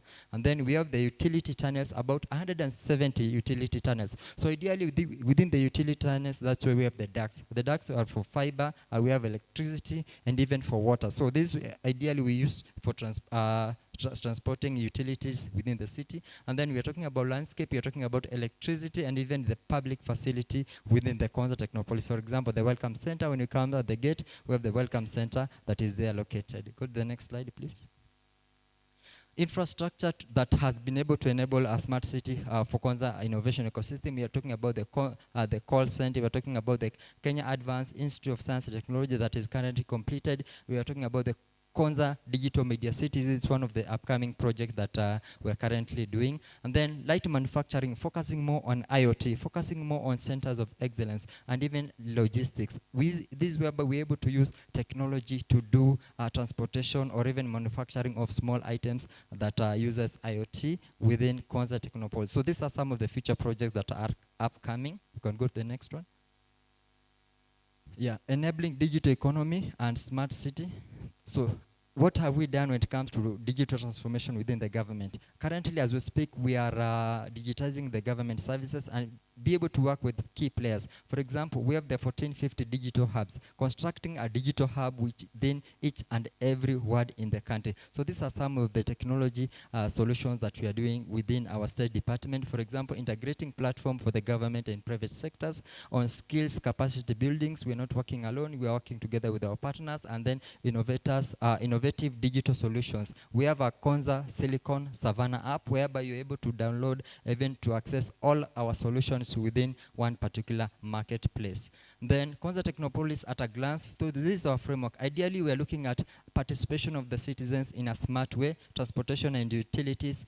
We have natural resources and conservations. We have smart living. We have smart people and smart economy. So all this talking together within this particular framework or ecosystem. Digital digital solution that I've been able to talk about in a brief, we have the data center, which is very key. Be able to construct a tier 3 national data center, a cloud national data center. So this is whereby different both for public and private. So it is purely cloud. And then we have a disaster recovery data center. This is for the same. We are commercializing currently. So we started it from conceptualization up to commercialization. And then we have phase 1 of the smart city facility. We are talking about the IOC. We are talking about the smart posts. We are talking about the video surveillance systems. We are talking about the city fiber networks, all these solutions within the city. And then we have Government of Kenya digitization programs that we've been able to do. We have development and operations of one-stop shops for our investors, whereby they can access all the utilities or all these services within one particular desk. And then what are we talking about Konza Technopolis? You wake up, you live, you sleep, you work from the same environment. For example, in the morning, 5 a.m., you wake up, you can even do your exercise. We have a space whereby you can be able to walk, you can be able to run. We have smart cycling services or utilities that you can be able to do. Yeah, living within a city and access all these services at one particular area. Then digital solutions, I've been able to talk about this. I just want to be brief. For example, we're talking about smart poles. This is one of the essential solutions that we've been able to do 130 units within phase 1. So ideally, a smart pole is a pole that consists of various components. We're talking about digital signage, we're talking about Wi-Fi component, we're talking about environmental sensors. For example, all these sensors collect data about temperature, wind, humidity, and we have an IOC, Intelligence Operations Center, that we're able to view all this data in one particular platform. So it's very important for us because it helps us to make very proactive decisions. Some of the pictorials of the activities that we've been able to do, we are talking about the digital enablement program that we've been able to do, working together with the TVETs, participating in the national innovation programs, some of the pictorials with our cabinet secretaries, the former one, our CEO there you can see, and even with our innovators. This is the national data center that I was talking about. It is purely tier 3, offering 3 kinds of 3 service models of cloud computing, infrastructure as a service, platform as a service, and even software as a service. So it is a complete ecosystem for all our innovators. This is the model of the approach that we've been able to do when it comes to deployment of the data center, purely on a fusion module. So some of the assurance to our customers when it comes to uptime availability, we are certified by Uptime Institute. So this is to ensure that our services is 99.98. What that means that when you host your services with us, when it comes to issues of downtime, you will not experience any of that. So these are some of the certifications that are very important. For example, the Green Building certification, the Tier 3 from Uptime Institute, and even some of the local certifications from Communication Authority of Kenya. These are some of the cloud offering solutions that we have within Konza Cloud, which is very important for our clients and even for our partners. Go to the next one. Ideally, the Silicon Savannah that I was talking about, one platform, just like Google Play Store or even the App Store from Apple. So we also have a Silicon Savannah App Store whereby we are not working alone with our innovators and be able to deploy and push some of the applications and even be able to be consumed by our clients. So these are some of the solutions that we've been able to work with different counties. For example, we are talking about the county revenue management system. We are talking about the health management systems. For example, the public, the PCN project that we've been able to do, workflow development, that is the EDMS solutions, and even the Sajili time and attendance solutions, among others. Yeah, you can go to the next one. I think we're almost done. Our key partners when it comes to technology, we are talking about Microsoft, we're talking about Oracle, we're talking about Huawei. These are some of the key partners that we've been able to work together when it comes to operationalizing our data center and even driving the digital agenda for the government. I think that marks the end of my presentation. These are some of the opportunities that are there within Konza Technopolis. You can come and invest with us. When it comes to different categories, we are talking about technology, we are talking about health, we are talking about education, we are talking about commercial activity, real estate, and the rest. Thank you very much for your attention. Wow. Can you summarize that in 1 minute? Yeah, the video was to summarize everything within 1 minute. I really wanted you to watch that video. It's a brief video that is very good. I think this is important because we all know about Konza, but we don't know anything about Konza. So if we can at least leave this room with 1% of the people understanding. Exactly. And even as they put on, why isn't share data with you? Share data? Okay. Ideally, SHA is being it's controlled by consortium. We have Safaricom, we have Convergence, and the rest. The solutions. Okay, we were not part of the implementations. They approach us when it comes to hosting the data, and we are open. We have the resources and everything. But as we speak, we are in the process of onboarding them. But I can confirm that it's not yet complete. Yeah. Can you do it? Sorry? Yeah, we can do it because we've been able to do even for larger institutions that have programs that are bigger than the SHA program eventually. Yeah. So Konza, actually the first facility provided by the Korea's KAIST. Exactly. KAIST is one of the top university in technologies, and I was delivering the master plan for South Korean smart city. It's basically very, very close model. What you're showing us. One already built cities. There are 2 cities in South Korea. Next time, I think maybe John needs to be coming down to Korea with governor of Kisumu together this December. And I'd like to show you around the 2 cities. One is Songdo. Another one is Pangyo. Pangyo city. Yes. Pangyo is the Silicon Valley of Asia now. Is actually, I believe that maybe 10% of the entire GDP it basically come out of a whole GDP of South Korea in one single platform. So I think if you maybe Konja Technopolis is actually trying to benchmark is basically about tech oriented, the startups, SMEs and labs, academic kind of collaboration. Everything should be really concentrated in that area. Just forget about 5,000 acres. I don't believe that 5,000 acres can be built that way. So you gotta just really concentrate and prioritize exactly what you're trying to do. But every angle's like a data center. We are actually talking about AI-driven data centers these days. It requires high quality and constant energy platform. So before you just build something, you need to think about the supportive infrastructure can maintain the function of the city. And most important thing, you need to attract the people to live and work. Proximity, home and workplace should be in Konza. I don't believe people live in Nairobi or Kisumu and work in Konza. No, that's something different. Yes, I want to acknowledge the support that we are getting from the Korean government. First is by the establishment of Kenya Advanced Institute of Science and Technology, and we expect by end of the month the university will be issued with a charter. That is one thing.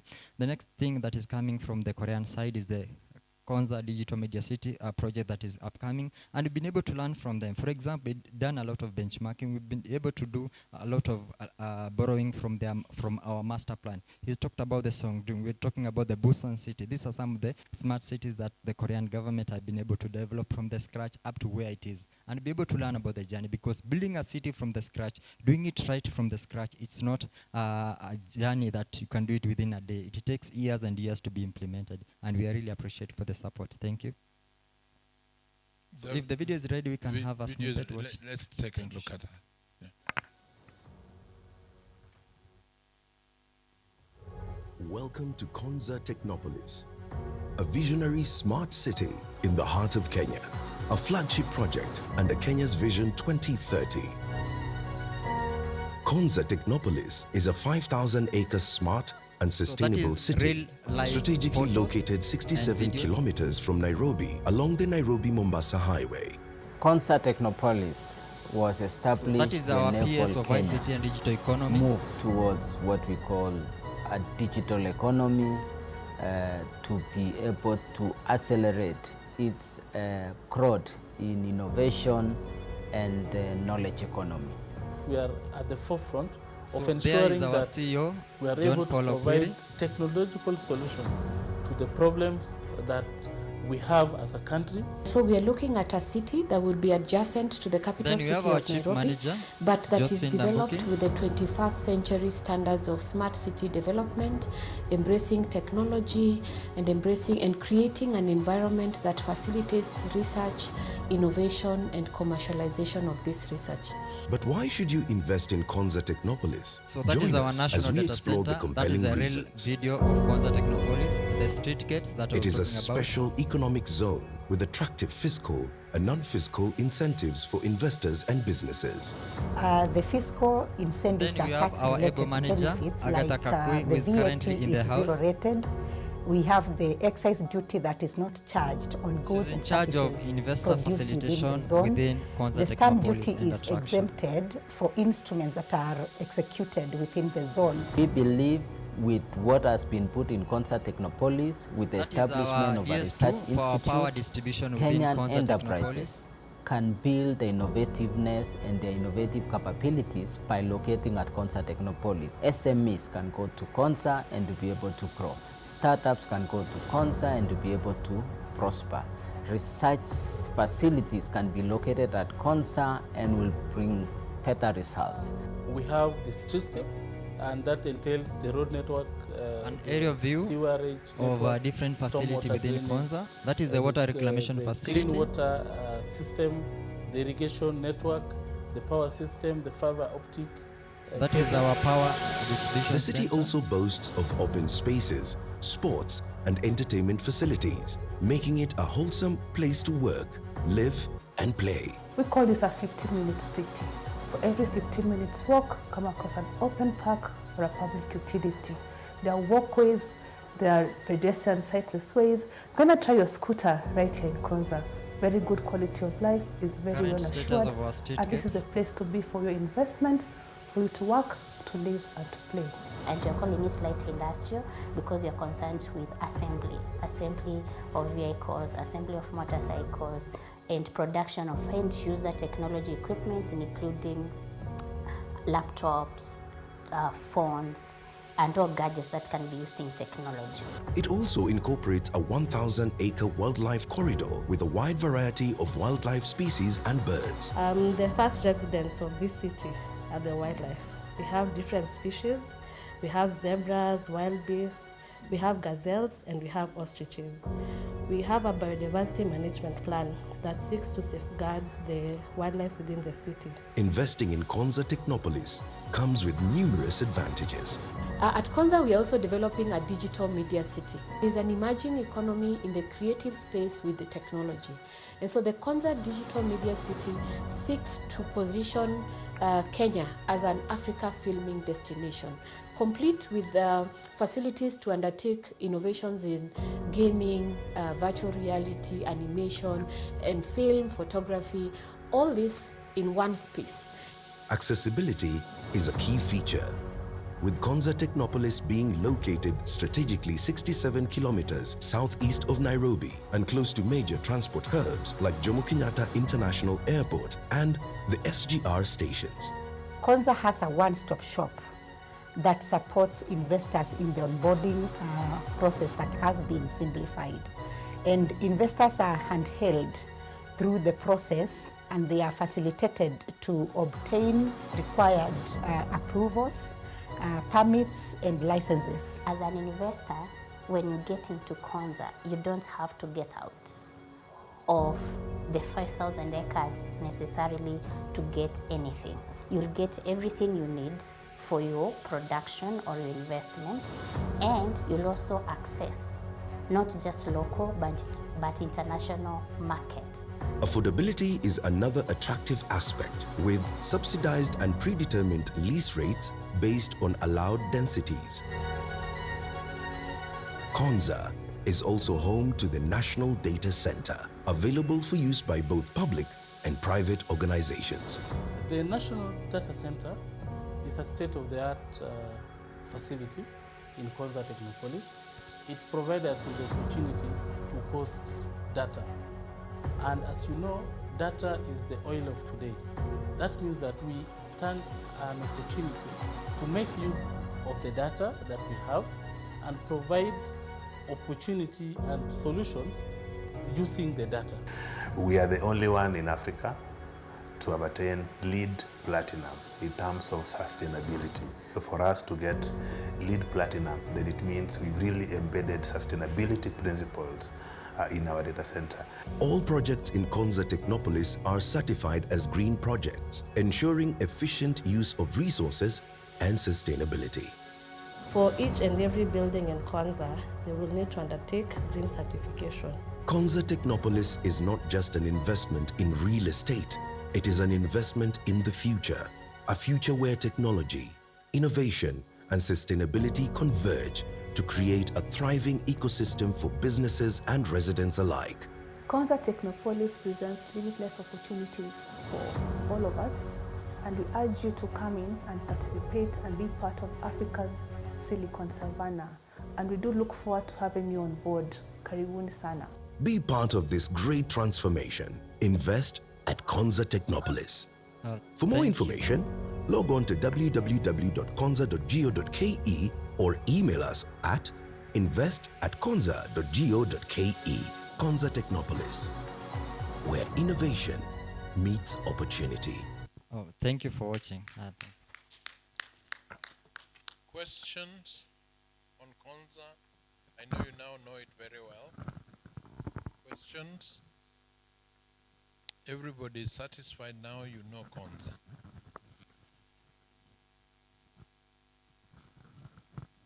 Dr. Rai? Yeah, of course.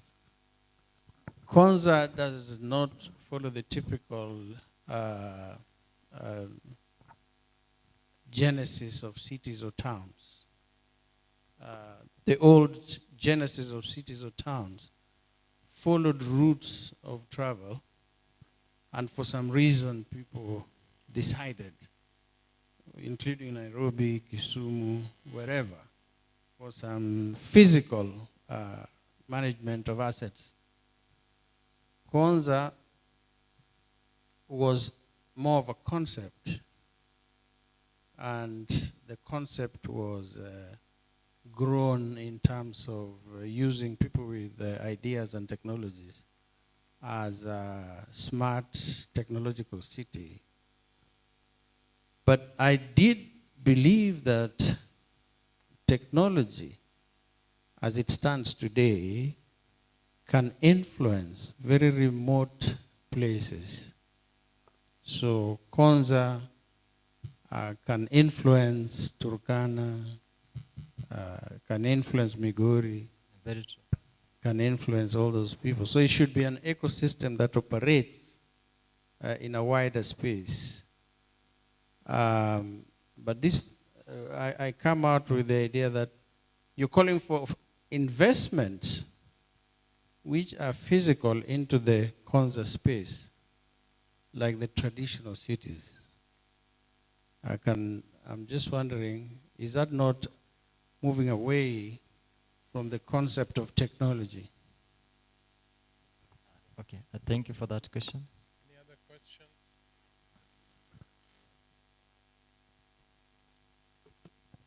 Thank you very much.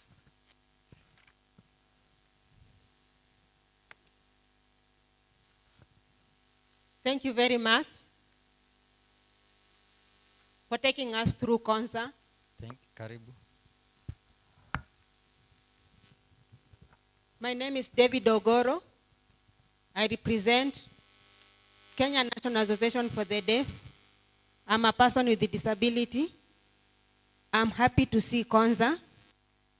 I would like to ask,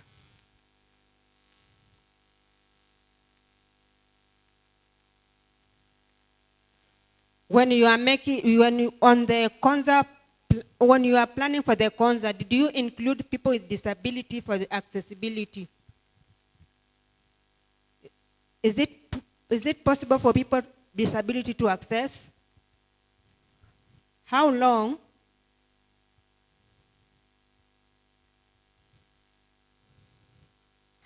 does it take for a person maybe to make movement there? Because I've seen a lot of movement, a lot of corners. How long does it take a person to make, or you can walk, or is it you can move around, moving with just making by footing, or you can be using vehicles or motorcycles. Thank you very much. Thank you. Could I just summarize a few questions? Exactly. And thank you very much for taking that question from our colleague. Here we are at this summit. We have the oldest city, Kampala. You have the youngest town, Ndiwa. Yes. What message are you giving them? Some of the cities are represented here by their management boards and so on, like Kisumu.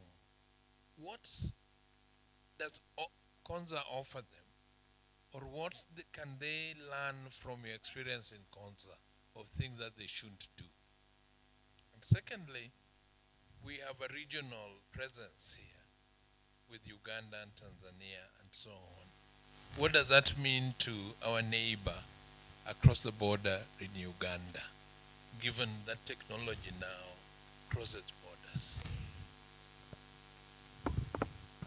Yes, to start with the last one, that is with our neighbors Tanzania and Uganda and even Rwanda.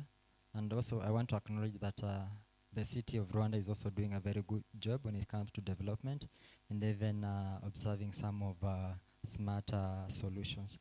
Then what are we do? We are not competing with even our neighbors, but we are offering a platform or an ecosystem whereby they can come and integrate or work together with us. For example, we are talking about investors. And this one is also interlinked with the first question that why focus on physical investors who will do physical investment, coming and uptake of specific parcels of land, then doing the vertical development of those particular lands. Ideally, this is very important because what we are looking at is not only looking at physical development of Konza Technopolis, uptake and even doing vertical development, but also when it comes to other types of development like the technology development. Now, currently Konza, the word Konza came from the location where Konza Technopolis is. But then again, God willing, in few times to come, we are going to have the Technopolis bill that it will see the day, the light of the day. So what that means that we are working with our Minister of ICT to establish a bill that will allow the establishment of Technopolis not only in Konza but in the entire country. So what that means is that even in Kisumu, we can have establishment of a Technopolis. Even in Lamu, even in Turkana, anywhere within the country, we can have establishment of these Technopolises that will be well master planned. That is one. And then from persons living with disabilities, what are we doing? We've been able to consider every angle, every aspect of persons or people living with a disability. For example, when it comes to our buildings, they are friendly or they have accessibility to the needs, to the special needs. For example, we are talking about the stairs access using a specific or special type of acceleration stairs, or even when it comes to the lift. When you go even to our washrooms and even the building or even the facilities, all of them are friendly to special needs people. And we've been able to do this for all our buildings. And these are also done, they are also part of our implementation guidelines. For example, even for investors, before they do their buildings, it has to be reviewed and approved by our internal committee teams. And we are not working alone. So they have to observe all those guidelines, and they are very well stipulated in paper so that they are implemented to ensure that conformity is very, very important. So being able to address. And then when it comes to motor vehicle, motorcycles and everything, access to the city, no. Reason we want to show that Konza Technopolis is not only a smart city but a unique city. For example, we have the auto boulevards. We have a dedicated lines within the city whereby we are going to have like the rapid bus corridor. We are using smart cyclists. For example, when everything has to come with technology. So when you are talking about using the old motorcycle, the old matatus, all this is not within Konza. We've not been able to consider them because we want to ensure that we use technology. When it comes to bus, we also use smart transport within the city. This is to ensure that we also have to control the crowd that is coming in and out of Konza Technopolis. I think in a brief, I've been able to answer some, if not all, of the questions. We have our director there, will want to address some of the questions.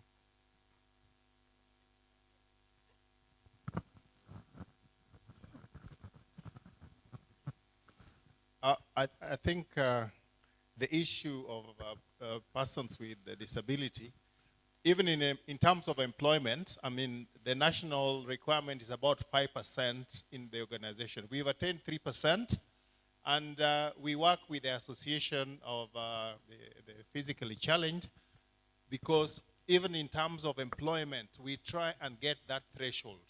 Not just for visitors, but we try as much as possible, and when we do, we have any opportunities, we get in touch with their associations as well. The other thing is, when you get to Konza now, through the gates, as you register or you come in, you can actually be informed where you can get parking. As at now, you can be directed on your phone where you can get the best parking depending on what station you're going to. So the bottom line, please, you are invited, come and see for yourself and invest as well. Thank you, Director.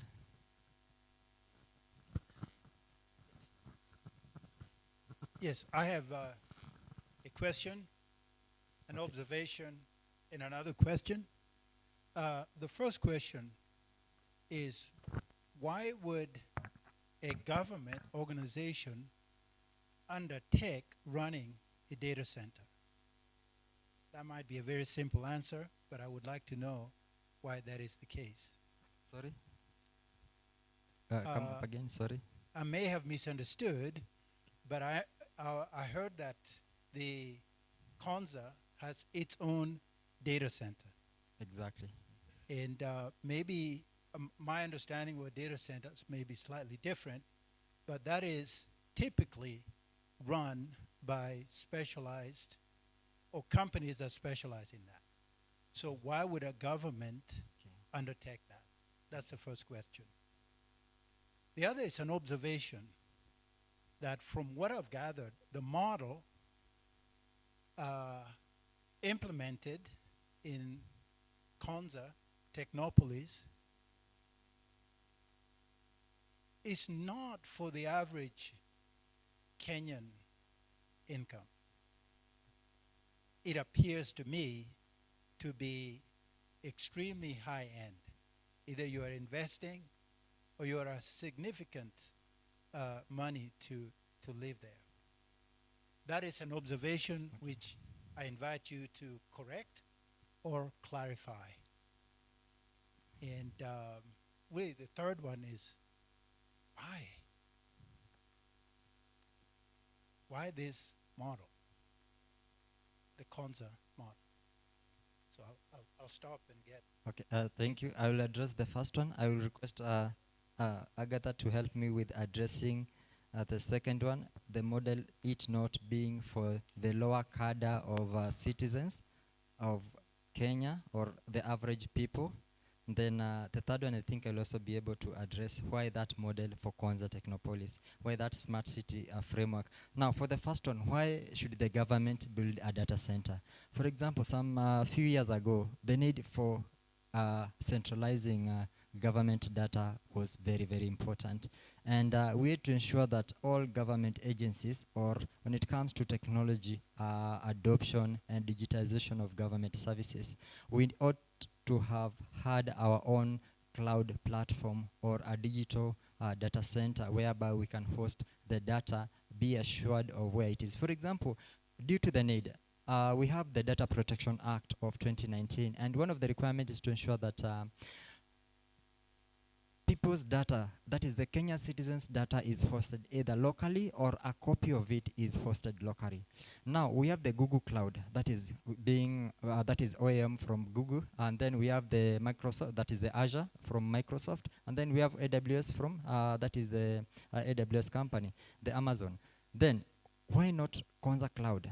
We have the East African Data Center. Why not Konza Cloud? You see, we have eCitizen, a lot of our data, and I don't want to confirm, but I believe that all of us in the room here, a part of our data is with eCitizen. And then you can assume that this data is hosted somewhere the government cannot even account for it. So due to the need, due to the risk and everything, it was agreed that it was found necessary to have or to establish a national government data center that has the same capacity, that has the same level as Google Cloud, as Microsoft Azure, as AWS, or as any type of international cloud service provider. And we are not only looking for local hosting, or even our clients are not only government, we even have private sectors. So when it comes to our service level agreement, our SLAs to ensure service is very high standard. This is to ensure that we are able to compete with the international cloud service provider. One is to ensure that we are compliant when it comes to hosting the data locally. And then the obvious reason when it comes to on the technology side of it, when we have data that is located in Kenya and you want to access it from here, we have the issue of latency. Latency is what time does it take for you to request and receive a response of that particular query. For example, back in 2006 or sometimes year back, Safaricom data for our M-Pesa was not in Kenya, and even some of the functionalities of M-Pesa were not there. For example, the reverse functionality of M-Pesa could not be achieved if the data was hosted very far from Kenya, because you have about 3 to 6 seconds to reverse that particular transaction. And this is now facilitated by hosting the data within Kenya, because when the data is close to you or close to the requester or the user, the latency, the time period when the requested is sent and the response is given is very, very short. So those are some of the justifications why we ought to have established a national data center. And then the last one, why the Konza model?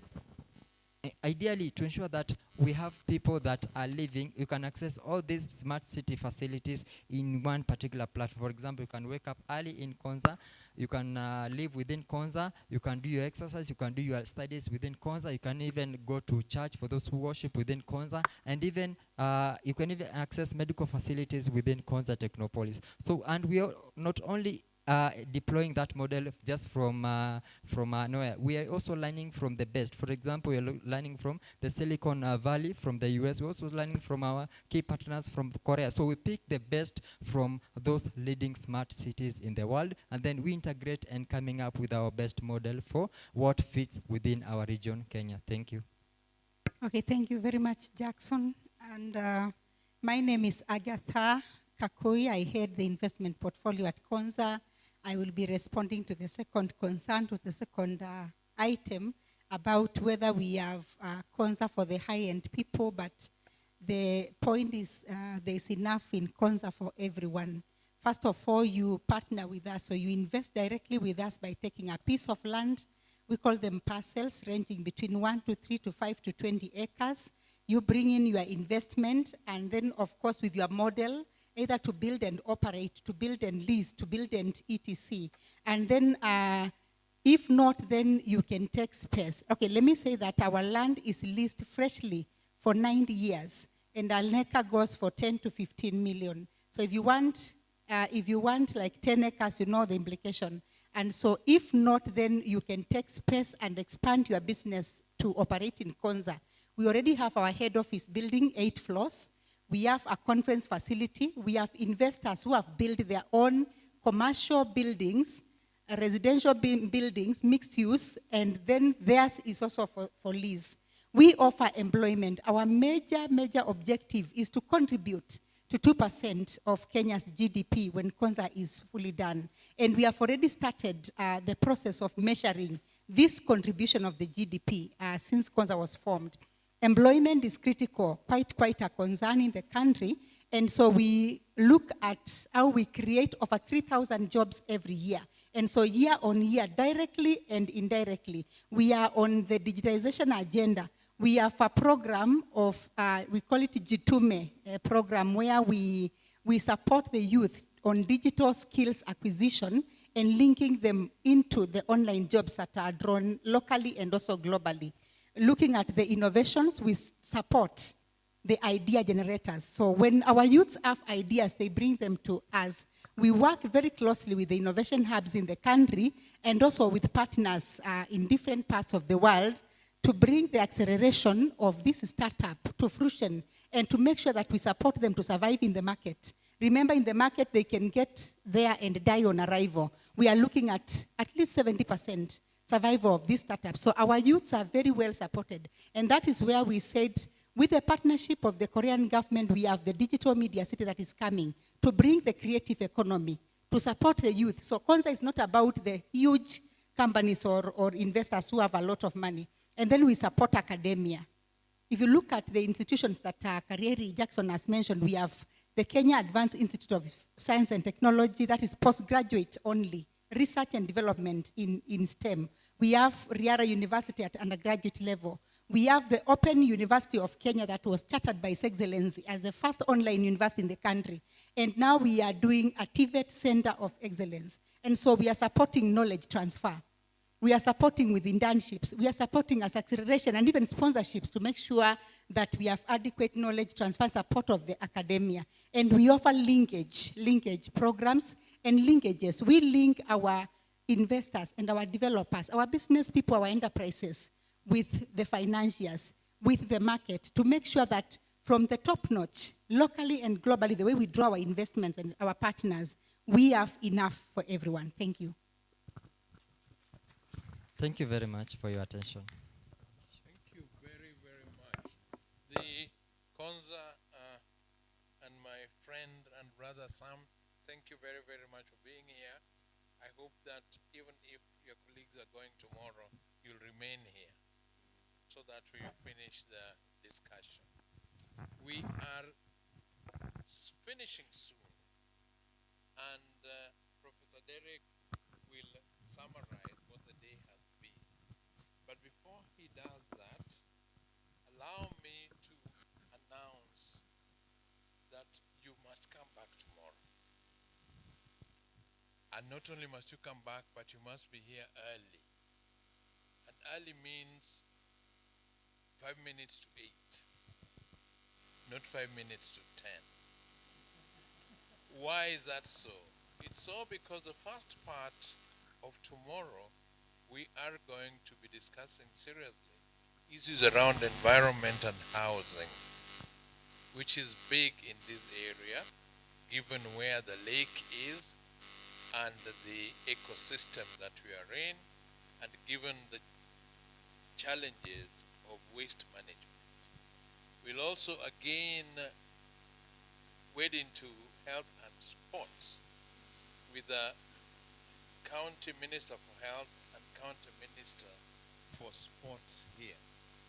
We shall be showcasing what Cricket Kenya is doing to revive cricket in Kisumu with the renovation of the old Coronation Ground into a beautiful oval of Kisumu. This is going to be the only public cricket pitch in Kenya, and will thereafter hold all Kenya's cricket games. So cricket lovers from this part of the world, things are coming back here. But mid-morning is going to be even more interesting, because that's when Peter and all our visitors from India are going to take us through some of the innovative things. And Sapna has a bag full of goodies for universities, for entrepreneurs, both rural and urban.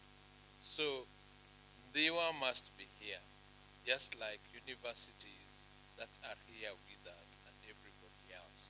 We shall also be linking digitally to Korea because there's major presentations that will be made during the mid-morning. Then in the afternoon, we are going to be on to digital economy and creative arts and trade, tourism, and industrialization. We will end up in that afternoon led by Dr. Ali Matano, who is a guru really in this Lake region area. If you really want to know anything about the Great Lakes, be there tomorrow. We'll end up tomorrow on a gala dinner. This gala dinner, you have absolutely no reason to want to even think of missing it. For this reason, we will be signing the Asca agreement with all the cities, including the youngest one, to work together. We shall be installing our governor as the inaugural chair of Asca, and we shall also be making an important announcement of commitment and intent to develop the Chun Nyong'o Comprehensive Cancer Center in Kisumu. The details you will get tomorrow, but I would just want to give you a teaser in that it is going to be part of a medical city that we are working on in Kisumu, so that you never have to leave Kisumu or the Lake region for either India, UK, or Dubai. Every reason then for us to be together, to put our minds together towards this and make sure that it happens in our lifetime. Allow me to invite Professor Derek to give us a quick 5-minute summary of what he thinks you had today. You can disagree with him, but I will not allow you to do it publicly. Over to you. Okay, I've got this one. Actually, I prepared slides, and if you take issue with that, just know that professors are predisposed to verbosity. So the slides will keep me focused. So first of all, I do thank everybody, all the participants, and actually the good questions that were raised. Truly a good first day. So for those who missed it, I really regret that you missed Professor Rogo's welcoming remarks, as well as the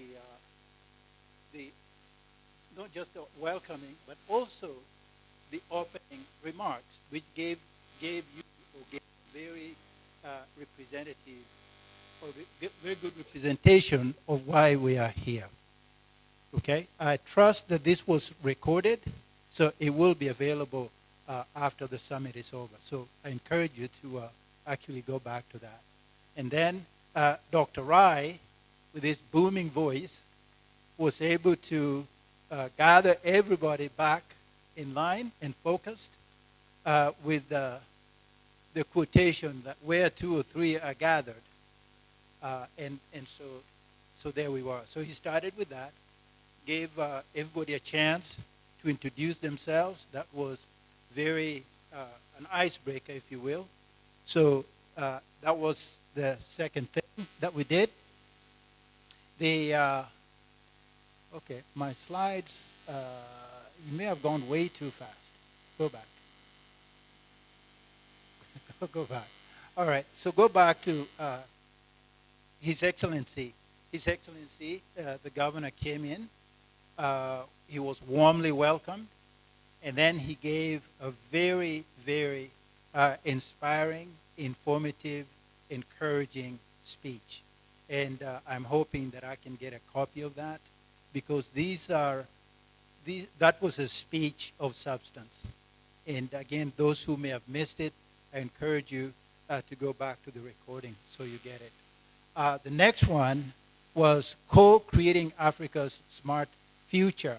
That was given by the city planner, Mr. Owinji.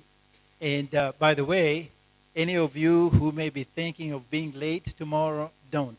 Because tomorrow I'll give a meaningful summary of what went on today.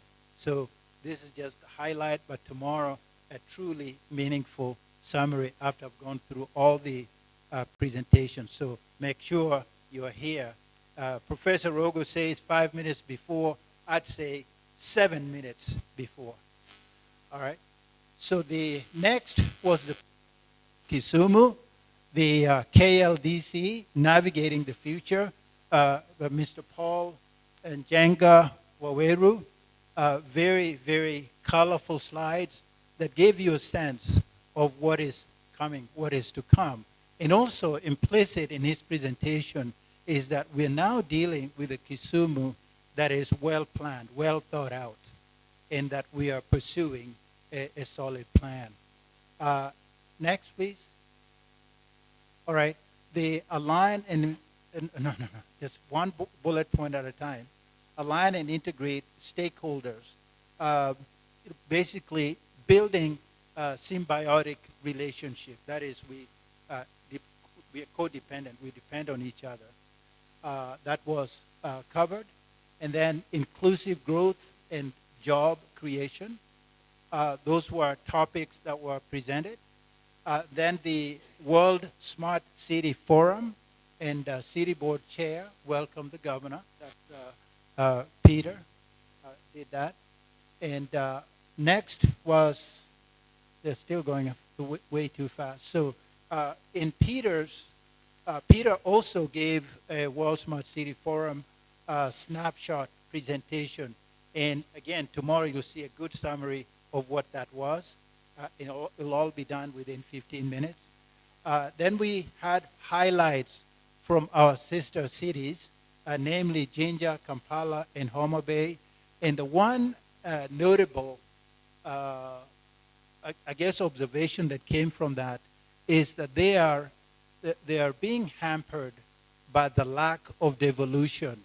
In other words, a city that wishes to move faster than the national government is constrained by their laws. Actually, let me point out that we Kenyans have devolution, and therefore there's no reason one county with good leadership cannot excel the others. So we see that the other cities are actually experiencing that inhibition. Then, of course, we heard, no, go back, please. Then we heard from our youngest city, the last highlight. Highlight the youngest city, or Chogo, in lieu of last born, is also a 2-year-old, 2 years old. Should we presume that that city has temper tantrums of typical 2-year-olds? I wouldn't want to offend him, but it's just an observation. All right, so those are some of the main points that were covered today. Next page, please. All right. Now, there was the welcome from the city engineer, Nyaganga, I believe.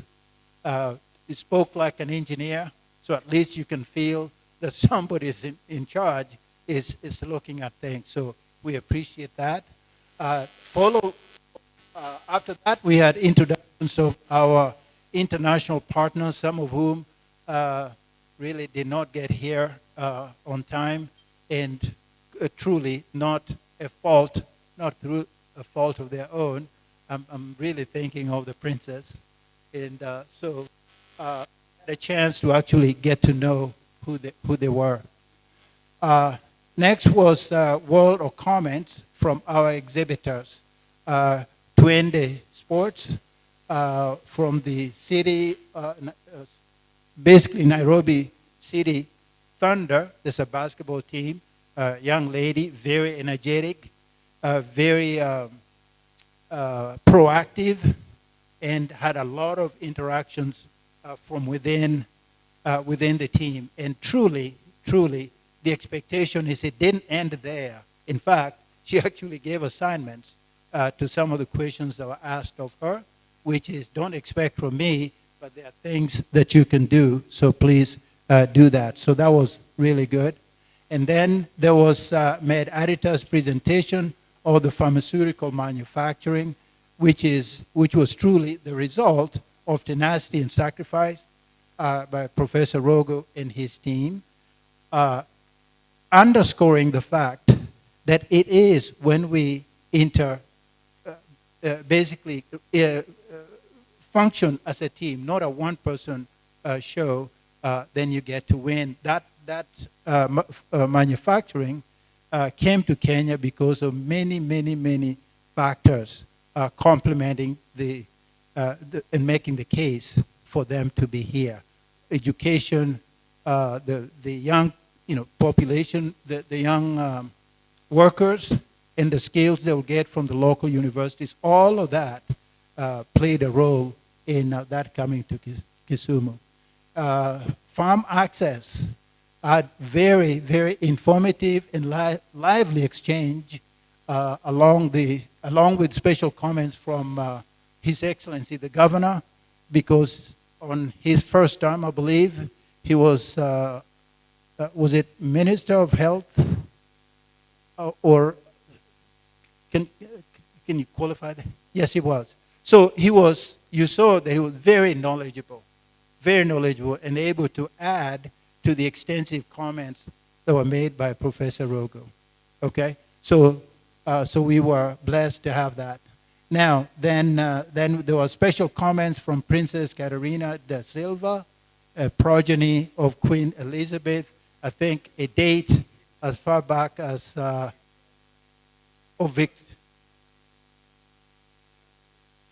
Elizabeth. Okay. Forgiveness, please. There was a date of 1872 that was mentioned. And did I get that right? Okay. All right. Yes. Please do forgive me for that. But what became clear, really, is history repeating itself. The goodness that was expected almost 200 years ago is actually being expressed yet again. So truly grateful for that. And then there's the Konza city. Now, that is not metropolis, it's technopolis. It's quite a concept, quite a different concept. I appreciated the answers given very much. I still disagree with the government running a data center, because governments the world over are not very efficient. Private sector is. So, but be that as it may, we received very good and informative presentation from the presenters of Technopolis, as well as their response to the questions. Very thorough, and they clearly demonstrated their understanding and being in touch with the questions being asked, no matter how basic those questions were. And with that, I want to thank you for listening. I don't know if I exceeded the 5 minutes, but I did my best. Thank you very much. Thank you very much, Derek. You did 7 minutes. And 7 minutes it will be tomorrow before 8, when we shall all be here. There's a lot of us who've traveled long distances and therefore need some rest. So we deliberately left this evening for you to rest and catch up. But tomorrow evening we shall be busier at the dinner. So this is on behalf of the organizers to thank you most sincerely for the attention. The temptation to fall asleep was always there, but it looks like you are not tempted. So thank you for keeping awake. Let's see you tomorrow morning. Asanteni sana.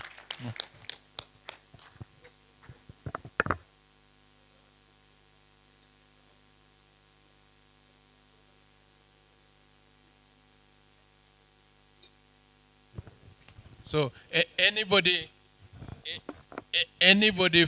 from Lake Victoria who wants to remind the princess of the lake and the name, we are taking a photo here.